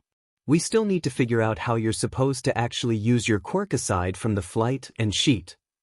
He paused slightly, a wicked glint coming into his eyes. Didn't you say a while back that you were able to move stuff with telekinesis when you went intangible? Izuku asked about uncertainty. He had forgotten about that. Oh right. Katsuki swallowed down the rest of his ramen, gathering some stares from the people nearby, as it was considered to be one of the spiciest ramen in the city. The waitress and ghost in particular looked shocked, confirming Izuku's idea that she had tried to make it spicier, and once he'd swallowed and taken a single sip of water, he bared his teeth. It's not much, but it's a lead. After paying, Izuku and Katsuki strolled back down to the beach. Katsuki instructed Izuku to return to his ghost form and practice telekinesis. As he went to practice on a pile of junk, Katsuki sat down in his usual spot, legs crisscrossed on the cleanest part of the wall. He pulled out his phone, since there wasn't really anything to watch. He grimaced at the burn on his tongue as he pressed his lips together. The bitchy waitress had essentially tried to poison him. Of course, it hadn't fazed him much, but it was still stronger than the usual burn of spicy food. It also ruined the meal, 'cause spice was the only taste, but not returning it had been worth it, if only to see the shocked look on the waitress's face. Only a few minutes passed of Katsuki looking through the hero news before an excited shriek came from Izuku. "Kakken!" Katsuki looked up, eyes directed toward the horizon where Izuku stood, grinning excitedly and pointing at a small pile of junk floating a few feet off the ground. "I did it. And I think I kinda know what I'm supposed to do now, so I can practice in my regular state." Katsuki smirked. "Well done, you floated a few pounds. I'll be impressed when you can move more than I can lift." Izuku looked back at him, a smile growing on his face at the challenge. He turned around, arms out. Katsuki wondered if the movement was an instinct or a necessity. It was a dumb giveaway in a fight if it wasn't necessary, but Katsuki remembered how Inko's quirk was oriented around her hands, and thus required the movement to actually work. Was Izuku's quirk actually a hereditary mutation rather than a completely different quirk? Katsuki returned to his phone, looking for mentions of his more favored heroes. He was just tapping an article on All Might when his phone flashed white, and the screen turned statusy, glitching before going black. What the F-? He looked up to tell Izuku he had to go because of his phone, but was surprised to see Izuku straining as he struggled to move a much larger pile of garbage. 100 pounds at least. It wasn't lifting off the ground much, but based on the lines in the sand behind it, he had dragged it several feet toward him. Katsuki was honestly very surprised, not something he admitted often. And it was off the ground just a little. "You did it, Kakken," Izuku mumbled, falling forward onto his knees and dropping to his knees and letting go of the trash heap. Katsuki decided not to mention that he could still lift more than that after his training over the last few months. At that exact moment, Katsuki's phone fizzled back on, and an idea began to form. Instead of looking into it, he walked forward and examined Izuku. He was still visible, and not panting or sweating or anything that would usually belay tiredness or fatigue, but he was slightly transparent and flickering, and there was an obvious strain to his voice. Some sort of quirk fatigue, then. Izuku crouched down, attempting to pull Izuku up by the arm, but his hand just passed through. "Can you get solid, Deku?" Izuku seemed to contemplate for a second before forcing out a "no." "All right then, don't try. Must be 'cause you overused your quirk. You'll probably remain intangible for a bit." Izuku nodded as he leaned back onto his knees. "Okay, Kakken. How the hell did you even get your quirk? Mutations aren't usually that extreme." Izuku raised a hand up to his chin, tapping it. "I've thought about that a bit too. I think it does make some sense though. You know my father's quirk, right? It's actually a bit closer to Ryoku's than just fire breathing. He's essentially got the abilities of a fire drake breathing fire, enhanced senses, etc. Not much, but more than just fire breath. Then there's my mom's ability, a weak form of telekinesis. Combine the two and you get a mythical creature with telekinesis. It just happened to be a ghost, I guess? Except ghosts do actually exist, and there's a lot of strange discrepancies since real ghosts don't have telekinesis, but mythical ones do, but then, same goes for drakes. Since they don't exist, there is no genetic basis for it except foreign mythology, and Legan's Bumidad still got those abilities and. Katsuki held up his hand to silence his muttering, a wicked glint coming into his eyes. "So you might have more abilities than you originally thought."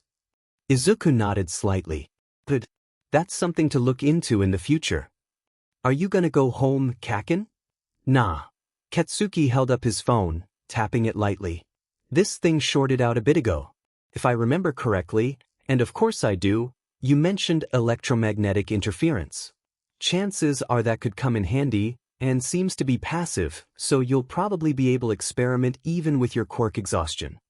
Izuku paused, his face lighting up. "I'd completely forgotten about that. Shorting out electricity could definitely have advantages as a hero. Thanks for reminding me, Kakken." Katsuki snorted. "Of course, dumbass. Like you'd ever remember on your own. But I do think I'll need a bit to rest. Not long. Just a bit." Katsuki paused, the spicy burn still making his mouth taste bad. We're going to the convenience store first, then. He stated. I need a drink. Izuku looked at him surprised. Oh, so you weren't able to take the additional spice? What, you knew? Izuku tried to look innocent. A ghost said he thought you were gonna die. But that was nonchalant. Katsuki had somehow forgotten that Izuku could see ghosts. He hadn't really asked about it before, but were ghosts common? I figured you'd be able to take it, sorry. I could take it. It was just some gross sheet. Izuku hummed unconvincingly. Of course, Kaken. F you. Katsuki growled, leading the way to the store. He'd need to get milk tea. After 2 more weeks, Izuku had finished his middle school education. Nearly non-stop. School made that rather easy. Izuku spent hours straight poring over his old school textbooks and learning everything in them he could. When he came across a term he didn't understand, he had plenty of time to go to the library and read a whole book based on that subject when he was bored. Within another week and a half, he had finished learning anything he could have possibly needed to know for the high school entrance exam, not that it would stop him from compulsively studying and moving on to advanced textbooks when he was bored once again. After testing out his electromagnetic interference for a few days, Izuku remembered something that was kind of a very important issue. He was legally dead. That was literally why he wasn't going to school. Of course, that would cause issues if his files ever needed to be pulled up, as in if he ever wanted to attend Yūrei or any high school. The moment he'd thought of it, he'd ended up rushing to his mom's work, easily sneaking past the nurses and individuals while in his incorporeal state. Luckily she was sitting alone in the staff office. Mom! Inko jumped, throwing a few papers up in the air as Izuku phased through the door. Izuku, what are you doing here? But, I'm sorry. I just had a thought and I couldn't wait, because it's really important. Inko nodded as she shuffled the papers together. What is it, Izu? So you know how I'm dead, right? Inko looked at him deadpanned, and Izuku shrugged awkwardly. So, you had to sign those waivers officiating it, which could be a problem because it announced me dead by suicide and would therefore raise a ton of questions, and Inko held up her hand, flushing slightly. Her eyes were glossy as she looked to the side, keeping her eyes focused on a picture of the two of them. Actually, she paused, taking a calming breath to end the wavering in her voice. I couldn't do it. I couldn't sign the things that made it official that my only family, that you were dead. The police, she sighed heavily. They basically said you had no rights in the system, being quirkless.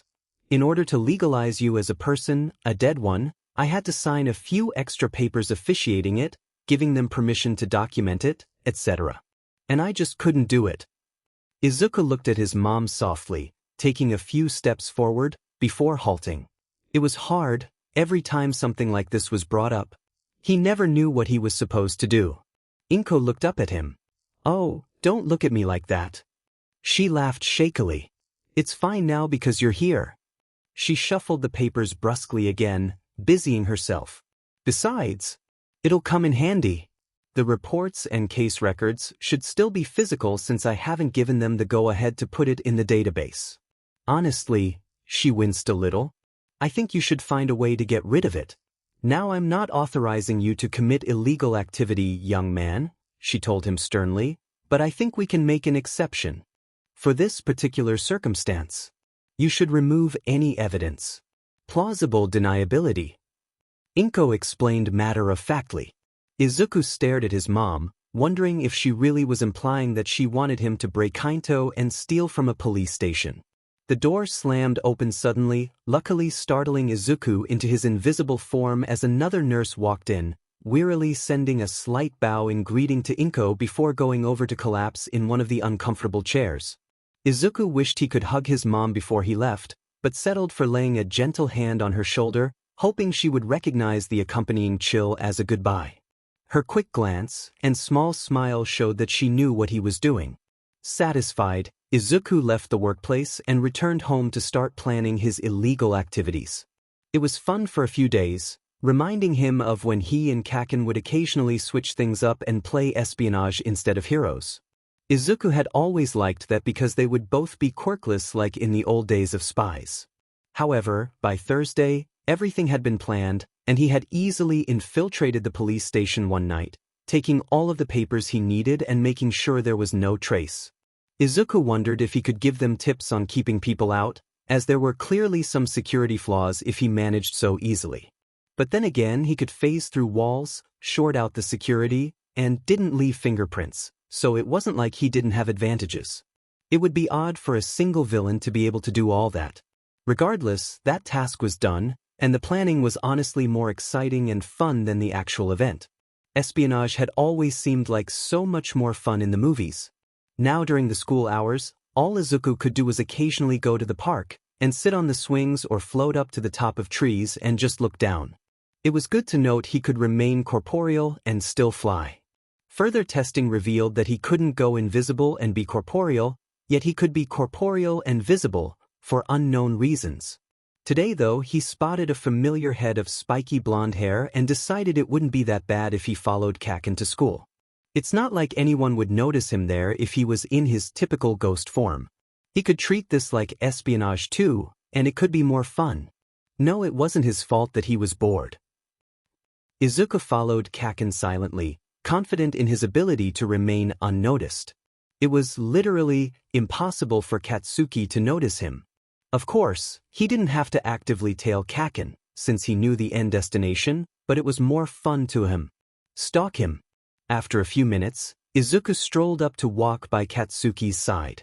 He couldn't decide whether it was fun or sad that Katsuki had no idea whatsoever that he was there, despite what he would certainly consider Izuku's obnoxious humming. Izuku hummed louder just to irritate that Kaken in his mind. That probably wasn't good. Before long, they had arrived at school. Izuku was surprised for a second at how quickly they had been, but Kaken did always speed walk despite his slouching posture, and Izuku didn't get tired, even from physical exertion, anymore, so he had no issue keeping up. Izuku continued to walk casually beside him, only stepping to the side when someone threatened to walk through him. Izuku considered going tangible, but he knew he shouldn't. It would be too odd if he showed up out of nowhere, especially being unenrolled from the school. Izuku paused when he realized he'd lost Katsuki.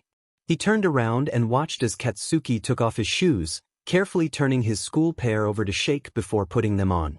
Izuku's breath caught as he saw a few glittering bits of silver fall out. He hoped he was wrong, but as the bell rang, Izuku allowed Kaken to head off to his homeroom while he stayed in the shoe locker area. When he was sure no one else was gone, Izuku allowed himself to solidify and walked up to Kaken's locker. Quietly he opened the door and peered inside. A metallic glint caught his eye, and he pulled back, carefully reaching his hand in to pull the small bits of metal out. Someone had actually put tacks in Kaken's shoes, and that someone was somehow not very dead and murdered. Worse than that, it seemed to be a common recurrence, judging by the nonchalance in which Katsuki checked his shoes. Was Kaken being bullied?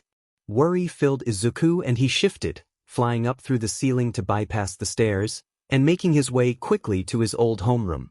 Once there, he immediately bellowed for Katsuki, checking his desk for the familiar telltale signs of a form of bullying just as traditionally horrible as the tacks.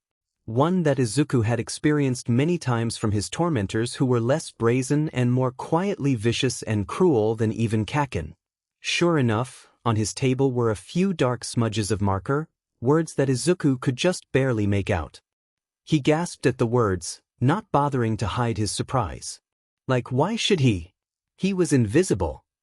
Killer, murderer, a hole, bully, suicide instigator, did you get what you wanted? Who will you kill next? They were blaming Katsuki for Izuku dying. Sure, he'd played a part in it, but the hypocrisy behind those words made Izuku sick. Not only had Noon in this class cared when he was alive, but he recognized some of the handwriting and knew they had taken part of making similar marks on his own desk. And of course Katsuki played a part, but only had a bigger role than the unknown people who had written similar blocky black letters on Izuku's desks, because Katsuki at least was fearless in his bullying, not hiding behind a veil of anonymity. Even if he doubted these words fazed Katsuki, Izuku didn't want anyone to have cruel things marked like scars on their desks. Whether or not you let them affect you or not, seeing them, struggling to wipe them off, wasn't fun. Quirkless, weak, dumb, You honestly think you can be a hero? Go die, you're worthless, freak, kill yourself already, why are you even alive, no one likes you, get lost, we don't need Dekus here, I dare you to jump off the roof, why aren't you dead yet, stop being so worthless. Those words had hurt until Izuku had gone numb, but Kaken had never participated in something so cowardly. But why did his classmates think, no, he was dead? They should have just been told that he unenrolled from Aldra. Izuku couldn't understand why Katsuki hadn't pulverized the people who did this stuff to him. Why would he be so complacent? It wasn't like him. Katsuki returned to his desk from the back of the room, where he had been throwing away a blackened tissue, likely used to clean up the marker. Hey teach. The spindly-armed teacher looked up from his phone, legs kicked up on his desk. Yes, Bakugo?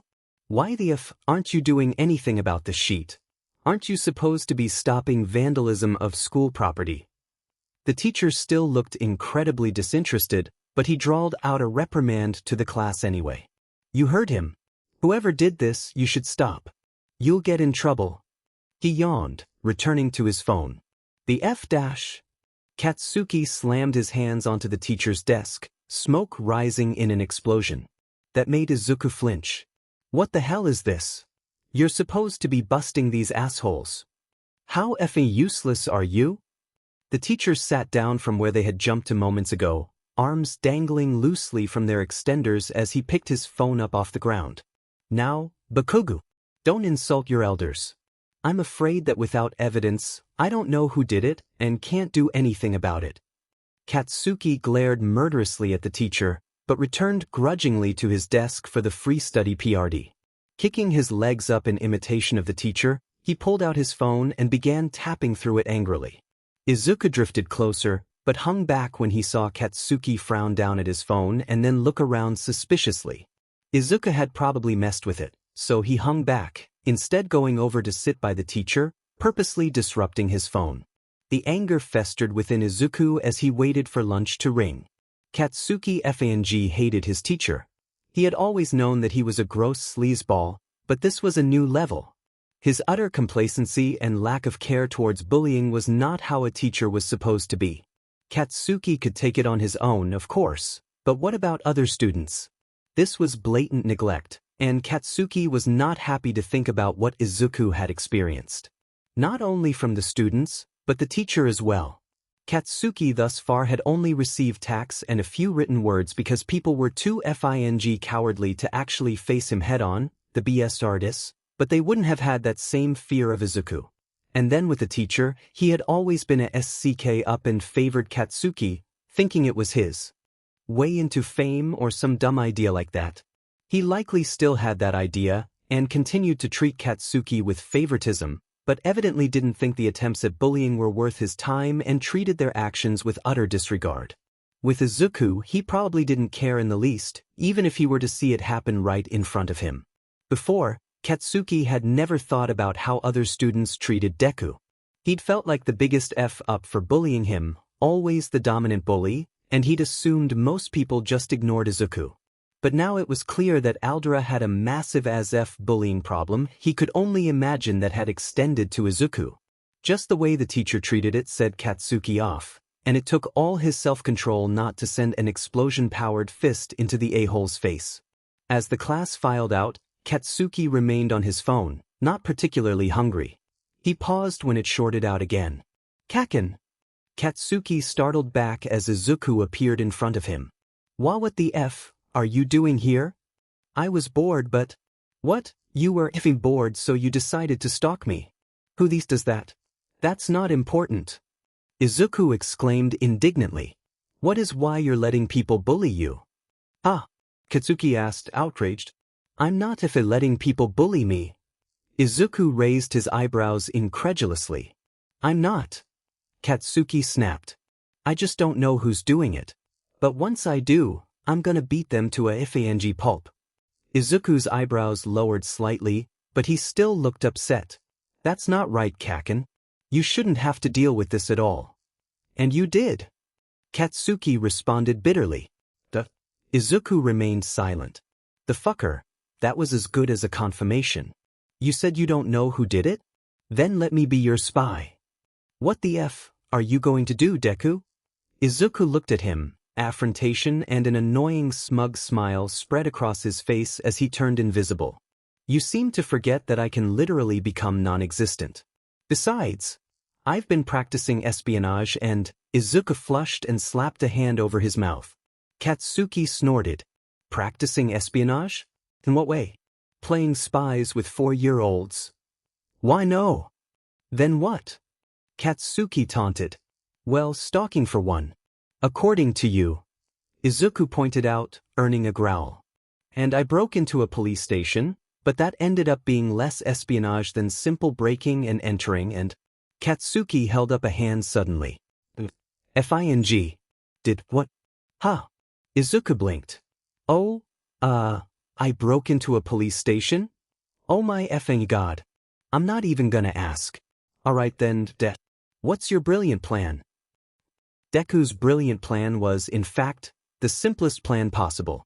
Upon finding out that people usually put more tacks in his personal shoes before leaving school, he proposed to just go and wait until they showed up, and either detain them or just tell Katsuki who they were. Some espionage expert, all right. Still, Katsuki agreed, and Izuku disappeared instantly. Presumably going down to his locker. Dumb plan or not, Katsuki was looking forward to teaching some BSTRDS a lesson. Izuku didn't have to wait for long before 3 bulky boys crept into the room. Izuku cringed as he recognized them. They were all a year or 2 older than himself, as Izuku distinctly remembers them being upperclassmen at one point in time, but had all been held back several times. Izuku wondered if it could have possibly been on purpose, but couldn't think of any possible reason for that. He had known the trio for years, and they had been some of Izuku's most physical bullies. Back when they were young and Katsuki had barely just gotten his quirk, he had fought the 3 of them after he'd found them throwing stones at a malnourished kitten. Afterward, Kakin had been bruised and scraped up, wiping a bloody nose, but still smiling victoriously. A hero always wins no matter what, he had said, and Izuku's admiration for Kakin had been cement in that moment. Since then, they had always been partially terrified of Katsuki, and as soon as he and Izuku drifted apart, Izuku became an easy target for them. They often enjoyed locking Izuku in the janitor's closet. Hasan Yubi, in particular, liked to brutalize Izuku. His quirk, sharp fingers, allowed that easily. Izuku still had scars across his arms and shoulders from the teenager digging his fingers into Izuku's skin as Hasan threw him around. Izuku noticed distantly that his hands were shaking. He stood in silence, watching them, and despite his fear, felt a preemptive and vindictive satisfaction in the idea of what Katsuki was going to do to them. He wouldn't usually promote unsolicited violence, but, then again, it wasn't exactly unsolicited. However, when Hasan pulled out a pack of razor blades, Izuku realized he couldn't just watch, anger filling him as he remembered the times he'd cut his fingers disposing of them, or the time one stuck to the insole and he'd had to get stitches from stepping on it. Before he knew it, Izuku had solidified and grabbed Hasan's arm, stopping it in its place. Instantly all 3 of their gazes snapped to him. Hasan whirled around, fingers already metal, and Izuku just barely managed to leap away. Hasan's eyes widened in recognition as a malicious smile spread across his face. Oh, if it isn't the green waste of space. We thought you had finally offed yourself. He paused to put on an affected pout. It's a shame that you're still alive. Izuku flinched back away at the familiar look and raised fingers. Now I dare you to tell me what the hell you think you were doing touching me, scum. Izuku took a single step back before forcing himself to keep his ground. He took a calming breath, reminding himself that he had a quirk and could easily avoid the blades. Izuku prepared himself to dodge, but the door slammed open, distracting him, and Hasan managed to get his hand around Izuku's neck and shoved him back into a locker. Izuku's head hit first, and though a ringing filled his ears and he could feel warmth trickling down the side of his head, he scrambled to his feet. Hasan's claws hadn't cut through his neck, so he was mostly fine. Katsuki was growling almost ferally at Hasan, whose groupies had run off. What do you think you're doing, asshat? Oh, so you care about our punching bag now? How odd. Huh? The F, did you just call to you? Izuku, quietly dematerialized and rushed to the principal's office, running straight through the closed door. "Principal!" The stout man looked up from his computer at Izuku's shout. "Midoriya Izuku? Yes, what it? I thought you were dead." Izuku wanted to facepalm that even the teacher thought he had died. Either way, that wasn't important. "Sorry sir, I don't have much time." He explained the situation as quickly as possible, making sure to emphasize that Katsuki held no blame in the fight. The principal had always fawned over Kaken, so Izuku was confident that he would take Katsuki's side. Once done, he saluted, pulling his head back through the door and rushing off. Passing his old classroom, he caught some small whispers inside. "Did you hear? Midoriya and Bakugo thought he was dead. Didn't Bakugo kill him?" Irritation filled Izuku and cracked open the door, glaring through it. "Excuse me, but please don't gossip about people." "Oh my god!" Several students shrieked, flinching back. Not wasting time, Izuku left, rushing back down to Katsuki, leaving the room to echo with the panicked sounds of people who jumped to the conclusion that they were being haunted. As if Izuku would waste his time on extras. When he reached the ground floor, Izuku was unsurprised to see the three thuggish teenagers subdued on the floors. Kaken had somehow managed to track down the two that had fled and beat them all in just under 3 minutes. Izuku should have learned by now not to underestimate Katsuki's combat ability. Katsuki cracked his knuckles as he surveyed the kneeling bullies before him. That should teach them to think they could get away with something like trying to bully him. Losers. He had just been biding his time, but he had to admit it was getting effing irritating, and Izuku had helped him finish it much sooner than he'd have been able to by himself. Speaking of, a stupidly vindictive smile was spread across the nerd's face. Katsuki could understand why, if the words he had caught as he came up to the shoe room were any indicator, but the look didn't fit Izuku, so he snapped his fingers in front of his nose, instantly clearing Izuku's darkened expression as he turned his head toward Katsuki. "Kaken! That was amazing! You beat them so quickly!" Katsuki wanted to preen in the praise, which, goddammit, made no sense.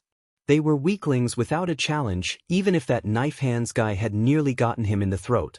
But he was interrupted when he saw the scarlet staining the side of Izuku's head. He instantly lunged forward, grabbing a tissue from his backpack while he was at it. Deku, why didn't you tell me you got hurt?" Katsuki pressed the tissue up to where the trail of blood started.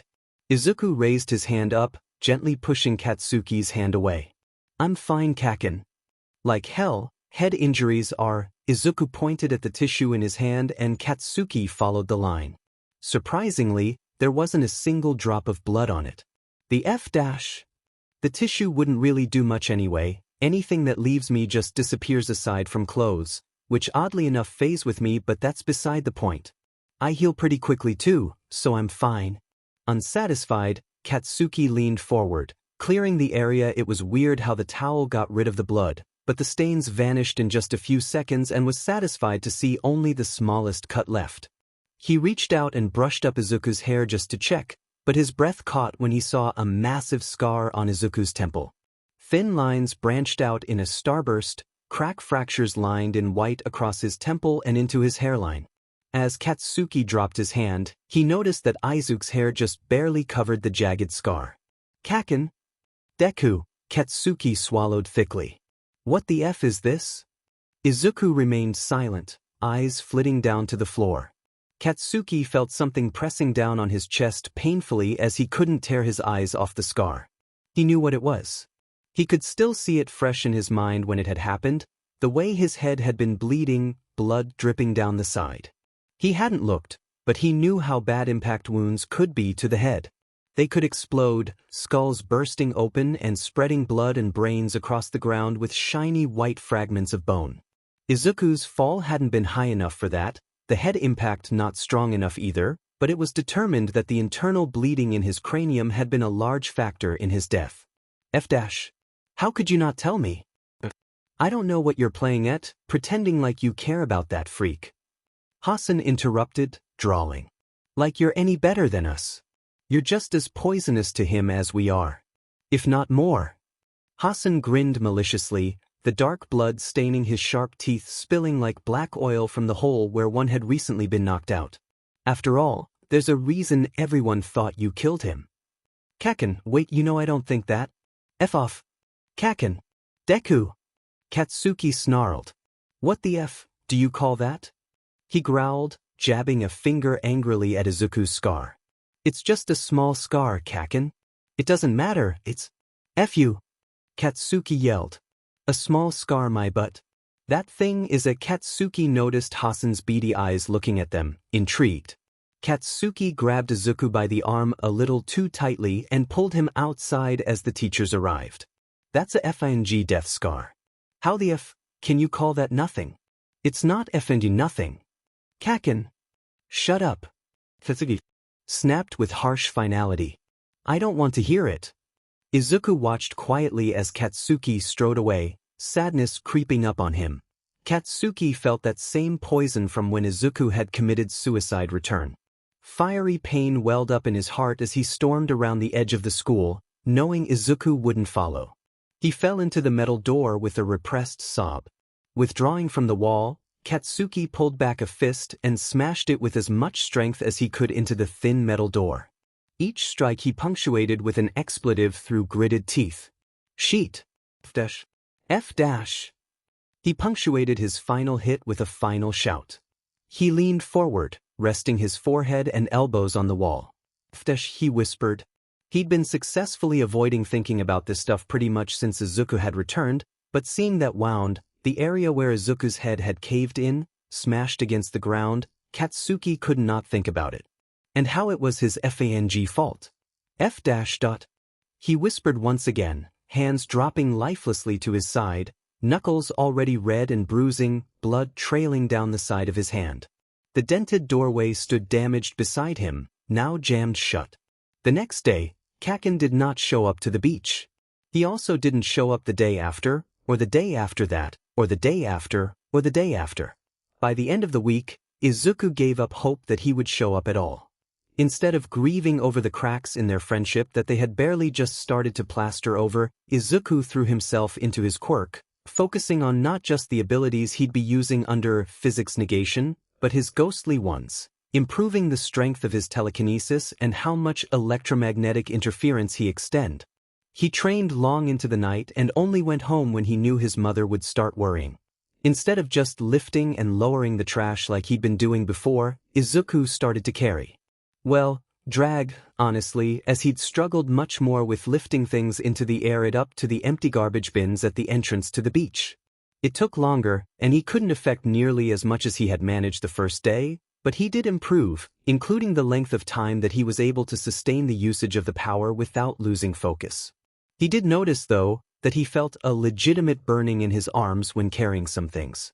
He would have attributed that to muscle exhaustion were it not for the fact that the burning was located on his skin, and there were the occasional rash-like burns that faded quickly, but still comparatively slowly to the assorted injuries he got. It was only when he cut his palm on the rusty edge of a broken chainsaw and it refused to heal that he realized what was causing the burning. Iron. How he didn't think of that before, Izuku didn't know. It was so obvious. Iron was consistently something used against supernatural forces. If he had to guess, he would posit that iron hurt his ghost form more fully then. Other things did, stopping the accelerated healing process that usually occurred due to how Izuku was basically a manifestation of pure energy. From then on, Izuku avoided carrying items made of iron or iron composites, as well as rusty items by hand. Since rust was iron oxide, he should have been more careful about it from the beginning. If his body reacted to it in a similar way to salt, but burning instead of repulsion, it could have been really bad. Even the salty air at the beach was a mild issue, as it left his skin crawling, but it was diluted enough not to cause a serious reaction. Iron would probably work similarly in terms of not affecting him unless higher than a certain concentration. Multitasking became a focus, including carrying non-hazardous trash in his arms as he dragged an equal along with him through telekinesis.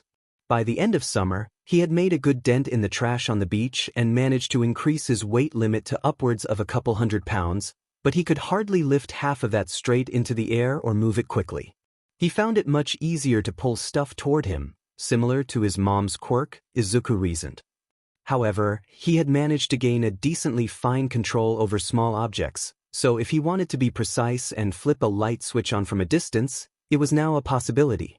He made much more progress with his electromagnetic interference, able to increase the output. Additionally, he was starting to figure out how to affect things in specific ways rather than just completely shorting them out. Still, he'd had no luck on canceling out the interference completely, so he still couldn't use technology if he had to get close to it. This was especially when he released corporeality and returned to his natural ghostly form, which seemed to enhance all his powers. Going full ghost was inconvenient though, since he had to remain either entirely corporeal or entirely incorporeal, and if he wanted to interact with anything physically, he had to drop the enhancement from being incorporeal. It was fun to discover more control of his quirk, though it did get tiring.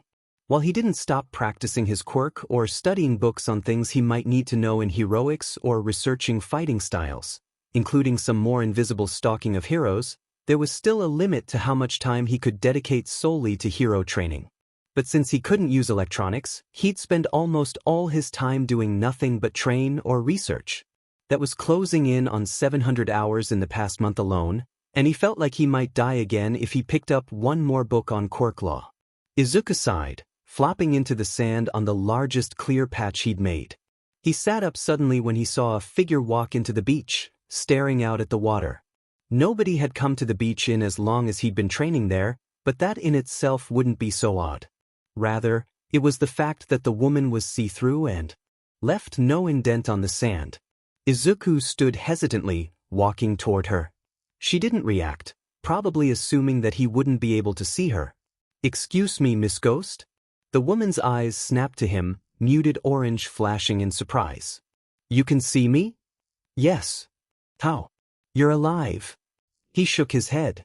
"I'm not actually. Just as dead as you are." "Can I?" There was a hope that Izuku wondered at rising in her features. "Can I do it too?" she asked, staring at his feet sinking into the sand. He shook his head again, sadly and understanding now. "No. I'm sorry. It's my quirk." "Oh." The woman deflated, hands raising to rest by her collarbone, one hand fingering her necklace which held a small diamond ring. "I had hoped." Izuku had always been pretty good at deductions and understanding people. "If you'd like, I can do something for you," he offered before he could check himself. The look of joy on her face was enough gratification though. "Would you?" "Really?" He reached out and gently took her hand, noting that though he was corporeal, he could still touch her. "What do you need?" "My fiancé, the day I died, we had a fight, and I took our picture." She nodded at a cracked frame in the piles of trash, which Izuku hurried to pick up, dusting the sand off. The woman was in the picture, eyes a much brighter shade of orange, quite literally like the fruit, aside a young man. They both looked very happy and in love, and Izuku felt unbidden sympathy. "I had been going back to apologize when..." Izuku nodded, understanding. "Can you take me to him?" he offered hesitantly. The husband lived farther away than he had thought, and it was only at sunset that Izuku finally reached his house and dropped off the frame with a gentle knock, glancing hesitantly at the woman before going invisible as well. They stood for a few minutes, and Izuku felt his breath catch as an old man opened the door, gray hair reflecting silver as he stared down at the frame facing him daintily.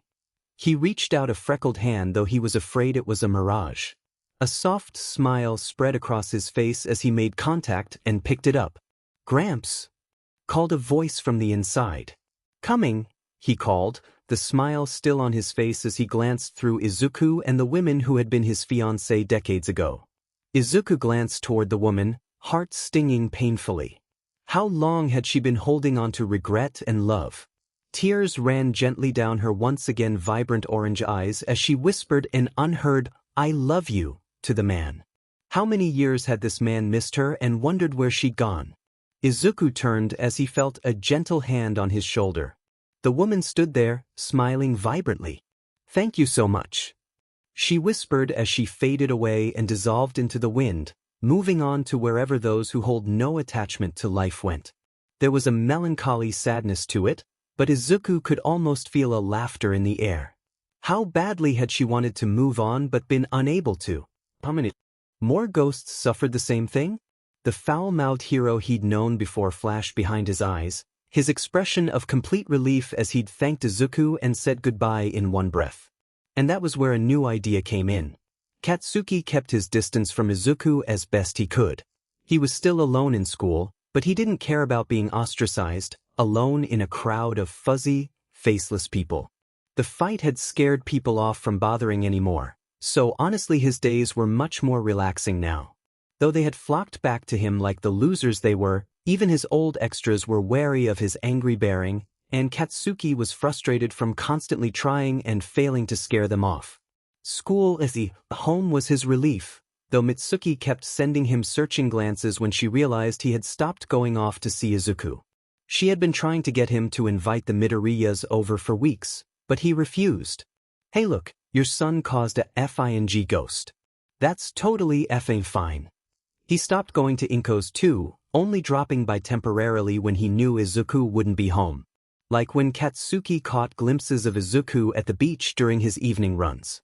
Every time he got near and caught a glimpse of the forestry green hair, the same crushing pain would clench at his chest.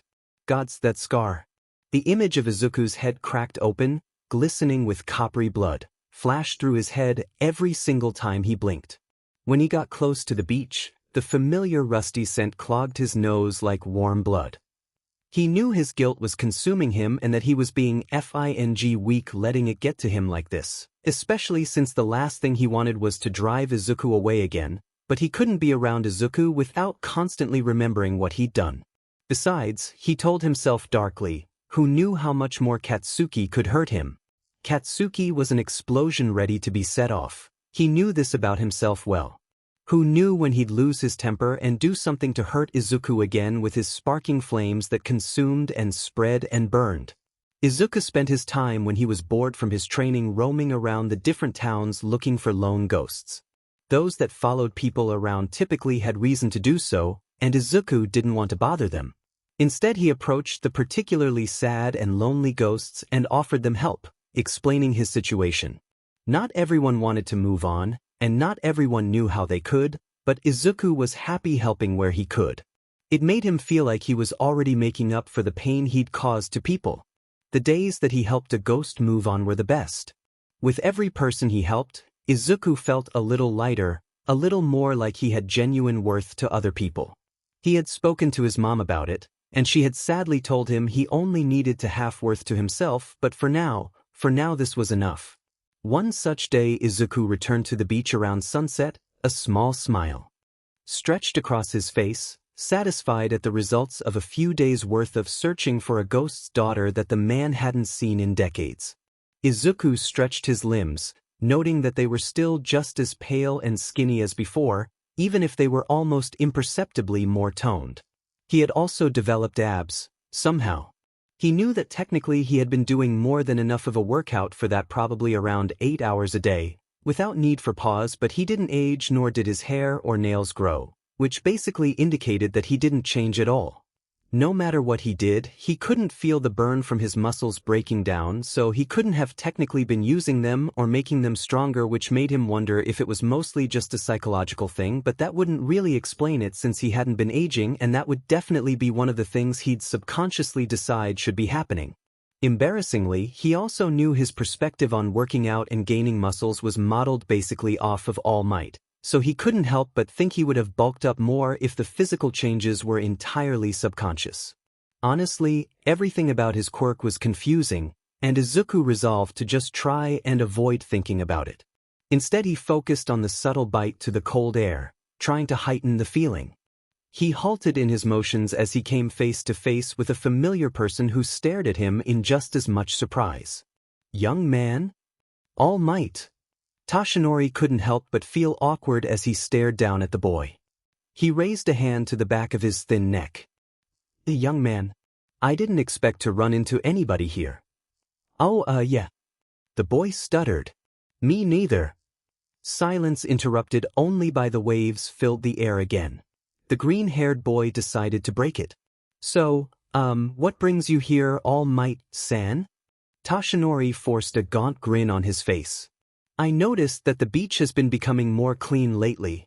I remember that this was once a very pretty place, and I wanted to see how progress was going. Ha ha ha. Silence again. Were those crickets? And you, young man? Oh. He jumped slightly, a light flush spreading across his face. I've been cleaning up the beach, actually. Surprise flashed through Tashinori, but the boy took his silence as something else. I'm sorry. Please don't report me. Tashinori felt his grin become a little more genuine at his flustered hands. Why would I report you, young man? Because of illegal quirk usage. Tashinori laughed slightly. It's fine, young man. He paused. Ah, but why are you cleaning it anyway? Oh, this beach has always had trash drift onto it due to the cross-circulation of the currents, and recently people have started illegally dumping their trash here because it's so easily covered. No one visits anymore, but some people say it used to be very pretty. He paused. Including you, I guess? Honestly, it's a good thing. It was a shame that this beach was so polluted. I'm quite impressed, young man. The greenette shuffled his feet, ears pink. Can't believe I was praised by All Might. He muttered, awestruck. Tashinori stifled his laughter. Tashinori was glad to see that this boy's admiration wasn't affected by knowledge of his weakness, or by how he crushed his dream. I must say, though, this is quite an endeavor on your own. Why not enlist the aid of the community? I need to train my quirk and get stronger. The boy paused. Young man. Tashinori watched as the boy's flustered look faded away and was replaced with a steely gaze encroaching on a glare. I decided that no matter what other people think, no matter what holds me back, no matter what mistakes I make. Every time Tashinori spoke to the boy, he wished more and more that he hadn't dismissed him so easily. I'm going to become a hero. He finished with a wide grin. For a moment, Tashinori was awed at the strange strength that filled the small boy. He felt a genuine grin stretching across his face despite the pang of regret. What a perfect successor this boy would have made. That's wonderful, my boy, he said warmly. Instantly, the boy became flustered again, fluffing the back of his hair awkwardly. Tashinori looked on fondly. A thought struck him suddenly. Where do you plan to go to school, young man? You, he squeaked. He looked thoughtfully down at the ground, a light flush spreading over his face. If I can, I definitely want to go to you. The boy looked up. Because it's the school you went to, All Might. Tashinori buffed up, holding out a thumbs up. You're a go-getter type fanboy, aren't you? Why, yes. He yelped, flinching back slightly from Tashinori's transformation. Well, All Might held a hand up to the side of his mouth. What's your name again? Midoriya. Midoriya Izuku. Well, young Midoriya, if you plan to get into Yūrei, I hope you're not just training your quirk? No, sir. Midoriya dissolved into mumbling which All Might could only understand some of. He was listing his training regime, though it was certainly advanced and well-planned, it also wasn't really adding up. Young Midoriya, this is, quite frankly, a very difficult training regime. All Might paused, running the times Midoriya has mentioned through his head one more time. You don't appear to have included time for school, or even sleep? He never was very good at math, but surely he wasn't that far off? I've actually already graduated, so... Still, this is quite difficult. Remember that overworking yourself can have the opposite effect. All Might glanced at Midoriya's skinny frame. Have you been able to keep up with this regime? Yes. I've been following it every day since the sludge monster. Approximately 2 months, huh? To be honest, the results don't seem directly proportional to the amount of work you must be doing. He eyed the boy's skinny limbs pointedly. Oh, I guess I just don't really bulk up much. I have gotten a lot stronger though. Midoriya fiddled a little with his hands. I always feel like I have to work harder than everyone else, but... His green eyes lowered, becoming watery, pensive sadness clouding them. I feel like I've been blessed with a quirk I didn't deserve in the least, and it's almost like I cheated. I shouldn't even be Ali. The boy swallowed heavily. He wondered how this young boy could change his attitude so quickly. What this boy had been through. 1 second he had been so proud and strong, but now he needed reassurance. All Might deflated and Toshinori lay a large hand on Midoriya's shoulder. Young Midoriya, there is a great difference between being blessed and deserving a blessing. I'm inclined to believe that you are very much the latter. Whether or not you earned it, regardless, you are certainly deserving of it. All Might. Midoriya sniffled, looking up at Toshinori, eyes overflowing with sparkling tears. Heh, if you want to be a hero, you'll have to dry those leaky eyes of yours, young Midoriya. Midoriya nodded, wiping off his eyes with a sleeve. That's more like it, my boy. Toshinori was cut off with a hacking cough, blood spilling down the side of his mouth. All Might. Izuku shrieked as his idol spewed blood out. It can't have been too severe an emergency, the ghost was treating it like a common occupancy. But how could coughing blood ever be normal? Are you okay? Izuku asked, worry creasing his brow. I'm fine, young Midoriya. He was interrupted by another cut of hacking coughs. All Might reached a shaking hand into his pocket, but they came out with nothing. Sheet. He cursed, wiping at the blood on his chin with his skeletal hand. All Might-san? Izuku asked hesitantly. Do you want me to run to the konbini? There's one not far away, and I can grab some tissues? Izuku hoped it didn't seem too invasive. Or worse than that, condescending. Of course All Might could take care of himself, he was All Might. But Izuku knew he was also Yagi Toshinori, and Yagi Toshinori was a regular person. No, I can't ask that of you, young me, he coughed again, a veritable stream of blood coming out and running down his face. Izuku stared at its passage in wide-eyed horror. Please? He asked hoarsely, eyes still trained on the blood. At least let me walk you there? All Might considered, before nodding. All right, young Midoriya. I must confess that I'm not familiar with this area, and wouldn't have the first idea of where to go. Izuku nodded and instantly turned around and began leading the way. It wasn't far, just across the street a little ways. That was helpful, since the awkward silence between them was more than stifling. More than a few minutes of it and Izuku was sure he'd manage to die again. Izuku checked the street before taking a few quick steps to cross it, only to pause in the middle as a flash of static seemed to fizzle through his spine. It left a sense of artificial panic burning through his head, and in a heartbeat, he had turned around and shoved Toshinori as hard as he could, taking a few steps forward with his momentum, heartbeats pounding in his ear. Izuku's fingers tingled as the feeling subsided with the loud rushing of a car passing by far too fast. A car that most certainly would have hit All Might if whatever that was hadn't happened to Izuku. A car could have been the end of the symbol of holy shit. Izuku had saved the life of the #1 hero. Izuku had also pushed the frail man off his feet, unbraced as he was for a shove, Omigo Sheknakadovertich #1 hero, and All Might remained on the ground, staring with the dulled shock that was typical of pro-heroes. All Might-san, are you alright? I'm so sorry I pushed you so roughly. I swear I didn't mean to. All Might laughed lowly, placing an arm down and pushing himself to his feet. It's all right, young Midoriya. He glanced at the direction the car had sped away. I'm actually incredibly impressed. You reacted more quickly than I did, which is no mean feat.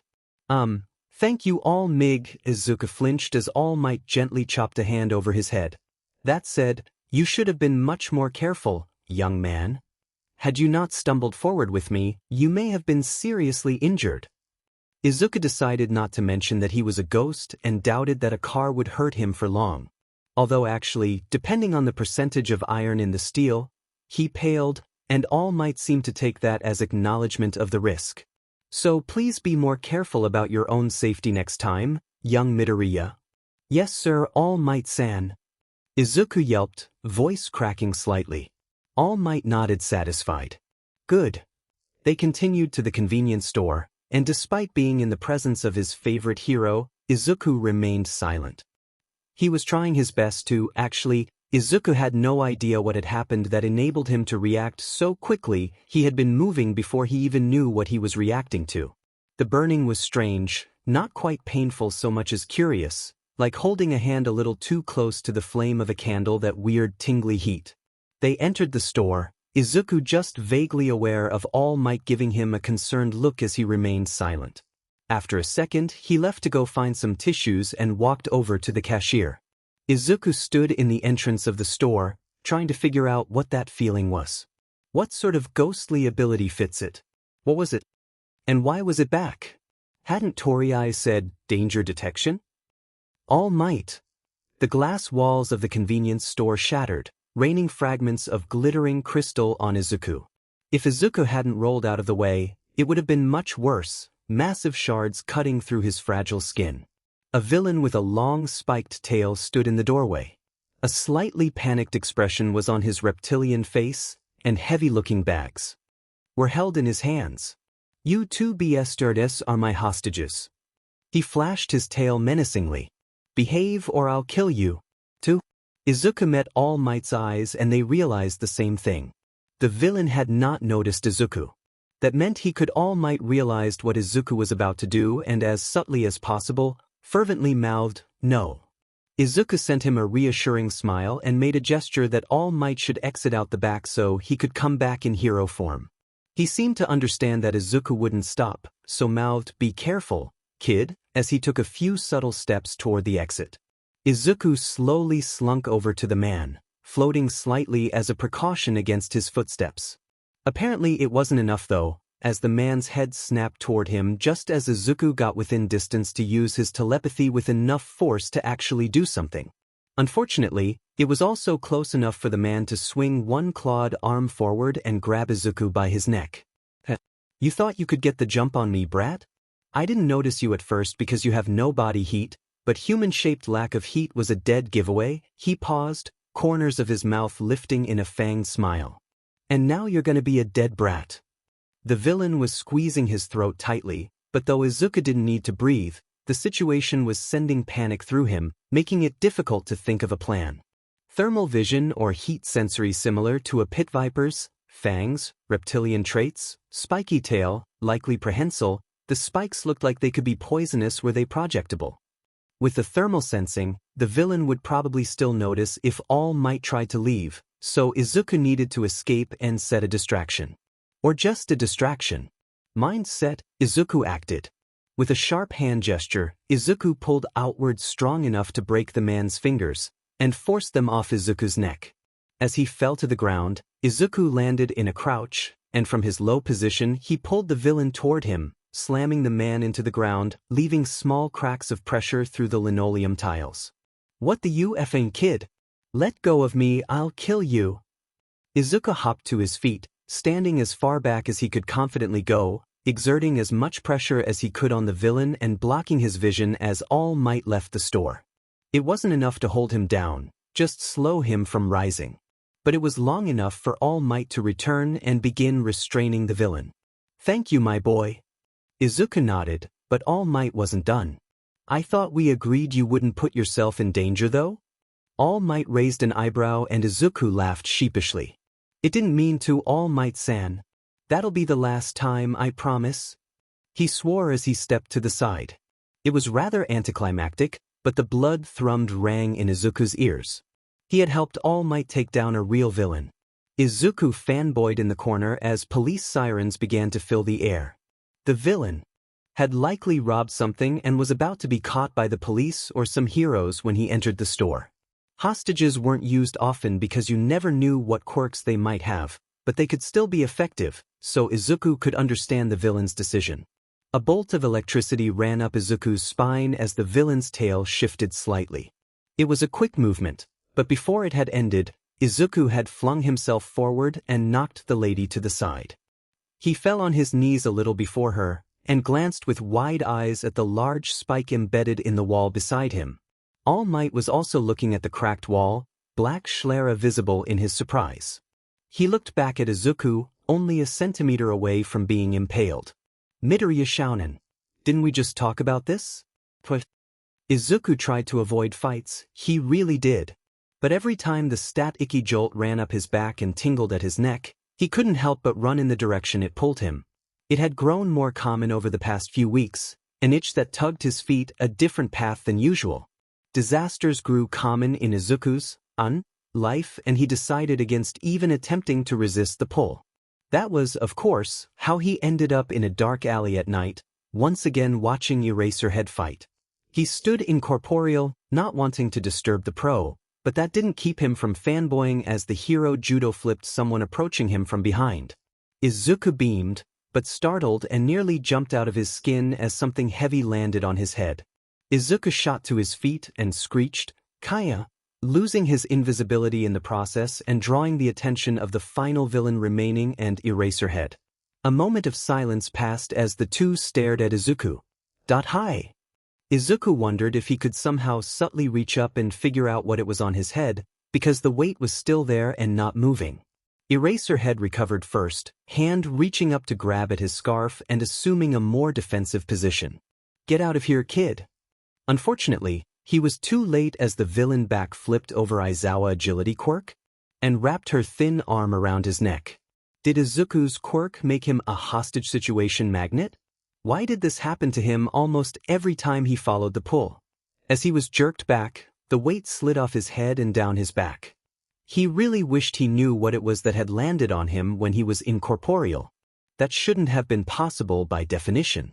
"Don't move, hero, or the kid gets it," she hissed. Eraserhead stiffened, arms relaxing away from his scarf. Izuku winced, wishing he could tell him not to do that he'd be fine, etc. Izuku met the underground hero's eyes, trying to communicate this, but it was probably too dark in the alley to tell, as Eraserhead's expression didn't change at all. With hope, it was dark enough that Eraserhead couldn't even make out Izuku's face. He'd prefer not to be arrested again. Sighing, Izuku reached up to tap the villain's arm. "Excuse me, could you please let me go?" The woman looks down at him for a moment before snorting. "Are you joking me, kid? Why the F would I let you go?" Izuku shrugged. "Dunno, but okay." Izuku phased through her arms, landing hard on her feet. Straightening quickly, he slammed his head into her chin, causing her to JRK back slightly with a choked yowl. Turning around, imitating a move of Eraserhead's he had practiced often, Izuku swung his elbow around into her stomach. She keeled over, a breath wheezing out of her stomach before Izuku turned to the hero, sending a small cheeky salute and sprinting in the other direction. "Hey wait, kid, I need to take you into the police station." Izuku ignored the hero's call as he dashed onto the street. "It's alright, I know where it is," he called over his shoulder. And it's not like he didn't. In fact, Izuku planned to go there so they could send some people to arrest the villain. In a few minutes, Izuku was skidding into the nearest police department. The receptionist looked up as the door slammed open, greeting him lazily. "Hi Midori, what happened this time?" "Nothing much," he said cheerily. "Just gotta let Tamakawa-san know that Eraserhead restrained a criminal." The receptionist Tikusuk nodded understandingly, pressing a pager button. "Okay Midori, he should be here soon. We've newly implemented the Midori button, so he should know that you're here." "Sure, Suk-san." Izuku laughed a little, but Suk's empty face didn't change. Did they actually have a button? Her quirk was called personal expression, giving her control of her expression and body language at all times, but it could be unnerving when she didn't choose to change it and just remained deadpan. Izuku had a hard time telling if she was serious. He was pretty sure she liked him though, since most of the people at the police station allowed him to call them by their first name. Izuku surreptitiously raised on his toes, trying to see if there really was a Midori button, but in that moment, Tamakawa walked out of the doors leading to the back of the police station. The cat-headed police officer sniffed the air once before sighing and looking up from his papers. "Midori-kun, what happened this time?" Eraserhead restrained a group of thugs in an alley off-block. "I figured it was too much for him to carry, so he may need help," Izuku explained. Sansa nodded, quickly directing the two men behind him to go to the alley, turning back to Izuku. "Anything of note to report? Or Evidin, why do you have a cat?" "I don't have a cat?" Sansa hummed, a disbelieving low purr. "Okay then. Whatever, I guess. No injuries?" "Nope. Not this time." Sansa sighed. "This time," he muttered. "Okay, you're free to go." "Hi. See you tomorrow." "See you tomorrow," Sook droned abruptly from the desk. Sansa meowed irritably. Let's hope not. A blond man poked his head out from the back. James Sen was an interdistrict transfer, just temporary while his original station went under investigation for corruption and quirkist discrimination.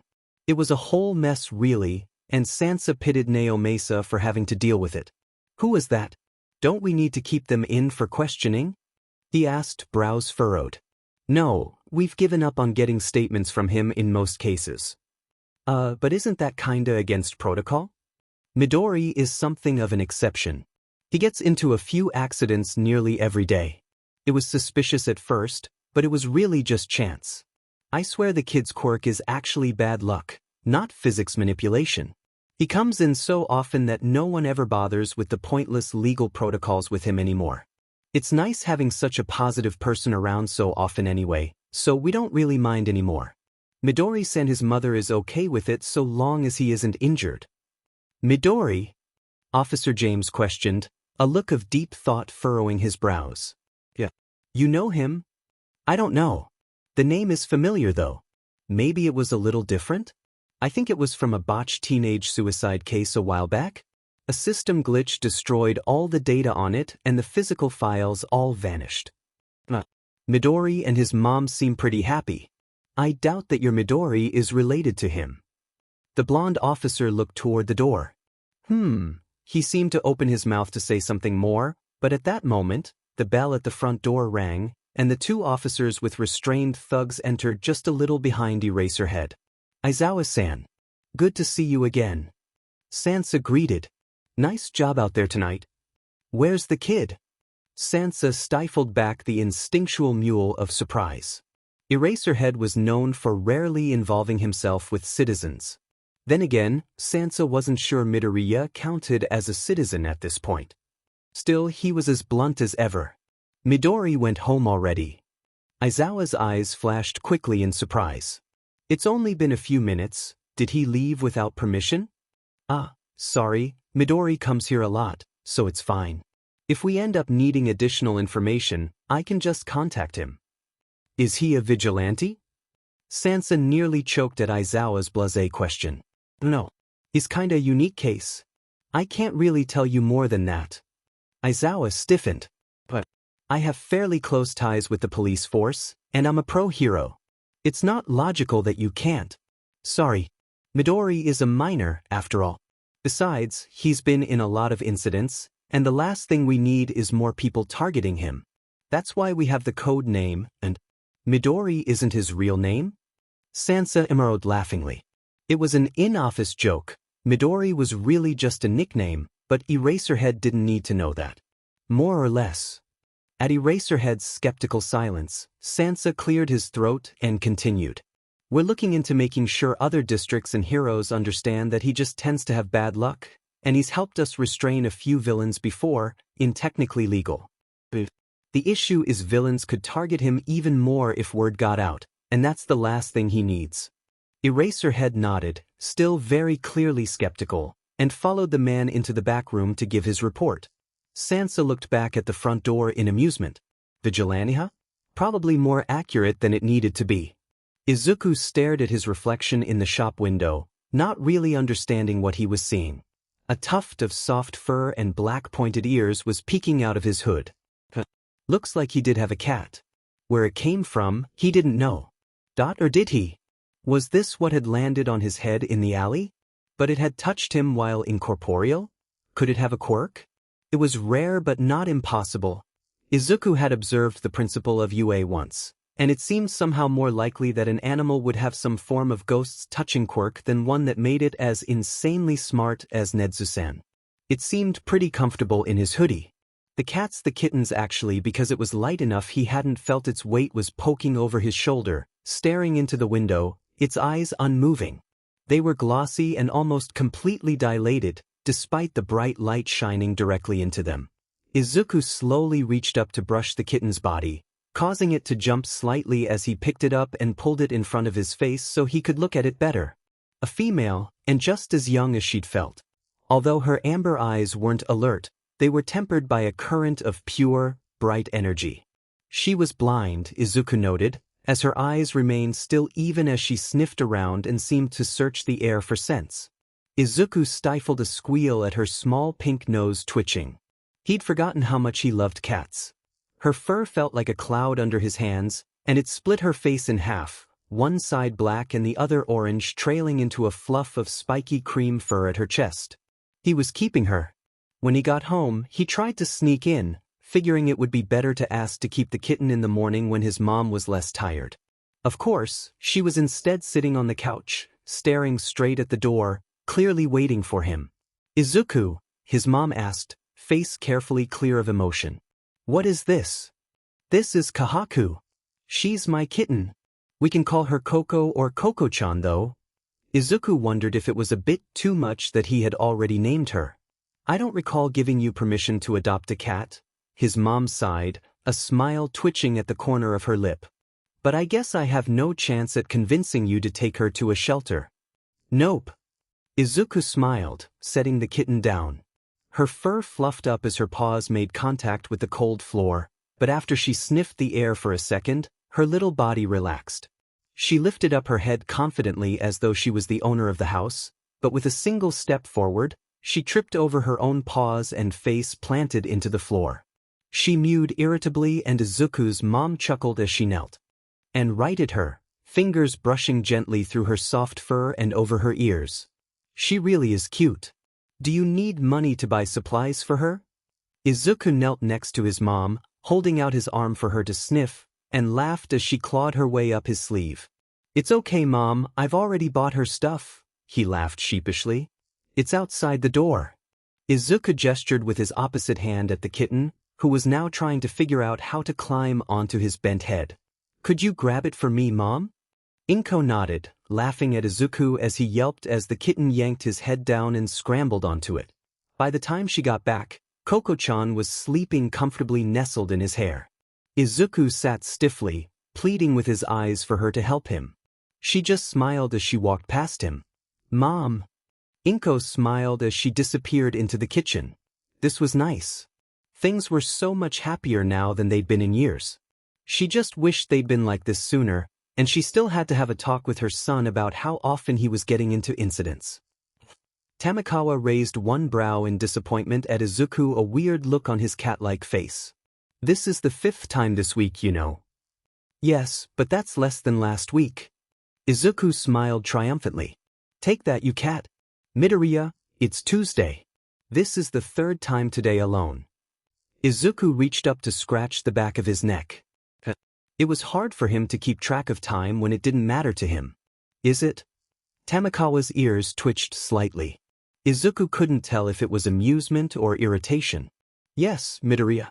The police at HQ are beginning to wonder if you should be considered a threat to society." Izuku's eyes immediately lit up in panic. Has it really been that bad? He couldn't get in trouble, it would damage his chances to get into UA. Seeing his worried expression, Tamakawa relaxed slightly, almost smiling. "It's okay, Midori. We've been talking to the heads about your situation."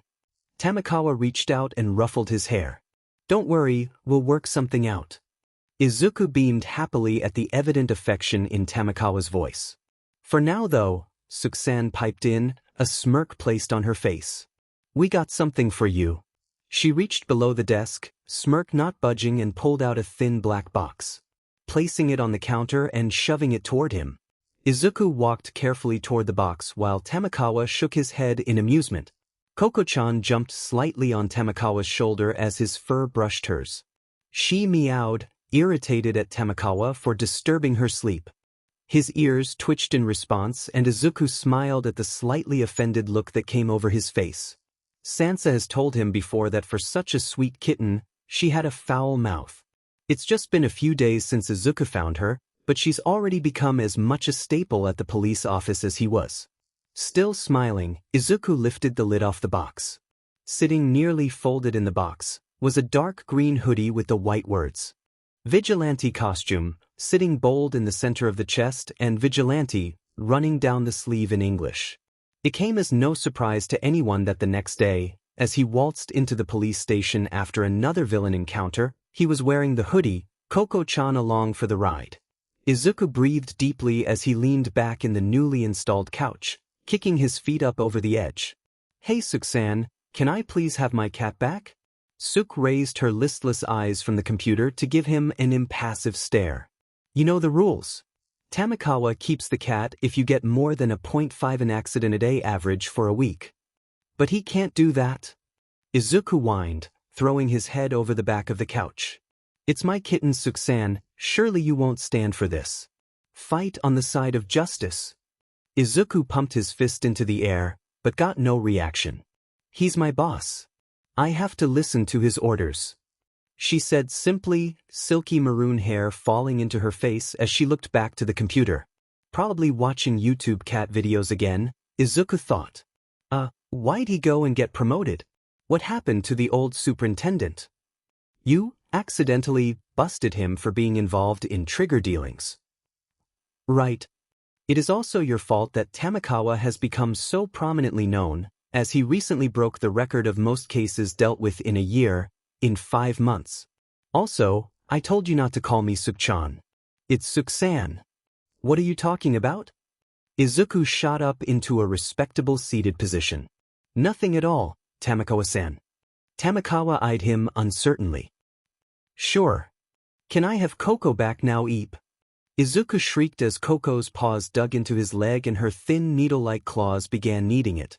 Izuku leaned over and peered into her eyes, noticing them to be even more dilated than usual. Tamakawa-san. You drugged her. I did not. I gave her a catnip toy. Izuku was not alone as he stared at Tamakawa, Suk joining him for once. But doesn't it affect you too? Suk nodded carefully in the background. Tamakawa's ears twitched irritably, or maybe in embarrassment. No, his ears flicked. For the last time, I'm not actually a cat. Izuku exchanged a quick glance with Suk. Definitely embarrassed. Izuku shot to his feet and bowed deeply.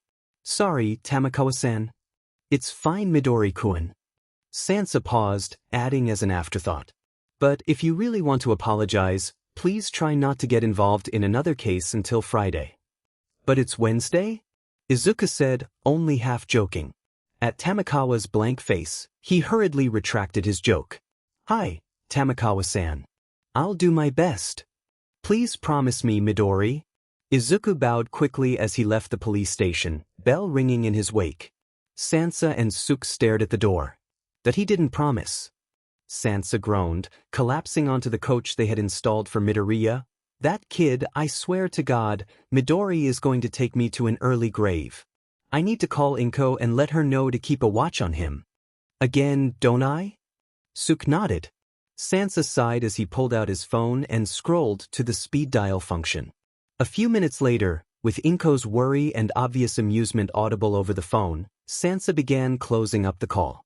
I don't think you'll really have any luck keeping him out of trouble, but please tell Midori to be careful. We here at the station really care about that boy. Somehow, Sansa could tell that Inko was tearing up, despite there being no sound of it. I'll tell him that. She choked out, through what were most likely happy tears. Please do. I get the feeling he hasn't realized that yet, despite the fact that most of us view him as our little brother. Inko laughed wetly from the other side of the phone. For what it's worth, he cares about you all a lot as well. He hasn't really trusted adults or figures of authority for a long time. It's nice to see that his trust is returning. And I can really only thank you guys for that. Midoriya-san. Sansa swallowed heavily. Can you tell me why Midori is like that? Suk and I noticed a while back, but it is difficult to broach the subject.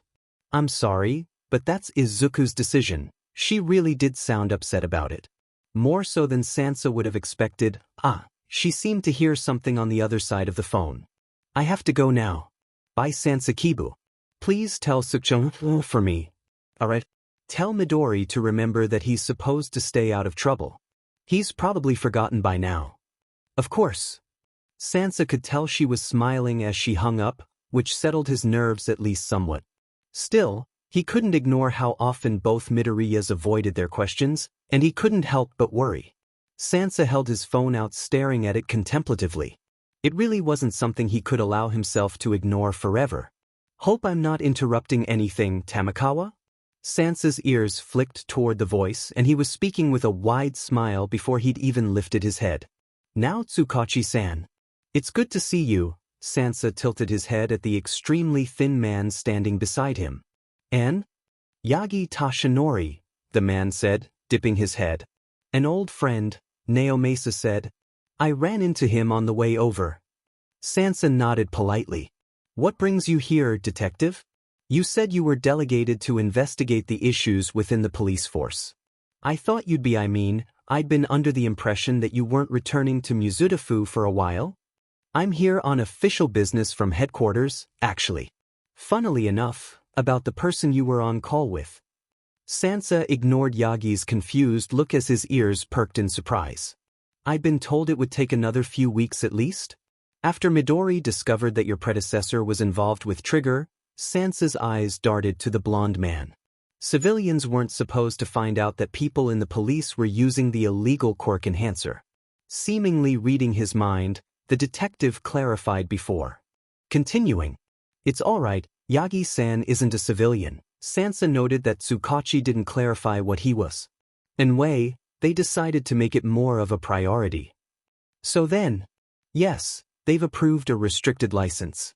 As long as he can provide proof of just cause through surveillance videos or witness testimonies, he is allowed to use his quirk to fight back and extremely superficially injure aggressors. That's good. The incidents have been getting more violent. He's been able to scrape by using his quirk entirely defensively until now, but it worries us. Detective Tsukachi nodded, a small smile on his face at his coworker's obvious relief. He'd heard a lot about Midori and the scuffles he'd gotten into. Just remember to remind him that this is in no way equivalent to a hero's license, provisional or otherwise. Our superiors are still very suspicious of him, but so long as he never enters into a scene after conflict has started, it should be fine. Shouldn't be an issue. Alright, I have to go now, Sansa. I'll see you soon. Naomasa waved slightly as he headed out the door with a respectful nod. Yagi turned to follow, but hesitated in the doorway. This Midori, he doesn't happen to be a kid about this tall. He held out a hand a little bit over the height of his waist, and have a horrible habit of putting himself in trouble to help others? Sansa allowed his surprise to show. You know him? Yagi nodded. Indeed I do. I haven't seen the boy in a while, but I remember extracting a promise from him to not put himself in danger. He glanced at the packet Sansa was holding with the restricted license. Evidently he has not kept it very well. Sansa laughed. No, but he has helped a lot of people. He's a good kid. Yagi nodded thoughtfully. Yeah, he is. Something else seemed to be on his mind, but the man raised a large hand in farewell as he followed the detective out. A good kid. Tashinori stared at the beach in surprise and a bit of awe. Not a single speck of trash or even dirt was seen anywhere on an unexpectedly large stretch of beach. The light sand sparkled and stood out brilliantly against the vibrant teal waters. Holy shit! How did Midori manage this so quickly? It had only been a little over a month since there were mounds of trash on the beach, and according to Tsukachi, the kid had been involved in accidents nearly constantly. When had he found the time to do this? Surely he would have had to work through the night every single day. All Might-san? The teen in question's voice stuttered in surprise. What are you doing here? Midori. I came to see you actually. All Might said, buffing up. All Might wanted see me omigod what kule havathatal might want sami go schwadishapning. Midori, I've heard quite a lot about you from my police friends. Izuku jumped, eyes going round in shock and panicked worry. I'm so sorry, All Might-san. He nearly wailed. I swear I didn't mean to break my promise. I just got involved in so many accidents and I couldn't just stand by and watch, and my feet kept on moving without me thinking, and I know you wanted me to stay safe, but I honestly couldn't help it. I'm so sorry. How could I break a promise to the All Might? What have I done? Oh my God. All Might winced at the boy's genuine panic and regret, and deflated purposely, hoping it would lessen the pressure on the teen. He reached out and chopped a hand lightly across the boy's head. I told you to stay out of trouble, Midori. Sir. But I cannot truly scold you. Many of the top heroes have that in common with you. For moving without thought is the essence of a true hero. Toshinori softened his voice. You've helped many people, young Midoriya, and you're not even a hero student yet. I truly look forward to watching your future career. All Might Midoriya looked up at him, eyes sparkling with surprised happiness and pride in the dimming light of evening. Which is why I would like to play a role in it. Midoriya Shounen, since you have nearly finished your venture on cleaning this beach, would you allow me to help train you? Train me? Izuku screeched, shock filling him. It's still several months until the entrance exams for Yūrei, young man, and I've noticed you've already finished your clearing of this beach. Well done. However, what do you plan to do to continue your training? You cannot fall lax simply once you've reached one goal. Rather, you must strive for another, further one. Plus ultra. Izuku stared up at All Might, stars in his eyes. This was why he was the symbol of peace. So inspirational. Yes, All Might-san. I'd love that. Great. But what do you plan to teach me? Izuku tapped a finger over his mouth. I've already nearly completed my strength training and I don't think there are more places for me to clean like this once I've finished, and a gym is not only too expensive but also rather pointless at this point, and I don't really need to maintain my muscles for various reasons, and I would think that you were referring to fighting ability, but the fact is that my quirk would never allow me to fight in the same one-punch style as you, so I don't think your fighting style would help me all that much, so I'm honestly kind of confused on what you want. And Izuku realized he was rambling and snapped his gaze up from the sand to All Might's dark eyes. Oh, it's not that I'm not incredibly grateful and honored to be offered your tutelage. I'm just confused as to how you'd be able to help me at all. Oh my gosh. That sounds so rude. I swear I don't mean it like that, All Might-san. The hero laughed. It's alright, I can understand what you mean. I do doubt that our fighting styles would match up, but at least you could use me as a punching bag. Izuku stared at his thin form skeptically. All Might coughed out some blood in indignation. Not like this, of course. In my hero form. But won't that take away your hero Angie time? I wouldn't want to do that. What if I keep you from saving people? All Might rubbed his neck sheepishly. Honestly speaking, Chio told me I'm harming myself and possibly lowering my time by overworking myself. An alternative to villains would probably be welcomed by my health. Chio? That was Recovery Girl, right? But a punching bag? A joke, my boy. In actuality, though I do not often use them myself, I am aware of various forms of martial arts, as my own mentor was partial to them. Izuku found his gaze drifting to the ghost floating above All Might's shoulder.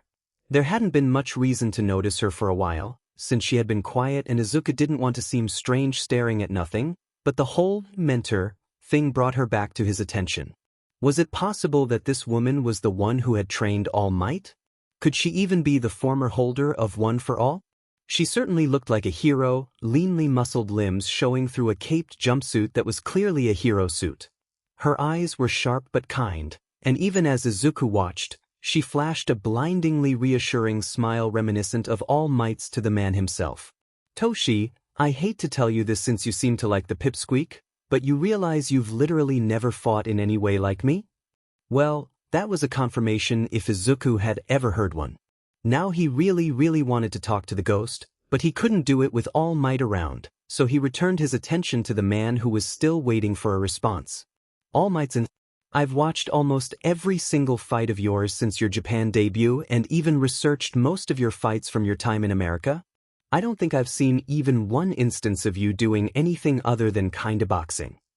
The ghost laughed buoyantly. This kid knows his stuff. Ah, that's true. I suppose I was hoping you wouldn't think about it that much. However, I have experienced my fair share of fights, so I can at least give you pointers on your form and such. As it turned out, All Might was absolutely no good whatsoever at teaching.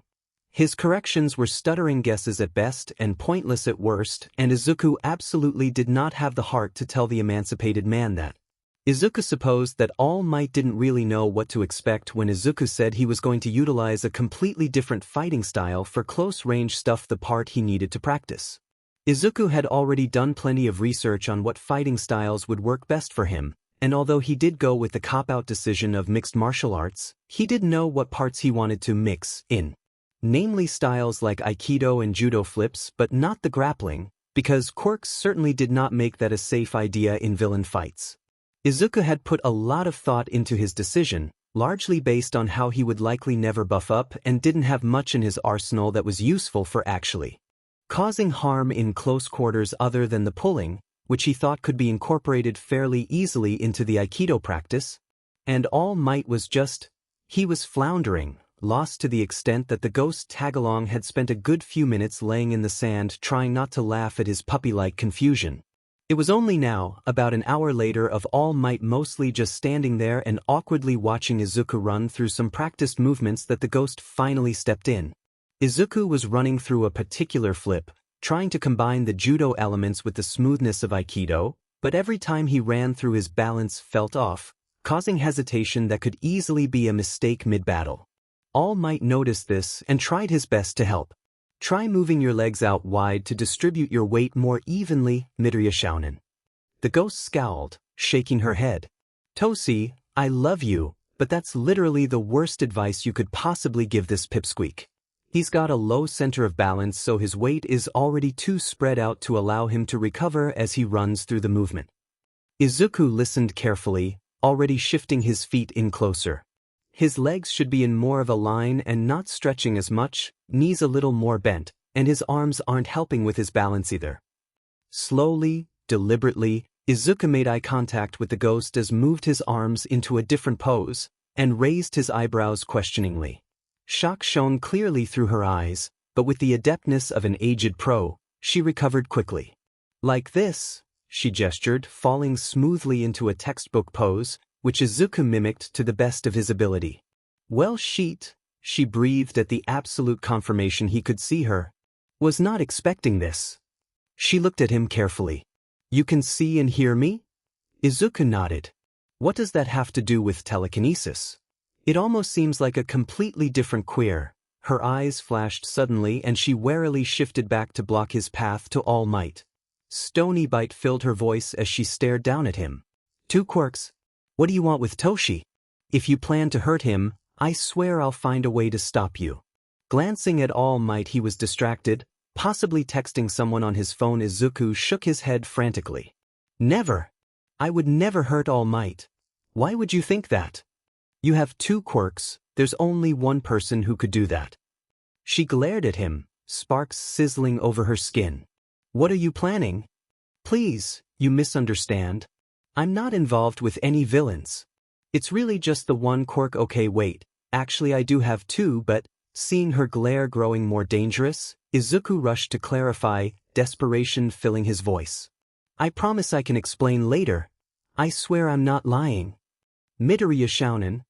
All Might asked, standing up from his seat on the wall. Are you all right? Izuku turned around to him, sending a pleading glance at the ghost to let him explain. Later. Sorry, All Might-san. Just mumbling to myself. You're sure you're all right, young man? Yes. He shot off the first excuse he could think of. I might just be getting tired and hungry. We've been at this a while after all. All Might looked at the sky, just noticing how low the sun had sunk. Ah, my apologies. You probably leave sooner than this. Izuku silently corrected that no, he usually worked through the night, but All Might didn't need to know that. Allow me to treat you to dinner. Nana directed a warning glare at him. Izuku yelped. No, I can't allow you to do that. I insist. No, it's really fine, I swear. Let's go. I know a great ramen shop nearby. Izuku knew he wasn't going to be able to deny the force of All Might's will, so he reluctantly allowed himself to be pushed along, shooting an apologizing and pleading glance for understanding at the defensive ghost. Once they left the beach, they stood at a familiar crosswalk, waiting for the walking light to come on. As they walked across the street, Izuku felt the familiar feeling of encroaching danger. As they reached the other end of the street, a teenager with headphones in walked past them, head down, fatigue seeming to drag his shoulders down. In a split-second decision, Izuku shot out his arm, holding the boy back from crossing. The teen turned a slightly confused violet glare at him, purple hair sticking out wildly. What are you? In that second, a large truck zoomed past, buffeting them with harsh gasoline-scented air. As soon as it had passed, Izuku promptly returned his arm to his side, flush covering his face for almost digging at the tall teen. "I'm so sorry. I just didn't want you to get hurt." The teen's drooping eyes widened as he followed the path of the truck. "How did you? I really am sorry." Izuku squeaked, bowing as he hurried the last few steps to catch up with All Might, who was watching the confrontation, a vaguely worrying look of consideration on his face. Izuku turned to flash a small smile at the boy as he stepped up onto the curb. "Please watch the streets more carefully. I don't want you to get hurt." Once they had left, the teen stared after the literal embodiment of sunshine, trying to tame the flush that had unwillingly covered his face. Izuku fidgeted with his chopsticks as he sat uncomfortably in the booth with All Might, his ghost still staring him down. They had already ordered. Izuku hadn't been allowed to order plain rice, so he ordered the least salty-seeming ramen and hoped he could manage a few bites, and had not yet talked, All Might surprisingly comfortably with the silence. "All Might," he started, a little too loudly, causing the man to kind of jolt quietly as they gained a few eyes. "Midoriya Shounen, I'd rather you don't call me that in this form." "Oh. Izuku flushed. "What would you like me to call you, sir?" "Tashinori is fine." Izuku's eyes flicked up from the napkin. "Yagi?" All Might was willing to let Izuku call him by his real name? Izuku squealed inwardly. It was like a childhood dream. To Tashinori-san, he turned red. Was this real life? "Yagi-san," he tried instead. "What did you want to talk about?" "Your training, young man. I guess I failed to realize how inept I'd be at it." "Oh." Izuku deflated. "I understand that you don't want to teach me anymore." No. You misunderstand, my boy. I intend to keep training you, but I can acknowledge that our styles are vastly different. The most I could help you do is learn to be less telegraphic about your movements." That wasn't too bad an idea, Izuku reckoned. "But also, you do have a small stretch of the beach left in the distance, which you could probably finish up quickly, but I have a lot of practice in strength training, so I can give you advice to utilize it most effectively and exercise different muscle groups than perhaps what you originally used." All Might held out his phone, displaying a document, probably what he had been doing at the beach, outlining an exercise plan. The Aim to Pass American Dream Plan. Izuku tried not to laugh at the English name. He wondered if All Might knew he could understand the language. Izuku leaned back before the phone could short out. Thinking about it, Izuku realized that he had only really trained his arms, legs, and back through his style of cleaning, and perhaps neglected the less obvious muscles. He just hadn't been able to think of ways to efficiently train them, but the experienced pro would likely have more ideas. I'd love that. The waiter came by and dropped off their food as they talked a little longer about what All Might could legitimately help him with. They took some bites between the taking, both picking at the food more than eating it.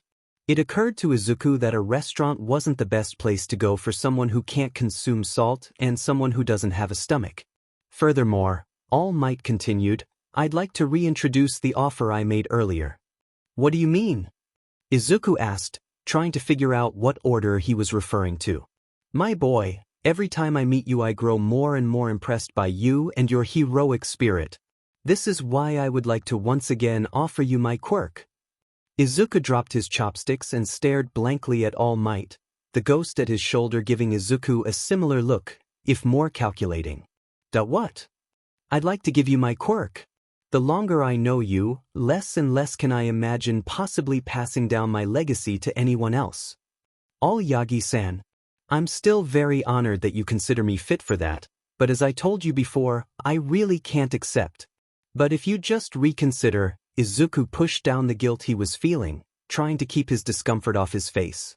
"Please, Yagi-san, I'm very grateful for your offer to train me, but if it was only with the intent of passing on your quirk, then I'm going to have to leave."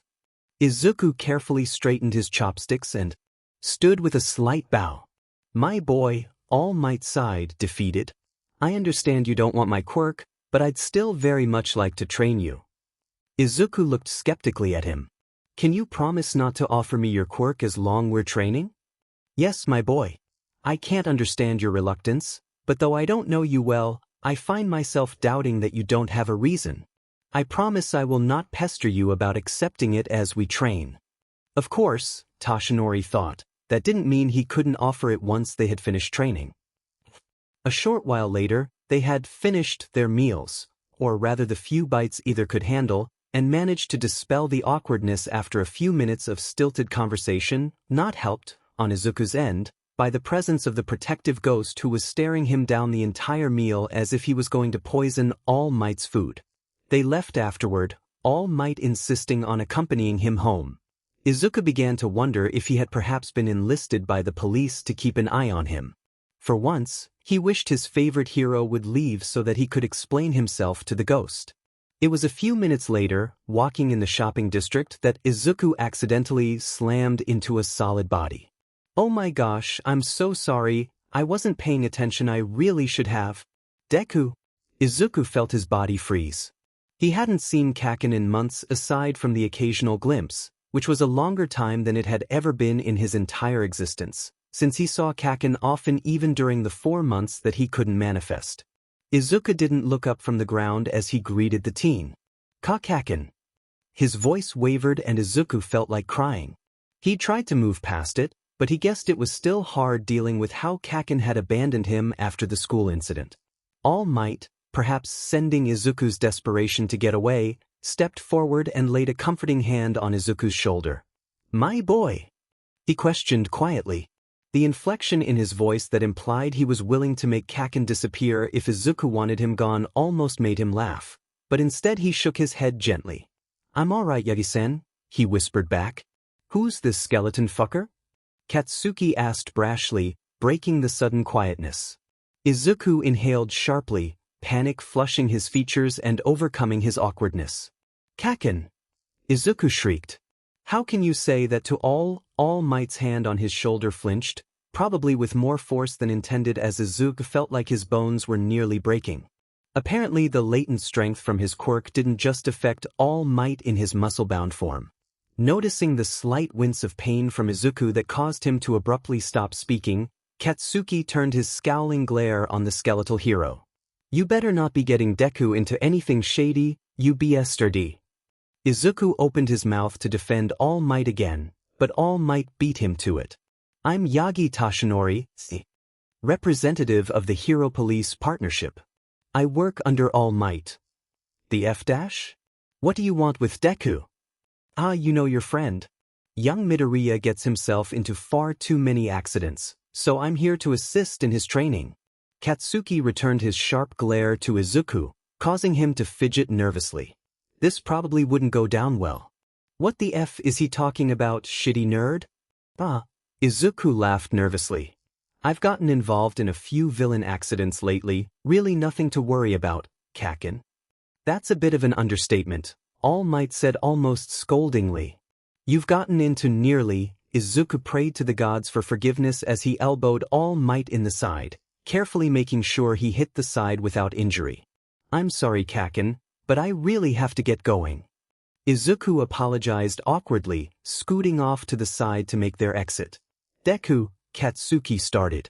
Izuku turned his gaze with a question in it to his friend. Never mind, he dismissed gruffly. Good luck with your training or whatever. Izuku brightened slightly, a small beam splitting his face.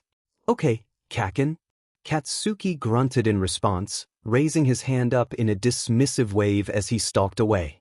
It wasn't exactly the interaction Izuku had imagined occurring, but Izuku was glad Katsuki hadn't ignored him again. Maybe they were making progress. But then it wasn't really much of a conversation, was it? Izuku looked up from his thoughts, recognizing the playground near his apartment complex. Oh, All Might. You can leave me here. All Might nodded. All right, Midoriya Shounen. He reached out and ruffled Izuku's hair. Didn't I tell you to call me Yagi? Alright, Yagi-san.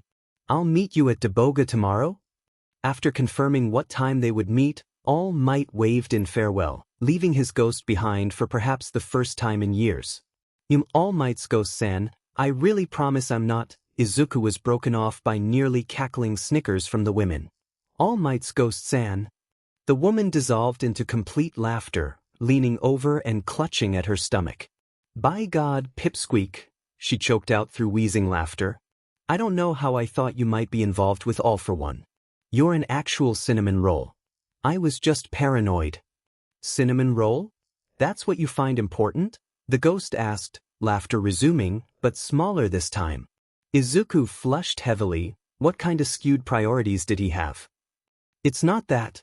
It's just, I can't blame you for being wary of me. It's good that you're careful. I mean, I was a little bit hurt, but it honestly doesn't matter at all. It's all right, Greenie, you're not at fault. She reached out to ruffle his hair but stopped just above it. Izuku figured she didn't realize that she could make contact. He had learned a while ago that ghosts couldn't really touch each other, much less touch physical things. I do have to ask though, your two quirks, telekinesis and the ability to talk to. Ghosts don't really fit together. About that, Izuku allowed himself to flicker in and out of tangibility. That's not really my quirk. The woman's eyes remained glued to his flickering form. Then, my quirk allows me to interact with the physical plane. The woman tore her eyes up to meet Izuku's eyes, voice catching.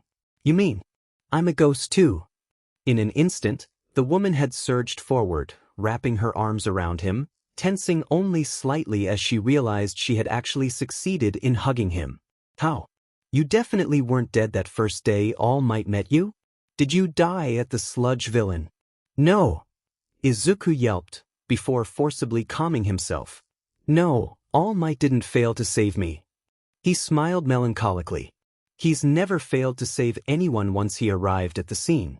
I did die that day, but it wasn't his. Izuku tried to continue, tried to say that it wasn't All Might's fault, but some part of him, maybe even a large part, knew he didn't believe that fully. Because, the truth is, if All Might hadn't told him he couldn't be a hero, Izuku would not have died that day. Instead of continuing his sentence, Izuku kept his eyes on the ground, but his choke had been enough to key the ghost in, if her gasp was anything to guess by. She seemed to be remembering the conversation had with All Might back then. I'm going to kill him, the ghost said, pushing up imaginary sleeves. I swear to God I'm gonna kill that idiot. He's a great hero, but if he's not the most insensitive, hypocritical bstrd in the world. Ghosts and, please stop. She was the only person who knew the whole truth, and if her reaction was something to base them off of, he shuddered to think how Kaken would react or worse, how either of their moms would react. Izuku could picture Mitsuki killing All Might while his mom looked on. You can't actually touch him anyway, so? The ghost looked back at him from halfway across the park, sighing, and as her vibrant anger left her, she almost seemed to deflate into a much smaller woman. I know, Pipsqueak. I just thought I taught Toshi better. You didn't deserve to be told that. Maybe not, Izuku smiled gently. But it happened and it's too late to go back now. All I can do is look forward to the future and hopefully keep others from feeling that same defeat I felt. I don't want to just save people's lives, but their hearts and their dreams as well. Izuku lifted his eyes to the sky, thousands of brilliant stars reflecting glossily in them. It can be easier to help others than yourself, but there are thousands out there who need help, and I want to be able to help them to the best of my ability. I won't give up until I've saved as many people as I can. He turned his eyes to the ghost of Nana Shimura, eyes burning with emerald fire. And I refuse to ever give up again. Ochako took a deep breath as she stared up at the gates of the school. This was it. Today was the start of her future. Hopping up and down slightly, she pumped her fist positively. She was going to be a hero and help her parents. Newly energized, Ochako walked toward the door. She whistled slightly as she looked at the hordes of people. It really was such an elite school. Someone behind her pushed her forward a bit, and Ochako was only just able to keep himself from bumping into a boy with fluffy green hair. It looked so soft. Was it weird that she wanted to touch it? But it turned out not to matter anyway because a second later, the boy tripped. Ochako reached out to tap him so he wouldn't have to faceplant, but nothing happened. Ah! She blinked in surprise as her hand appeared to go right through the boy's back. Must have been a trick of the eye. Uraraka stiffened a giggle as she noticed how suddenly resigned he appeared as he allowed himself to fall completely flat on his face, stiff as a board. It was pretty comical actually, and she heard some sniggers in the background, but she couldn't just leave the poor boy there. I'm sorry. Are you all right? I tried to help you. It's a bad omen to fall after all, but I'm afraid I missed. The boy rolled over, blinking up at her with bright, curious eyes. He was kinda plain, but cute. It's all right. This happens all the time, actually. Ochako smiled at his quiet reaction. It's nerve-wracking, isn't it? She blinked as an actual cat. What the heck? Wriggled its way out of his hoodie, staring with large eyes at Ochako. Then it yawned, tilting its head up to sniff at the boy's chin, and meowed loudly. Coconut, I thought I left you at home. The boy yelped, pulling the cat out of his coat and into his arms, but it wiggled out and climbed onto his shoulders. Really though, why did he have a cat? Ochako stifled a giggle behind her hands, before reaching one out. Here, let me help you up. Ochako reached out her hand only to be interrupted as a blond boy with sharp eyes reached down and grabbed tightly around the green boy's arm. Oh, Kaken, the boy said as he turned his head to look at the red-eyed teen. He'd known who it was just by the hand on his arm? What kind of sixth sense was that? Maybe his quirk. Shitty Deku. The angry-looking boy yanked the green boy up and began pulling him away. The greenette, Deku, sent an Ochako apologetic glance as he was dragged away. Sorry about him. Good luck on the exam. She beamed at him. You too. Ochako agreed cheerfully. She waited before she knew they wouldn't turn around to stick her tongue out at the blonde. What a meanie. If someone like him could apply to Yūrei, so could she. With a quick nod of affirmation to herself, Ochako bounced slightly as she marched into the entrance. Kakakan, Izuku whined quietly. You didn't have to be so rude. She was just trying to help. Fur. Kaken. Izuku yelped. She should have effing helped you up sooner. Instead she just gave you the googly eyes and stared at your hitting cat. Was that what Kaken had been upset about? That she had just watched him sit on the floor without helping? Izuku wanted to thank him, but they had fallen into an awkward silence. They hadn't talked since he ran into him after dinner with Toshinori-san. He still couldn't believe All Might allowed him to call him by his first name. It must have been an American thing. It was always easy falling back into an old pattern with Katsuki, but hard to keep it up. Why did you bring a FNG cat anyway? When did you even get that flea bag? Kaken, don't call Kahaku a flea bag. You'll hurt her feelings. She's a cat. Sansa says she understands us. Who the F is Sansa? He's the Superin, Izuku coughed. Kaken wouldn't be happy to learn about all the fights Izuku had been getting into. A super important person that you don't need to know about. Huh? Anyway, look at Kahaku. You've upset her. And it actually did look like he had. Her nose was pointed obstinately away from him, even though she usually wanted nothing more than to sniff the new people she met. Kaken rolled his eyes before looking back at the cat and scoffing. Heh. What's that supposed to mean? Of course a shitty nerd like you would give her a dumbass name like Kahaku. I think it's fitting. It was either that or Cat and Kaken. You wouldn't have dared. Yes, I would have. I definitely would have. Peh. Izuku repeated, affronted.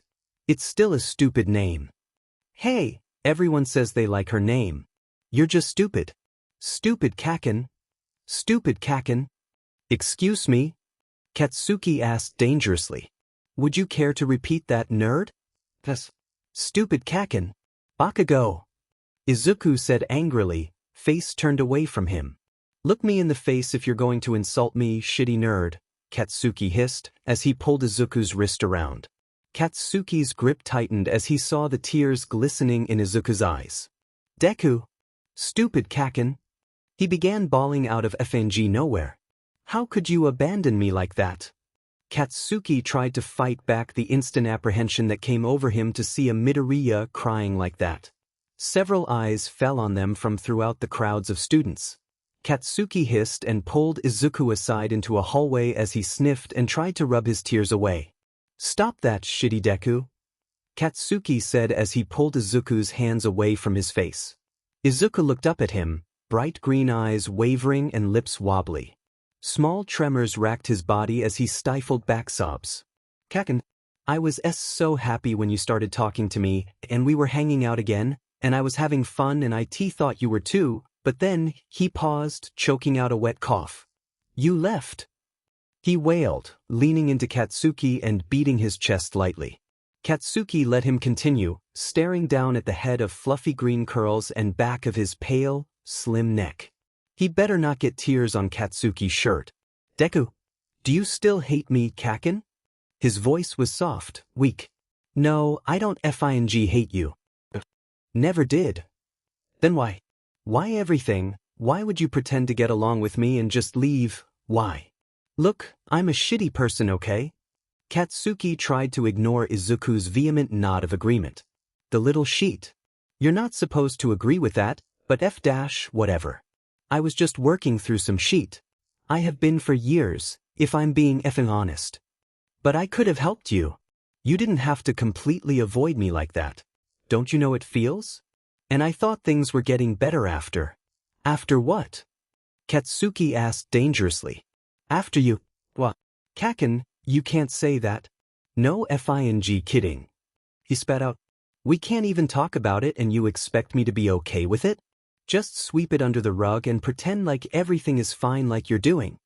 Izuku flinched back, pulling away, his green eyes wide, shimmering and hurt. His lip wobbled. Katsuki sighed angrily, running a hand through his hair. Just forget it. Kaken. No, that's what you want, right? Well then whatever. This isn't the time for this anyway. I just want us to be okay, Kaken, he whispered sadly. I won't do it again, Katsuki said quietly. What? I won't avoid you again, okay? Katsuki shouted, drawing eyes on them from throughout the crowded hall. Izuku's tears had frozen in his eyes, no longer streaming. Really? He whispered quietly. Deku. He didn't sound like he believed Katsuki at all. I don't say stuff I don't mean. Izuku nodded, tears resuming their path down his face. The stupid Midoriya family. Of course he'd just start crying happy tears rather than stopping altogether. Stop crying already, Deku. We haven't even started the written exam yet. What are all the shitty extras going to think? Katsuki had left quickly after that, but Izuku couldn't blame him, he was always bad with emotions. But even if Izuku couldn't blame him, he still felt sad and had to rub furiously at the tears that continued to leak. He had apologized, but did that really mean anything? He'd seemed so angry about Izuku's death again. He knew the other had been upset after the incident at Aldra brought the topic back up, but he hadn't realized how seriously Kaken had treated it. He hadn't realized how truly angry Katsuki was about his attempts to move on, to pretend it had never happened. A part of him whispered. He knew Kaken had a point, but Izuku's mother had been mostly okay with Izuku's choice to push it away, so surely it was fine. Right?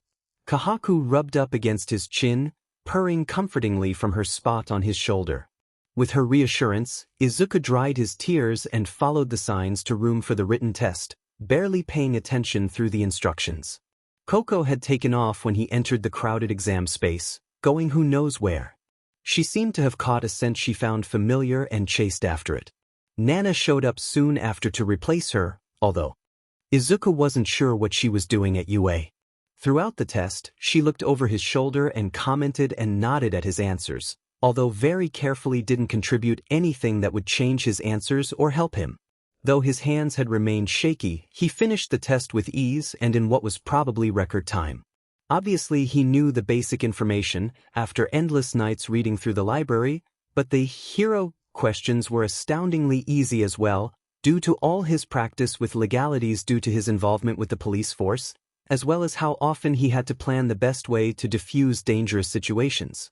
So maybe 30 minutes into the allotted 2 hours. Look, he wrote fast, okay? And neither his hand or brain got tired, so there was absolutely nothing to slow him or his thoughts down. Izuku was starting his final checks over his papers. Afterward, he neatly arranged his paper and pencils on the desk, and tried to sit patiently. Of course, he hadn't had to sit still for months, and within minutes he felt itchy and was struggling not to just jump up. He settled with fidgeting with his pencils or bouncing his leg. Pretty quickly the fact that he was no longer working on his papers became obvious, and Cementos, oh my gosh Cementos, a real pro hero was supervising their testing, came over to speak to him. Midoriya Izuku, correct? I understand if some of the questions are difficult, but we at the faculty urge you to try your best to at least answer them. Oh, sorry sir, it's not that I actually finished. Cementas's eyebrows shot up. Have you already checked your problems? A few times, Cementa-san. Izuku had enough practice dealing with Suk that he could see the skepticism on the hero's mostly blank face. Alright, I'll begin grading it then. It can't hurt to get a head start. Time is very important, right students? He asked, sending a pointed look at all the students staring. As he walked back to the desk, Izuku glanced over at Nana who was laughing at the situation.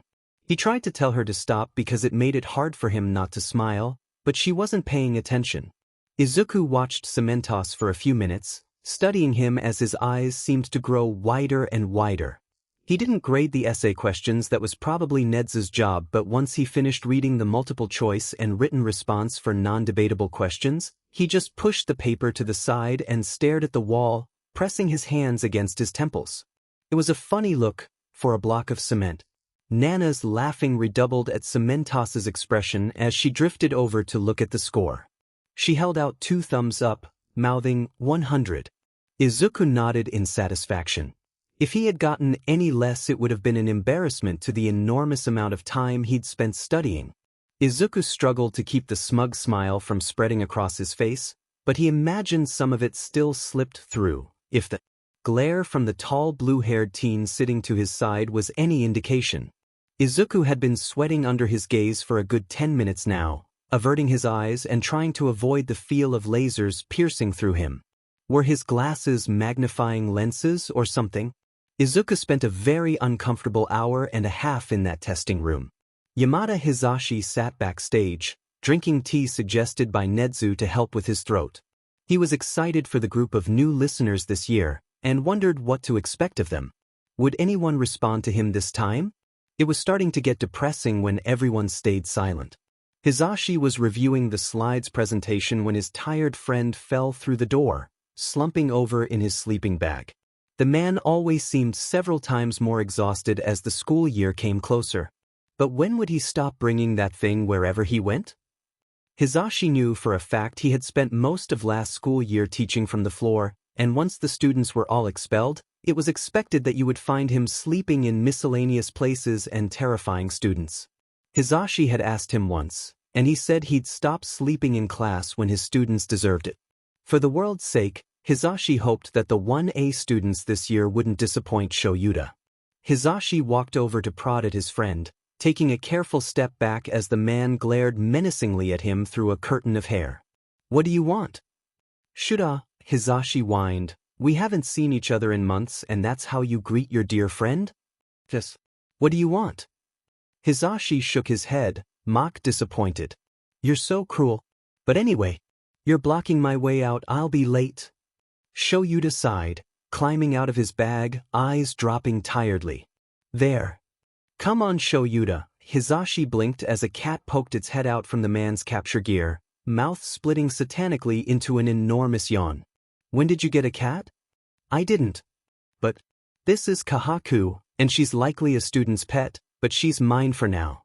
"Okay then." Hizashi blinked at the cat before returning his gaze to Shoyuta. "Did you hear about the listener Ishiyama was freaking out about?" "No," Shoyuta droned out monotonously. "He got 100 on the set answer exam, without cheating. So? We've had multiple children with intelligence quirks do the same before. But he got it done in a quarter of the allotted time. And he doesn't have an intelligence quirk. Then he studied well. Then Nedza decided to pick up his STM-LTN-based responses, and said they were perhaps the best he's ever seen. He gave him a 75 shoulda. Hizashi could tell he'd finally gotten his friend's attention. "Nedzu hasn't given higher than a 60 since we started working, Hizashi." The cat meowed loudly. Why did that sound like genuine surprise? From a cat? And Shoyuta reached up to give her a quick pat. "He rarely gives anything other than a 0 or a 51 for a pass. You've been hearing rumors again." "Nope." Hizashi beamed. "Heard it straight from Nedzu himself." "Why?" "He made a bet that we wouldn't be able to figure out which kid it was. Ishiyama excluded, obviously." Shoyuta sighed. Of course Nedzu did. The reward. Double the pay if we get it right, quadruple if we get it right on the first try. We all have to give him 10% of our wages the first month if none of us guess it. Not like he needs the money really, but it ups the stakes. Sounds fun, right Shoyuta? I refuse, Shoyuta said, trying to slink back into his sleeping bag. Ah. Hizashi sang. Sorry Shokuin. Nedzu isn't giving a choice. You have to participate this time. Shoyuta grumbled acquiescence from his bag, following it up with a few choice words against Nedzu and losing his paycheck. Also, don't call me Shokuin. I hate you. Sure you do. Hizashi nodded sagely. He checked his watch, jumping straight up as he saw the time. Sheet. I'm going to be late. Wish me luck. No. Izuku was nearly vibrating in his seat, excitement filling his spirit to the brim and making it difficult to contain his energy. The only damper was the awkward energy between him and Kaken, who had been assigned to sit next to him. Izuku assumed it was because he'd put his high school down as Aldera, even if he graduated via homeschool. But still, he was at Yūrei, the alma mater of All Might himself. He was here and he was going to become a hero one day, no matter what. For now, he could just fanboy over all the heroes that worked at the school. He had heard whispers that Present Mike was going to present. The Present Mike, the most famous voice hero with his radio show so inspiring. Izuku had always listened to it for the hero's pro tips, but after dying the radio interference made it difficult. It would be so great to get to hear him in person. That said, Izuku did fear for his eardrums. Glancing around the stadium as the last few students filtered in, Izuku noticed just how stuffy it was physically at least. There seemed to be way too many people crammed into the large gym. It was a teensy bit disappointing on Yuei's part, actually. There were so many people there that probably over half of them were sharing seats. It was way more than should have been allowed in the building actually according to the new laws regarding how many people can safely fit within a certain size, since it had been adjusted as mutation quirks grew more common and larger sizes were generally automatically included in the max occupancy rating. So really the excessive amount of people was probably breaking a lot of legal codes, and Izuku was kinda surprised the Nedzu was allowing this, since though it would be difficult, resizing the room with the influx of students who applied wouldn't be outside of Yuei's realm of possibility. Welcome to today's live performance. Izuku squealed. It really was Present Mike. Everybody say, hey. Immediately the stadium was filled with discordant but enthusiastic shouts in response as a surge of bodies rose from their shared seats. Izuku, swept up by the fervorance, joined in. Hey! Izuku's enthusiastic shout fell short as it reverberated emptily into the room, seeming to be the only one to echo. He choked as hundreds of heads turned to look at him, and Izuku flinched, squeaking as red covered his face at the attention. Covering his face with his hand, he sunk back into his seat. Why had the people decided to look at him? Of all people? What the F was that, you dim nerd? Kaken? I was just cheering. Plenty of other people did it too. What FING people? Shitty Deku, you're the only one. Izuku stiffened, eyes going wide as he gazed down at the crowded room and dozens of eyes still on him. Many of which were slightly transparent if he really focused. Ah! He blinked, suddenly realizing that Yūrei probably wasn't aware of the hundreds of people above occupancy because they were all dead. On stage, Present Mike beamed. Thank you for your enthusiasm, little listener. I'm here to present the guidelines of the practical. Are you all ready? He raised his gloved hand trying to get a response, and Izuku jolted as hundreds responded, almost instinctively joining in, but his previous embarrassment continued to paralyze him until Present Mike started his explanation and Izuku forced himself to focus. A familiar blue-haired glasses boy stood up, nitpicking on the third robot, before turning around and aiming a stiff arm directly at Izuku. And you with the green hair. Izuku flinched, pointing his hand at himself in wide-eyed confusion. I appreciate your enthusiasm, but if you're just here to fanboy, then you are a disruption to those of us serious about this exam, and I ask that you please be quiet or leave. Izuku gasped, raising a hand to cover his mouth, quietly muttering an apology. Oi dick bag. Katsuki called out gruffly, propping his legs up on the seat in front of him, chin tilted cockily. Why don't you take a fing look in the mirror? Kakken. Excuse me? What sort of behavior is this in an educational setting? That's not the correct form of language. Present Mike interrupted. Examinee 7111. Thank you for your diligence. To explain this, the 0-pointer gets you no points. He is more something to avoid. Izuku tuned him out slightly, looking at the projection on the screen. Something was worrying about the 0-pointer's silhouette. Izuku remembered a ghost he had known that was obsessed with anime. She always talked about OP characters and how fun they could be if done right. Why did 0P look so much like the English OP? Izuku didn't have a good feeling about this. Izuku heard people chattering about how easy it would be, and how it sounded just like a video game. Izuku prayed for their lives. The blue-haired teen bowed sharply, thanking the hero for his explanation. As Napoleon Bonaparte once said, true heroism consists of being superior to the ills of life. Your best. The hero took a deep breath. Say it with me. Plus ultra. The whole room once again broke into raucous cheering, hundreds of voices screaming out the school mottos. Waves of energy filled the room to the brim, excitement and determination nearly flooding it. Izuku leapt to his feet, praying for the best this time as he threw his fist in the air and cheered along. His face fell as once again, dozens of eyes turned to him. Surely this time they would have cheered along? Plus Ultra was so famous, how could they not respond? And poor Present Mike too. Did he never get responses? How cruel. Hi doi. Izuku slunk back into his seat, hiding his heavy blush in his hands. Izuku startled back into reality from his mortification at a steady shove to his shoulder. Izuku turned his gaze up to Katsuki, eyes wide in question. Teeth. Kakken looked at him, soft disdain coloring his features, mixed in with maybe, hopefully, some humor. How can anybody be such an embarrassing Deku? Izuku laughed awkwardly, raising his hand to tug at the bottom of his curls. Sorry Kakken, it was so loud I figured that surely there must be others doing it. Ihihei, I guess I was wrong. Katsuki's gaze sharpened, glaring around the room. Ghosts. Izuku nodded. Dozens of them. I suppose it makes sense since they don't have much to do and watching the next generation of heroes get their start must be pretty interesting. What arena did you get? Katsuki asked, stretching over to peer over the edge of Izuku's paper. Izuku mimicked the gesture, trying not to lean into the surprisingly soft tufts of Kakken's hair that brushed his cheek as he leaned past, or inhale too deeply at the familiar scent of burnt sugar. Kakken must have been practicing his quirk in the morning. Oh. Izuku said disappointedly, leaning back once he deciphered the upside-down information. We weren't put in the same arena. Yeah. We were consecutive, so this split up likely means that. They probably didn't want to have people who know each other working together. Don't interrupt me, shitty nerd. As if I would have even worked with you anyway.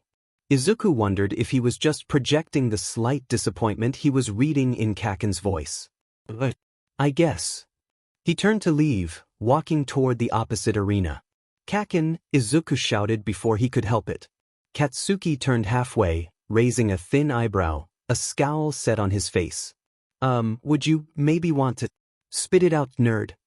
Go have a tea with me when we finish? Izuku shot out in one quick breath. There's a tea house a little ways away that some friends recommended to me and I thought it would be nice after the stress and all. That tea sheet. And what the hell, stress, are you talking about? Then there's a hot pot place too. What? So you can just watch me eat like a creepy weirdo? Oh. Izuku sighed, eyes slipping to the floor in disappointment. I guess I'll just see you some other time. Katsuki's harsh sigh drew Izuku's eyes up from the floor. We can just buy some shitty drinks and take them to the park. Meet me in front of the entrance when we've passed. Hi. Izuku beamed happily as Katsuki turned to leave once again.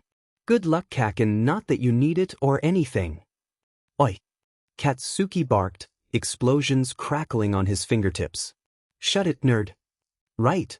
Katsuki paused a few steps away, grumbling sullenly and too quietly for Izuku to understand.